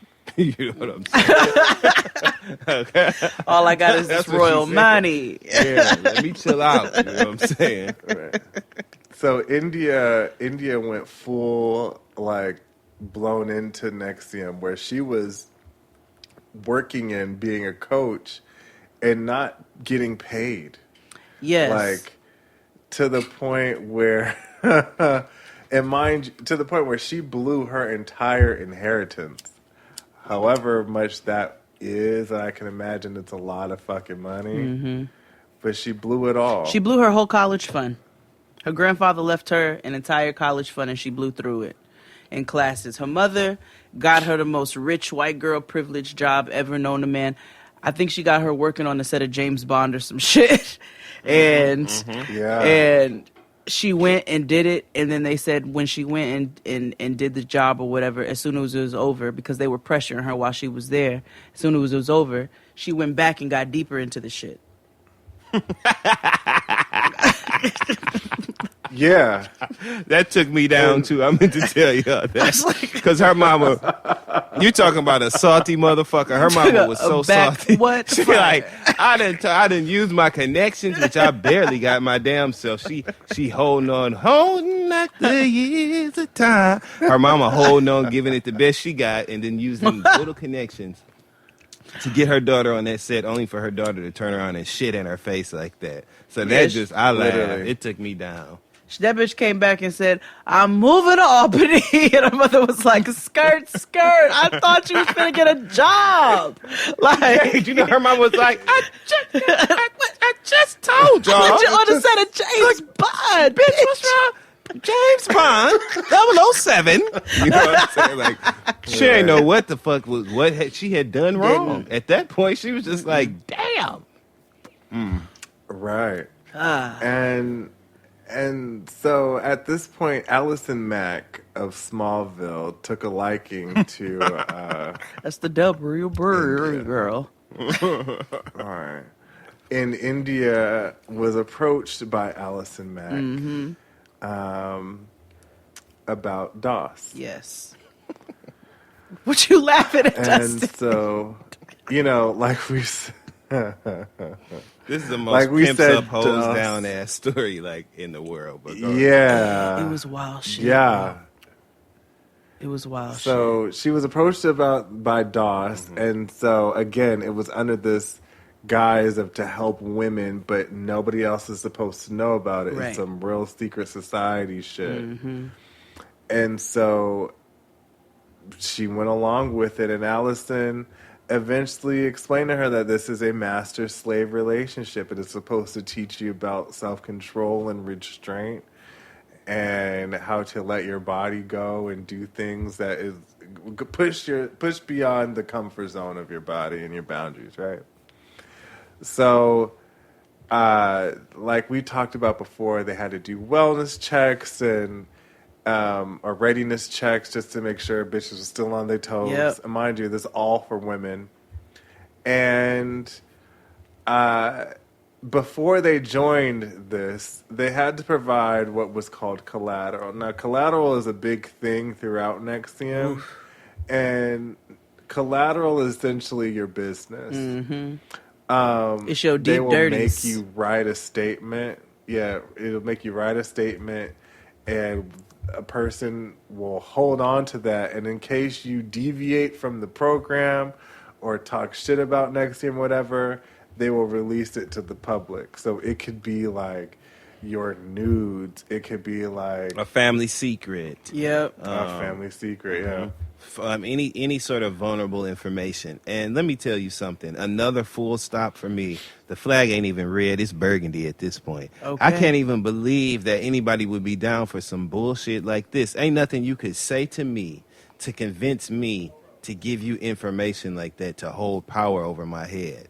This is where the self-check-in comes. You know what I'm saying? Like, what's really going on right now, Rob? Am I really finna get this motherfucker that I don't even know who's trying to literally control my life? My mama's social security number. You know what I'm saying? Like, am I really about to do this shit? Okay, so in that same vein, we talked about who's funding NXIVM. These sisters of the Seagram's brand. These bitches hacked into their granddaddy Seagram's account and into his deep shit, and they gave his passwords and all of that up for collateral. I would have kicked... Burnt them at the stake like motherfucking Coven. Balenciaga. You're already in Albany, fuck it. Okay? Like... Right. Yeah. It's just a hop and skip and a jump away to Salem. Burn them bitches, goddammit. Because them bitches was wildin'. So India had to give naked pictures initially, and then she had to give family information, and she said that it got to be so much where they would ask for collateral so often that they would tell them to lie and make up stuff, and they would have to make up heinous shit about family members. Wild ass shit. Yeah. Yeah. Daddy's touching them that didn't really happen and shit like that. That is so crazy to me. I just can't imagine. I can't even imagine. It's horrible. I can't imagine. And so, all the while they're is being another told point. that Chief Keef, it has nothing to do with DOS. This is all run by women. Only to find out once they're having this dumbass ceremony where some bitch is making them all get naked and take what she's calling a family picture, right? Mm-hmm. So they had all the girls line up butt ass naked or whatever and take a picture together. This just makes me mad even talking about it. But they had all the girls line up naked together and take a picture. One of the girls saw the girl that took the pictures sending them in a text message to Chief Keith. Yep. And he responded, all mine, with like the little purple devil emoji. Yep. The bitch went off, you know what I'm saying? Like, wait a minute, I thought you said this was just for us or whatever, blah, blah, blah. The girl starts fucking gaslighting her and doing another Alex Jedi Mack, man. Yeah. Allison Mack. Yeah. And she tells her, what do you mean? Why would you even say that I would do anything like that? You know what? Since you're going to say that, now I'm going to punish you worse and take a picture of her vagina up close like that. Not just hers, all the girls. And she's sending all these pictures to Chief Keith. Like, I just... Right. And it's just like, at what point do you have that self-check-in? It's just like, this don't seem right. Yeah. She said every And time I'm she not would have willing it, to they get would the people. They would try to fuck her head up with some shit. So, they were branding the women.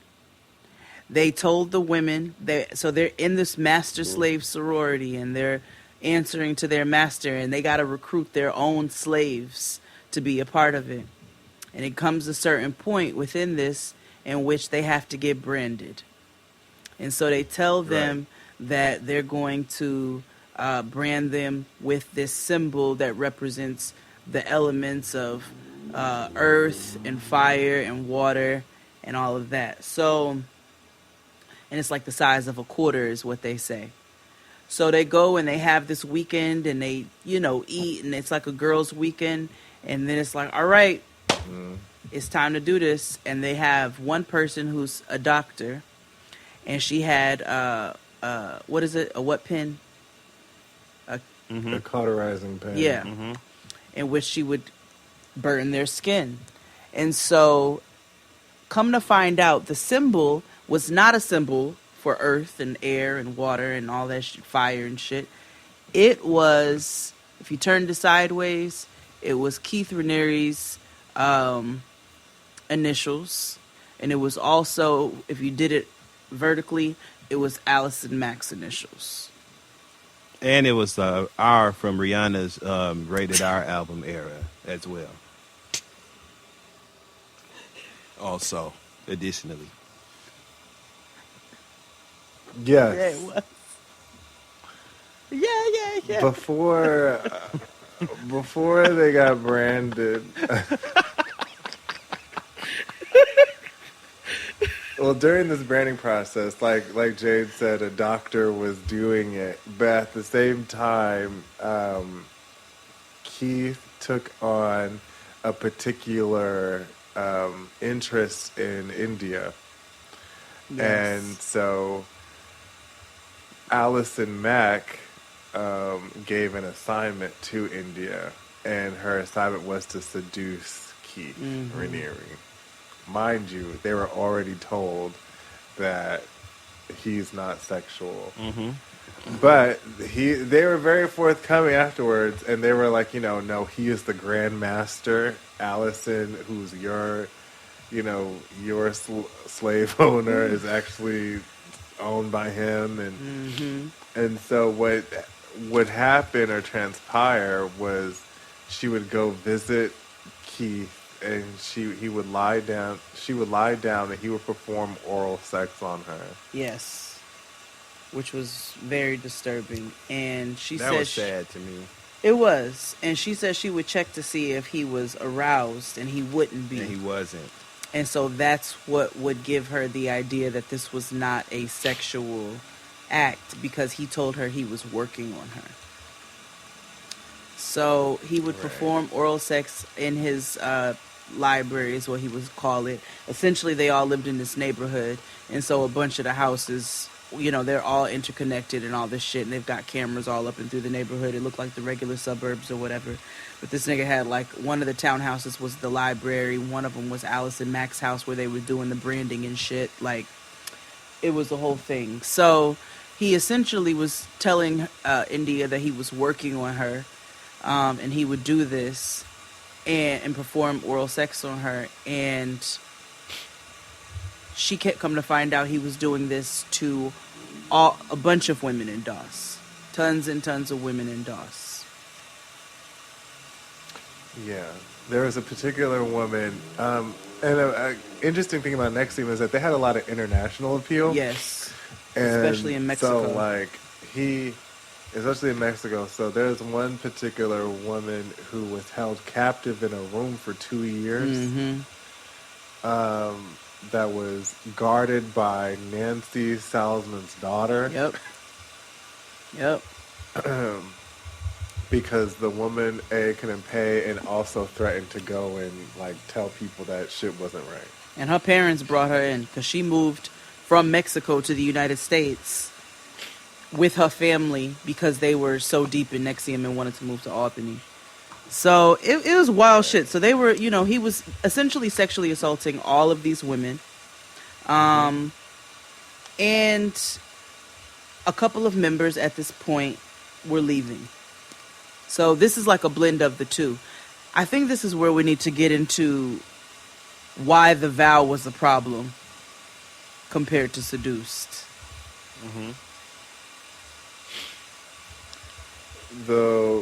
why it was a problem is because, I feel like it was both a problem, is the fact that the people who produced The Vow, a lot of them were quite involved criminally in the organization. Yep. So, like, White. in The Vow, in The Vow, there are, outside of India's mother and stuff, and a couple of cult experts, there's one of the women who was on the DOS line, who was branded Sarah. She's in the thing, and she's interviewing people in The Vow, and there's somebody else, Mitch, right? I think he's in... Mark, and some nigga named Tussie. Yeah. Oh, Nippy, sorry. Yeah. Nippy. These people all knew what was going on, but didn't say anything. Yes. Wait. Now, but the men said they claimed they didn't know what was going on. No, remember Nippy's wife got branded, and it was like, you branded my fucking wife, and then didn't say anything. XD, that's literally what it was, too. Nah, you're right. Yeah, like, you branded my wife, and then... Did he leave after that or no? Yeah. But he didn't snitch. They left. They didn't snitch. But it's also like the problem with NXIVM is like, how could you snitch? Because they all had collateral, because they were all fearful of what would come out. Yep. Because of blackmail. Which goes against the whole teaching. Because this nigga tried to teach people that they didn't need to be scared of nothing. That they're enslaved to their fear. They said something about when they would go on these walks with him. Because this nigga was so egotistical. He would make them come to midnight volleyball games. He'd make them take 3 and 4 a.m. walks. And so India said one time they was on a walk and this nigga tells her to go lick a puddle. And he was like, the fact that you're uncomfortable shows that you're a slave to your own fear. But your whole shit is based off of collateral where niggas are scared that their shit is going to come out. Which is such a blatant contradiction, right? So you would think that people would then be alarmed or then have some sort of personal alert where they're like, okay, this don't add up with this, so this is all the shit show. He was literally executing the perfect mental breakdown of all these people who, specifically women who were a part of this organization, because all the niggas knew what they was doing. I don't care what nobody say. They was literally gaming these women up. Some of the niggas was probably fucking them too. I guarantee you. You know what I'm saying? Oh yeah, they was swinging. Remember? Yeah. Oh yeah. That's right. That's right. I forgot about that part. Also, we forgot to mention it turned into a NXIVM in general before ODOS. It was like a swingers club. Yeah. Because Keith taught about like essentially free sex and how consent is kind of like an anomaly. It doesn't really mean anything. It was very one time at band feels camp. good, that you should go for it. They're on a path to enlightenment. And for some of them, enlightenment involved having sex with the leader, Keith Raniere. Tell us about the leader, Keith Raniere. I thought he was kind of like a nerd. I mean, almost a professor. Yeah. And also, there was a woman who essentially had a psychotic episode through a EM, I believe. So again, EMs, they essentially make you relive the most traumatic part of yourself so that you become numb. And so there's a point where this woman from Mexico, they made her do it, and she couldn't come back.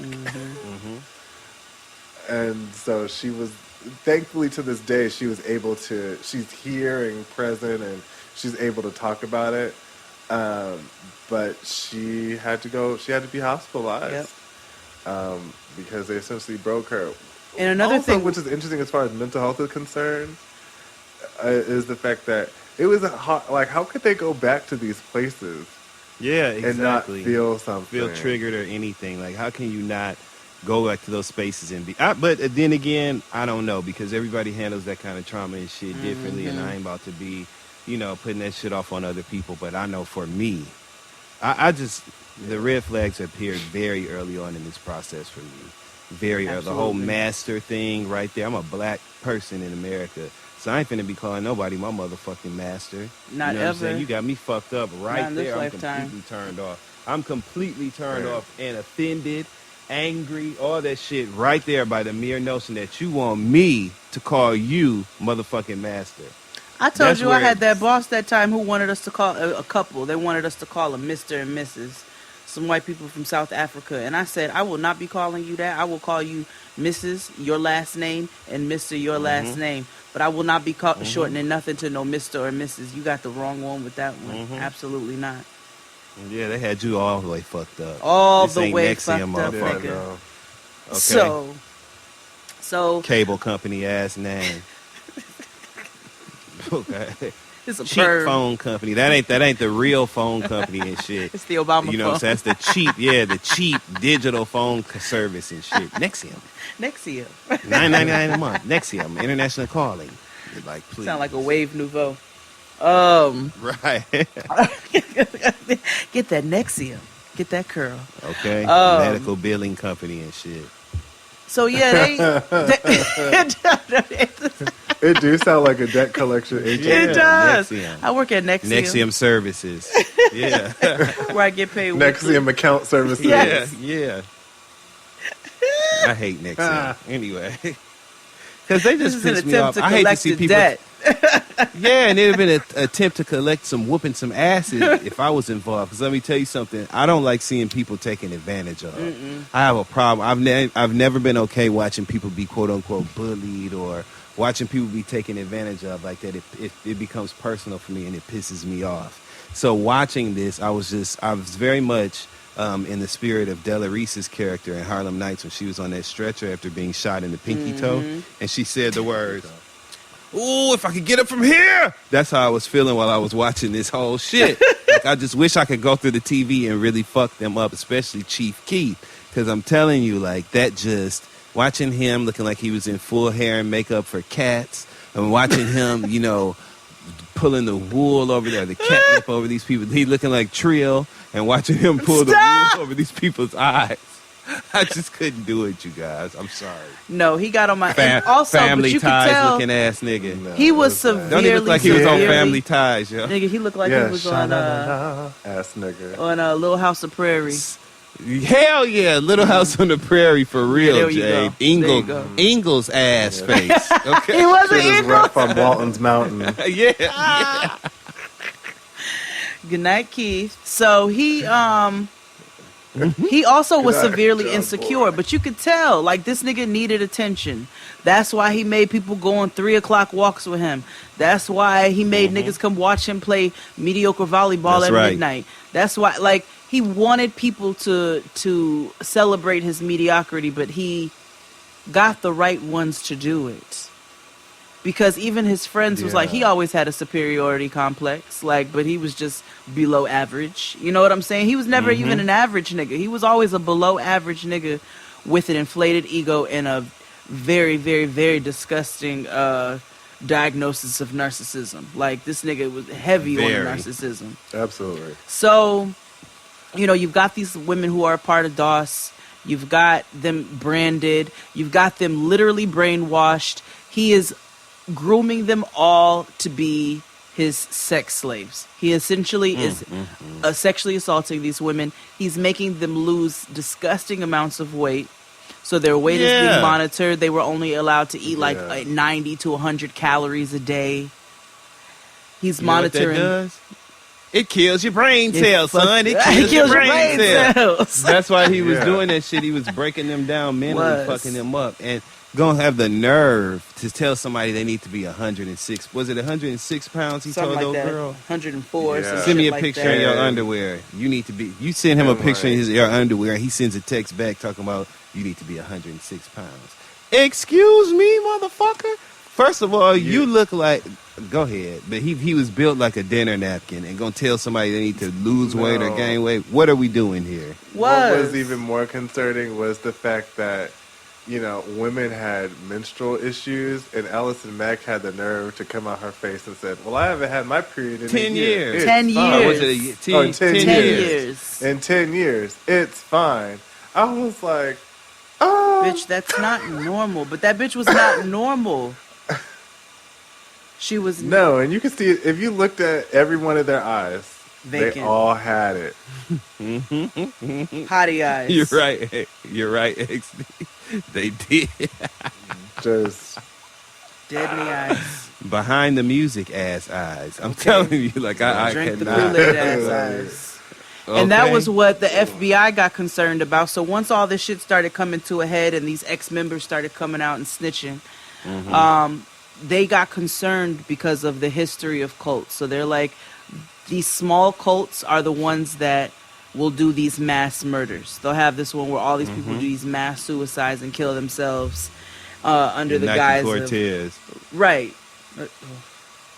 Right. I remember Heaven's Gate. I remember that day. Me and my grandmother was watching the news. Okay, first of all, you know, when you with your grandparents, like that's all you watch is the news. It's an event. It is an event. And it starts at 4 a.m. Nigga, be up and ready. Yeah. And fuck live tweeting with niggas. You should be with your grandparents. Watch the news with your grandparents. That is common yes, it is. Yes, it is.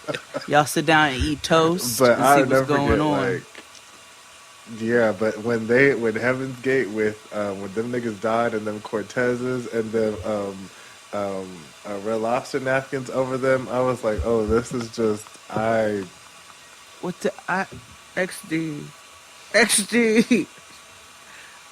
That's what it looked like. Stop. They died in Cortez. They did with them Gordon's food service ass Stop! napkins over there. Yes, Over there. them Sodexo napkins. Yeah.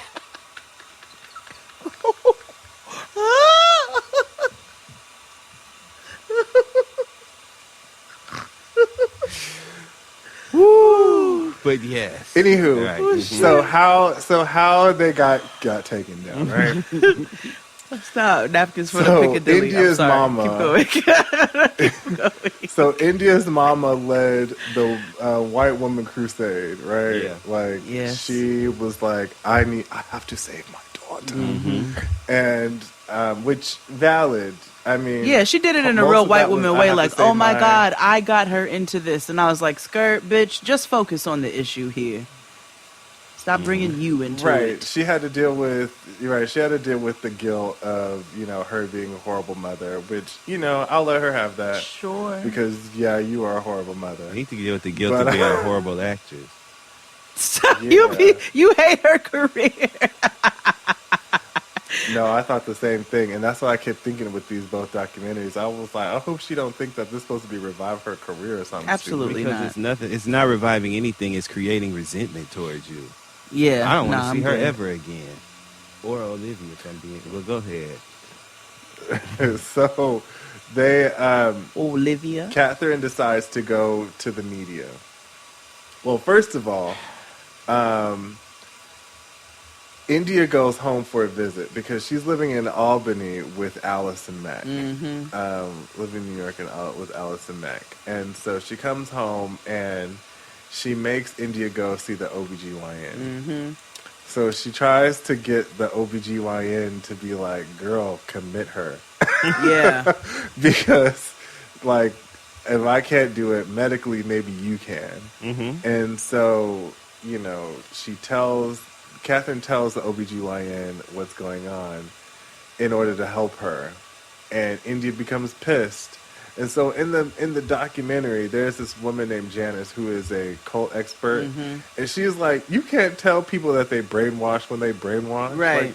Like you can't do that. That ain't the Because move. otherwise they're going to immediately be like, bitch, I'm not brainwashed. Right. First of fucking So, all. so when Catherine said that to India, it completely backfired. And what ended up happening was that she lost all contact with India. And so what Catherine had to do was she had to go to the New York Times. Yep. And timing is one of those things that are everything, because the time that this story broke, it was at the same time in 2016 when Harvey Weinstein and Bill Cosby's story broke.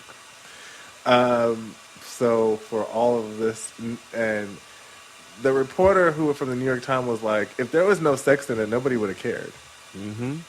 Yeah. Unfortunately. Because it's consenting adults who choose to, not the sexual part of it, but it's consenting adults who choose to be a part of this dumbass shit.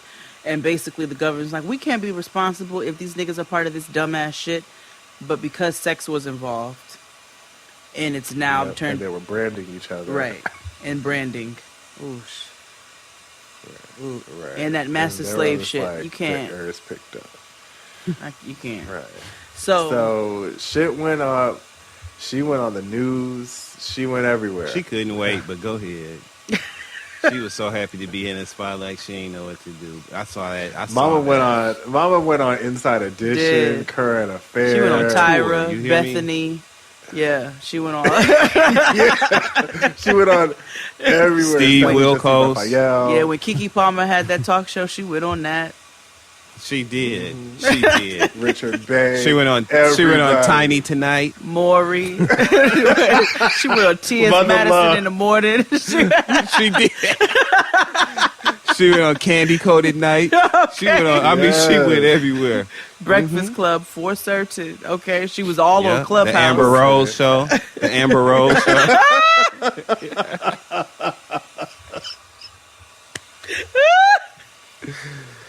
Mama went everywhere. You hear me? Mama went on the I Hate Y'all For Real tour. She did. She went on V103. She went everywhere. Key in the morning. Tom Joyner.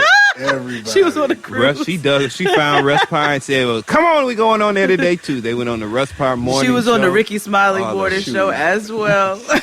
Yes, she was on Candy Speak on Candy Speak on It. Speak on It with Riley Bird. Mama went everywhere. She went. She did. Public. Hell, she was on J Next D because we was around then too. Shit, nigga. She was on a quarantine blasting.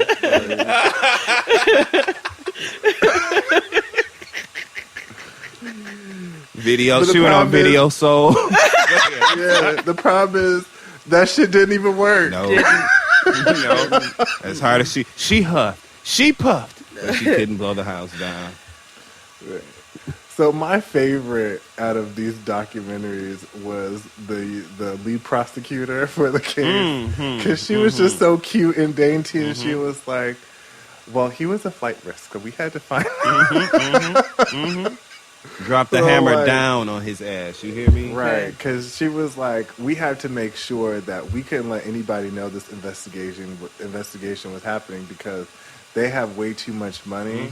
For them to stay put, because they were like, one of the Seagram, Mary Kay Ashley Olsen looking girls. Yeah. They could have just escaped to their private island in Fiji. One of the Seagram Claremont twins. And this nigga did escape to Mexico. Yeah. And remember, he had one of the former presidents of Mexico's sons, or like, as his like main mans in Mexico. So while he was out there, they was holding him down. So he had Mexican officials and shit who was like, come near him, we'll kill you, or whatever. You know what I'm saying? Like, he had a lot of powerful people behind him. Yep. Right. And yet. So they had to gather up all of this evidence, and eventually they did. Yeah. People started talking one by one. Yep. And they found him in Mexico, where there's supposed to be a reconnection retreat. So all of the people on the first line of the slave of DOS, so like Allison Mack and all those people, they were about to go there and have a recommitment ceremony to him. Basically, they all go there and they get in a ring and suck his dick, which is wild. Yeah, a group blowjob. Yep. Because, that'll prove it. Yeah. But this nigga doesn't get aroused. And right before this happened, though, the Mexican government kicked in the door in the Cuatro. Okay.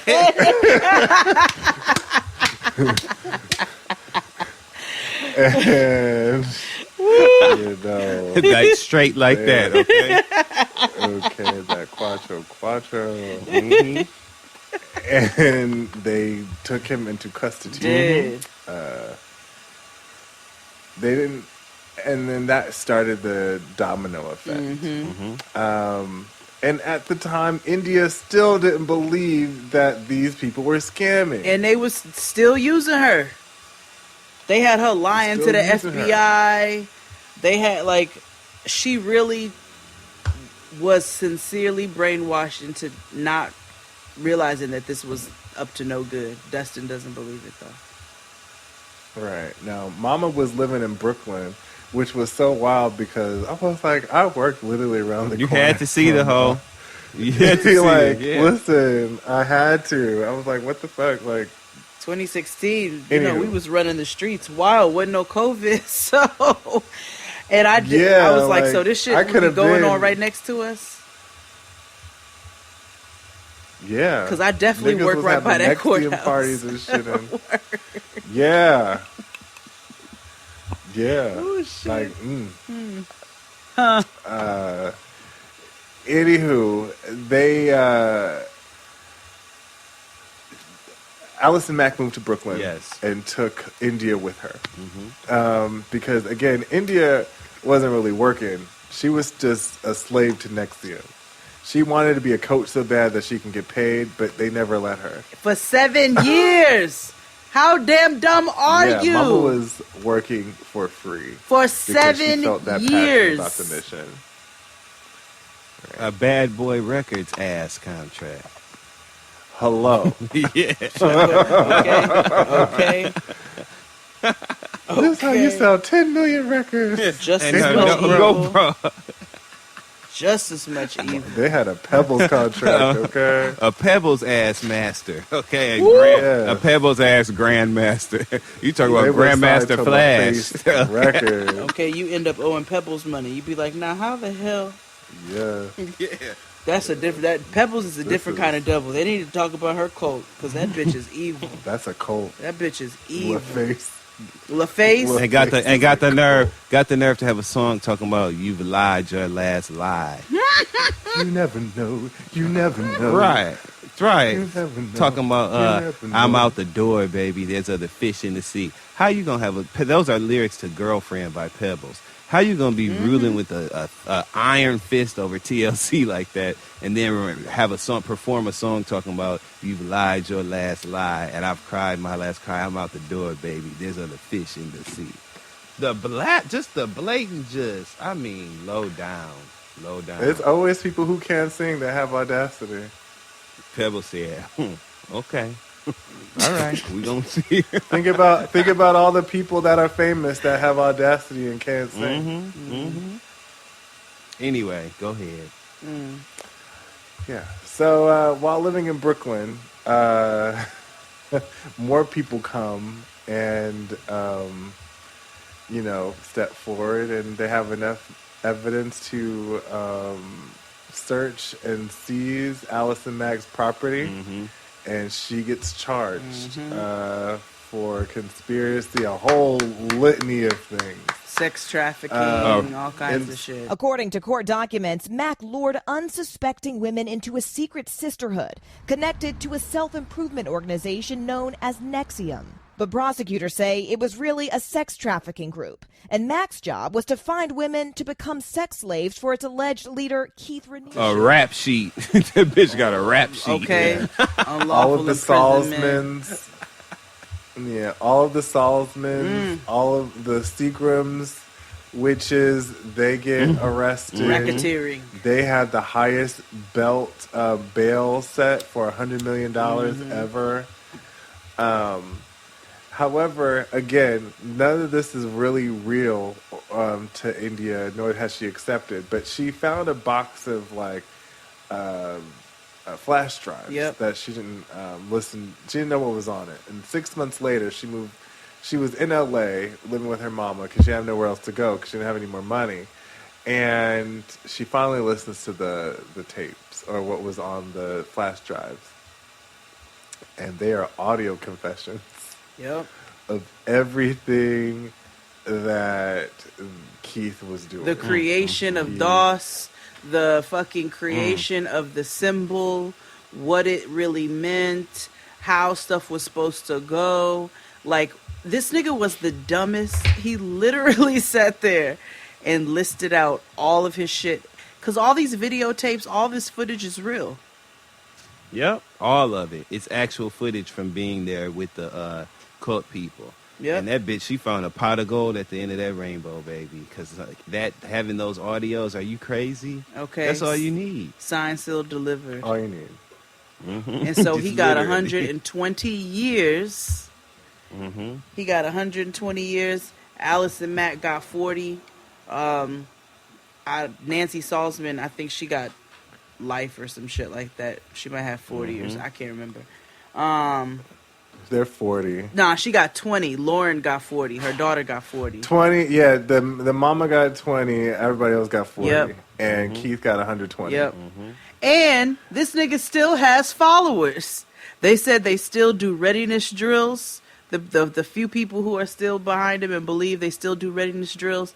And these niggas go to the jail here in Brooklyn and dance outside the goddamn jail because they still Probably believe. getting on his nerves because the jig is up. So, you know, he don't even want to hear all that shit right This now. nigga, he knew that he was like, I never really had a jig. So Yeah, and they talk about like people who are in cults. They're like it'll have an adverse effect. Like it'll make them like revere him even more because of the fact that he's not real. Like that's some real anarchy white shit, but whatever. Yeah. All the while, this nigga's a whole sociopath. Did I ever tell y'all the story about the Mooney Church? Paul Mooney? No.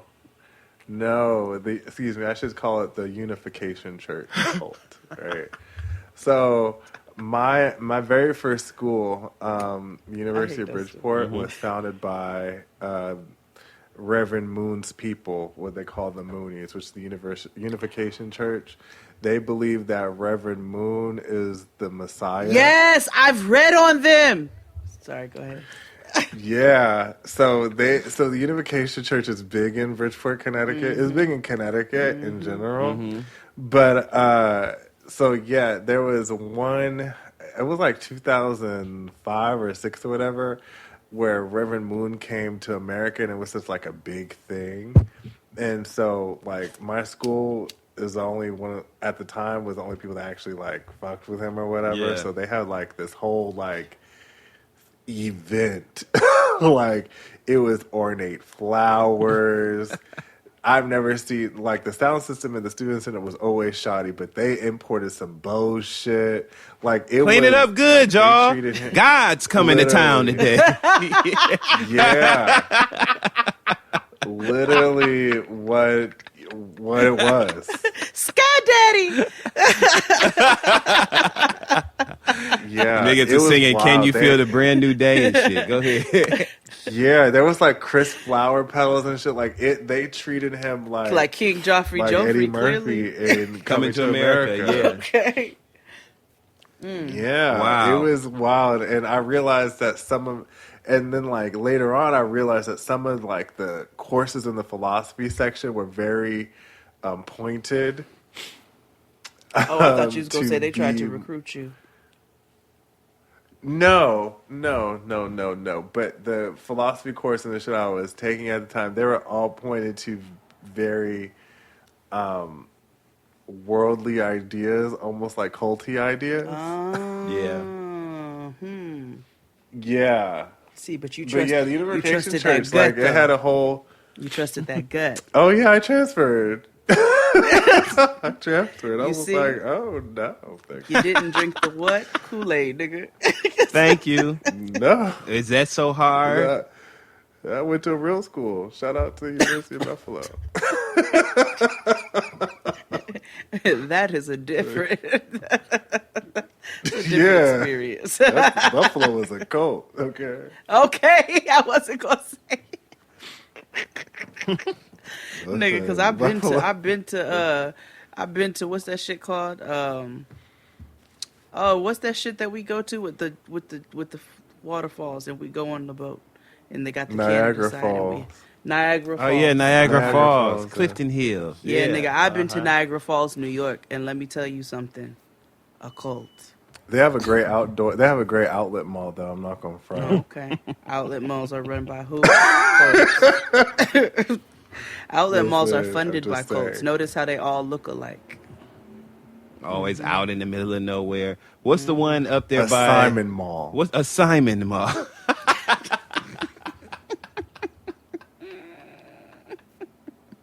Yes, that company, a Simon Mall. Man, the Simon Mall. Wow, like that one in the Adirondacks. The one I used to go to when I lived in New York. What's the one by Six Flags? You know what I'm talking about. Not Woodbury. Paramus? No, it's an outlet mall. What are the outlets? Right, they're out in Jersey. Fuck, they're by damn. What's that? People I only talk know about the one it. of Woodbury. Woodbury Commons. Woodbury. That's in New York. That's what I just said. Yeah, that's in the Adirondacks. Yeah. Yes. That's what I used to go to. Woodbury Commons ass. Yeah. You can go get you some Panda Express or some Shake Shack, but nigga, it's gonna be the same everywhere. Everywhere, yeah. Yeah. And that's but that's it. That's I'm the with next. it. I miss malls, but yeah. That's Nixium. That's the real nigga breakdown. You need to go watch this shit for yourself. And go watch Seduced. Seduced is the one that gives you the shit. Yeah. The Vow. Seduced gives it to you. The Vow's gonna piss you off if you watch Seduced because you're gonna be like, well, and it's gonna put you these to sleep. complicit niggas did not. I know it's much like what's that royal shit I tried to watch recently? The Crown. The Crown. Oh no. I tried.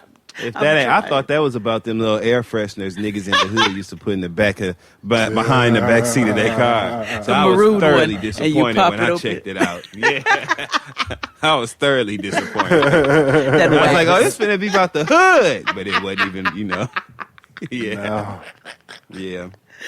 Dustin, well. Thank you so much for coming on and discussing this weird me. shit with us. Thank you for coming on. Thank you for having me. Love it here. Again, you can find Dustin anywhere and everywhere on the internet at Look at Dustin. Except OnlyFans. Except OnlyFans. That's right. For now. True. Yeah.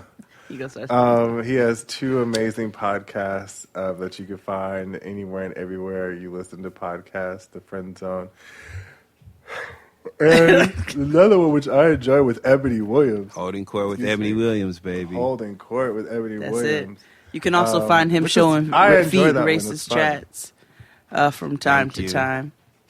So, thank you so much. You're so welcome. Yeah, so it's been a great time here. I love coming to play with you guys.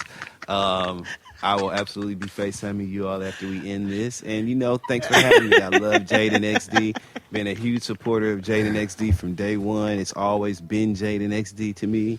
And I just love it. I'm so happy to be here and can't wait to come back. Please have me back. Please, sir. I do declare, sir. Please have me back, sir. Anytime.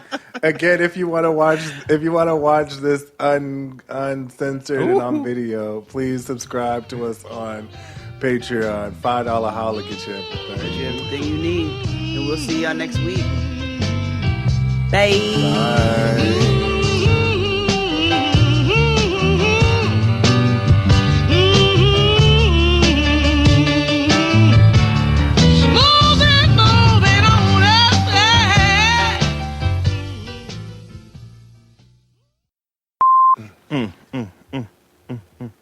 There's a meeting in my bed. My bed. Hey, that don't sound inviting. You know what I'm saying? Like, right, there's a meeting in my bed. And the way he sounded, like when Silk said that shit, you took little. There's a meeting in my. Yes. You know what I'm saying? This nigga. And then told us, don't be late either. Flat out. You know what I'm saying? This nigga talking about, there's a meeting in my bed. I'm like, what? Yeah, don't nobody want that. We ain't coming. That's. You I'm not can really take here that for however you Tinder want it. stuff. We ain't coming, okay?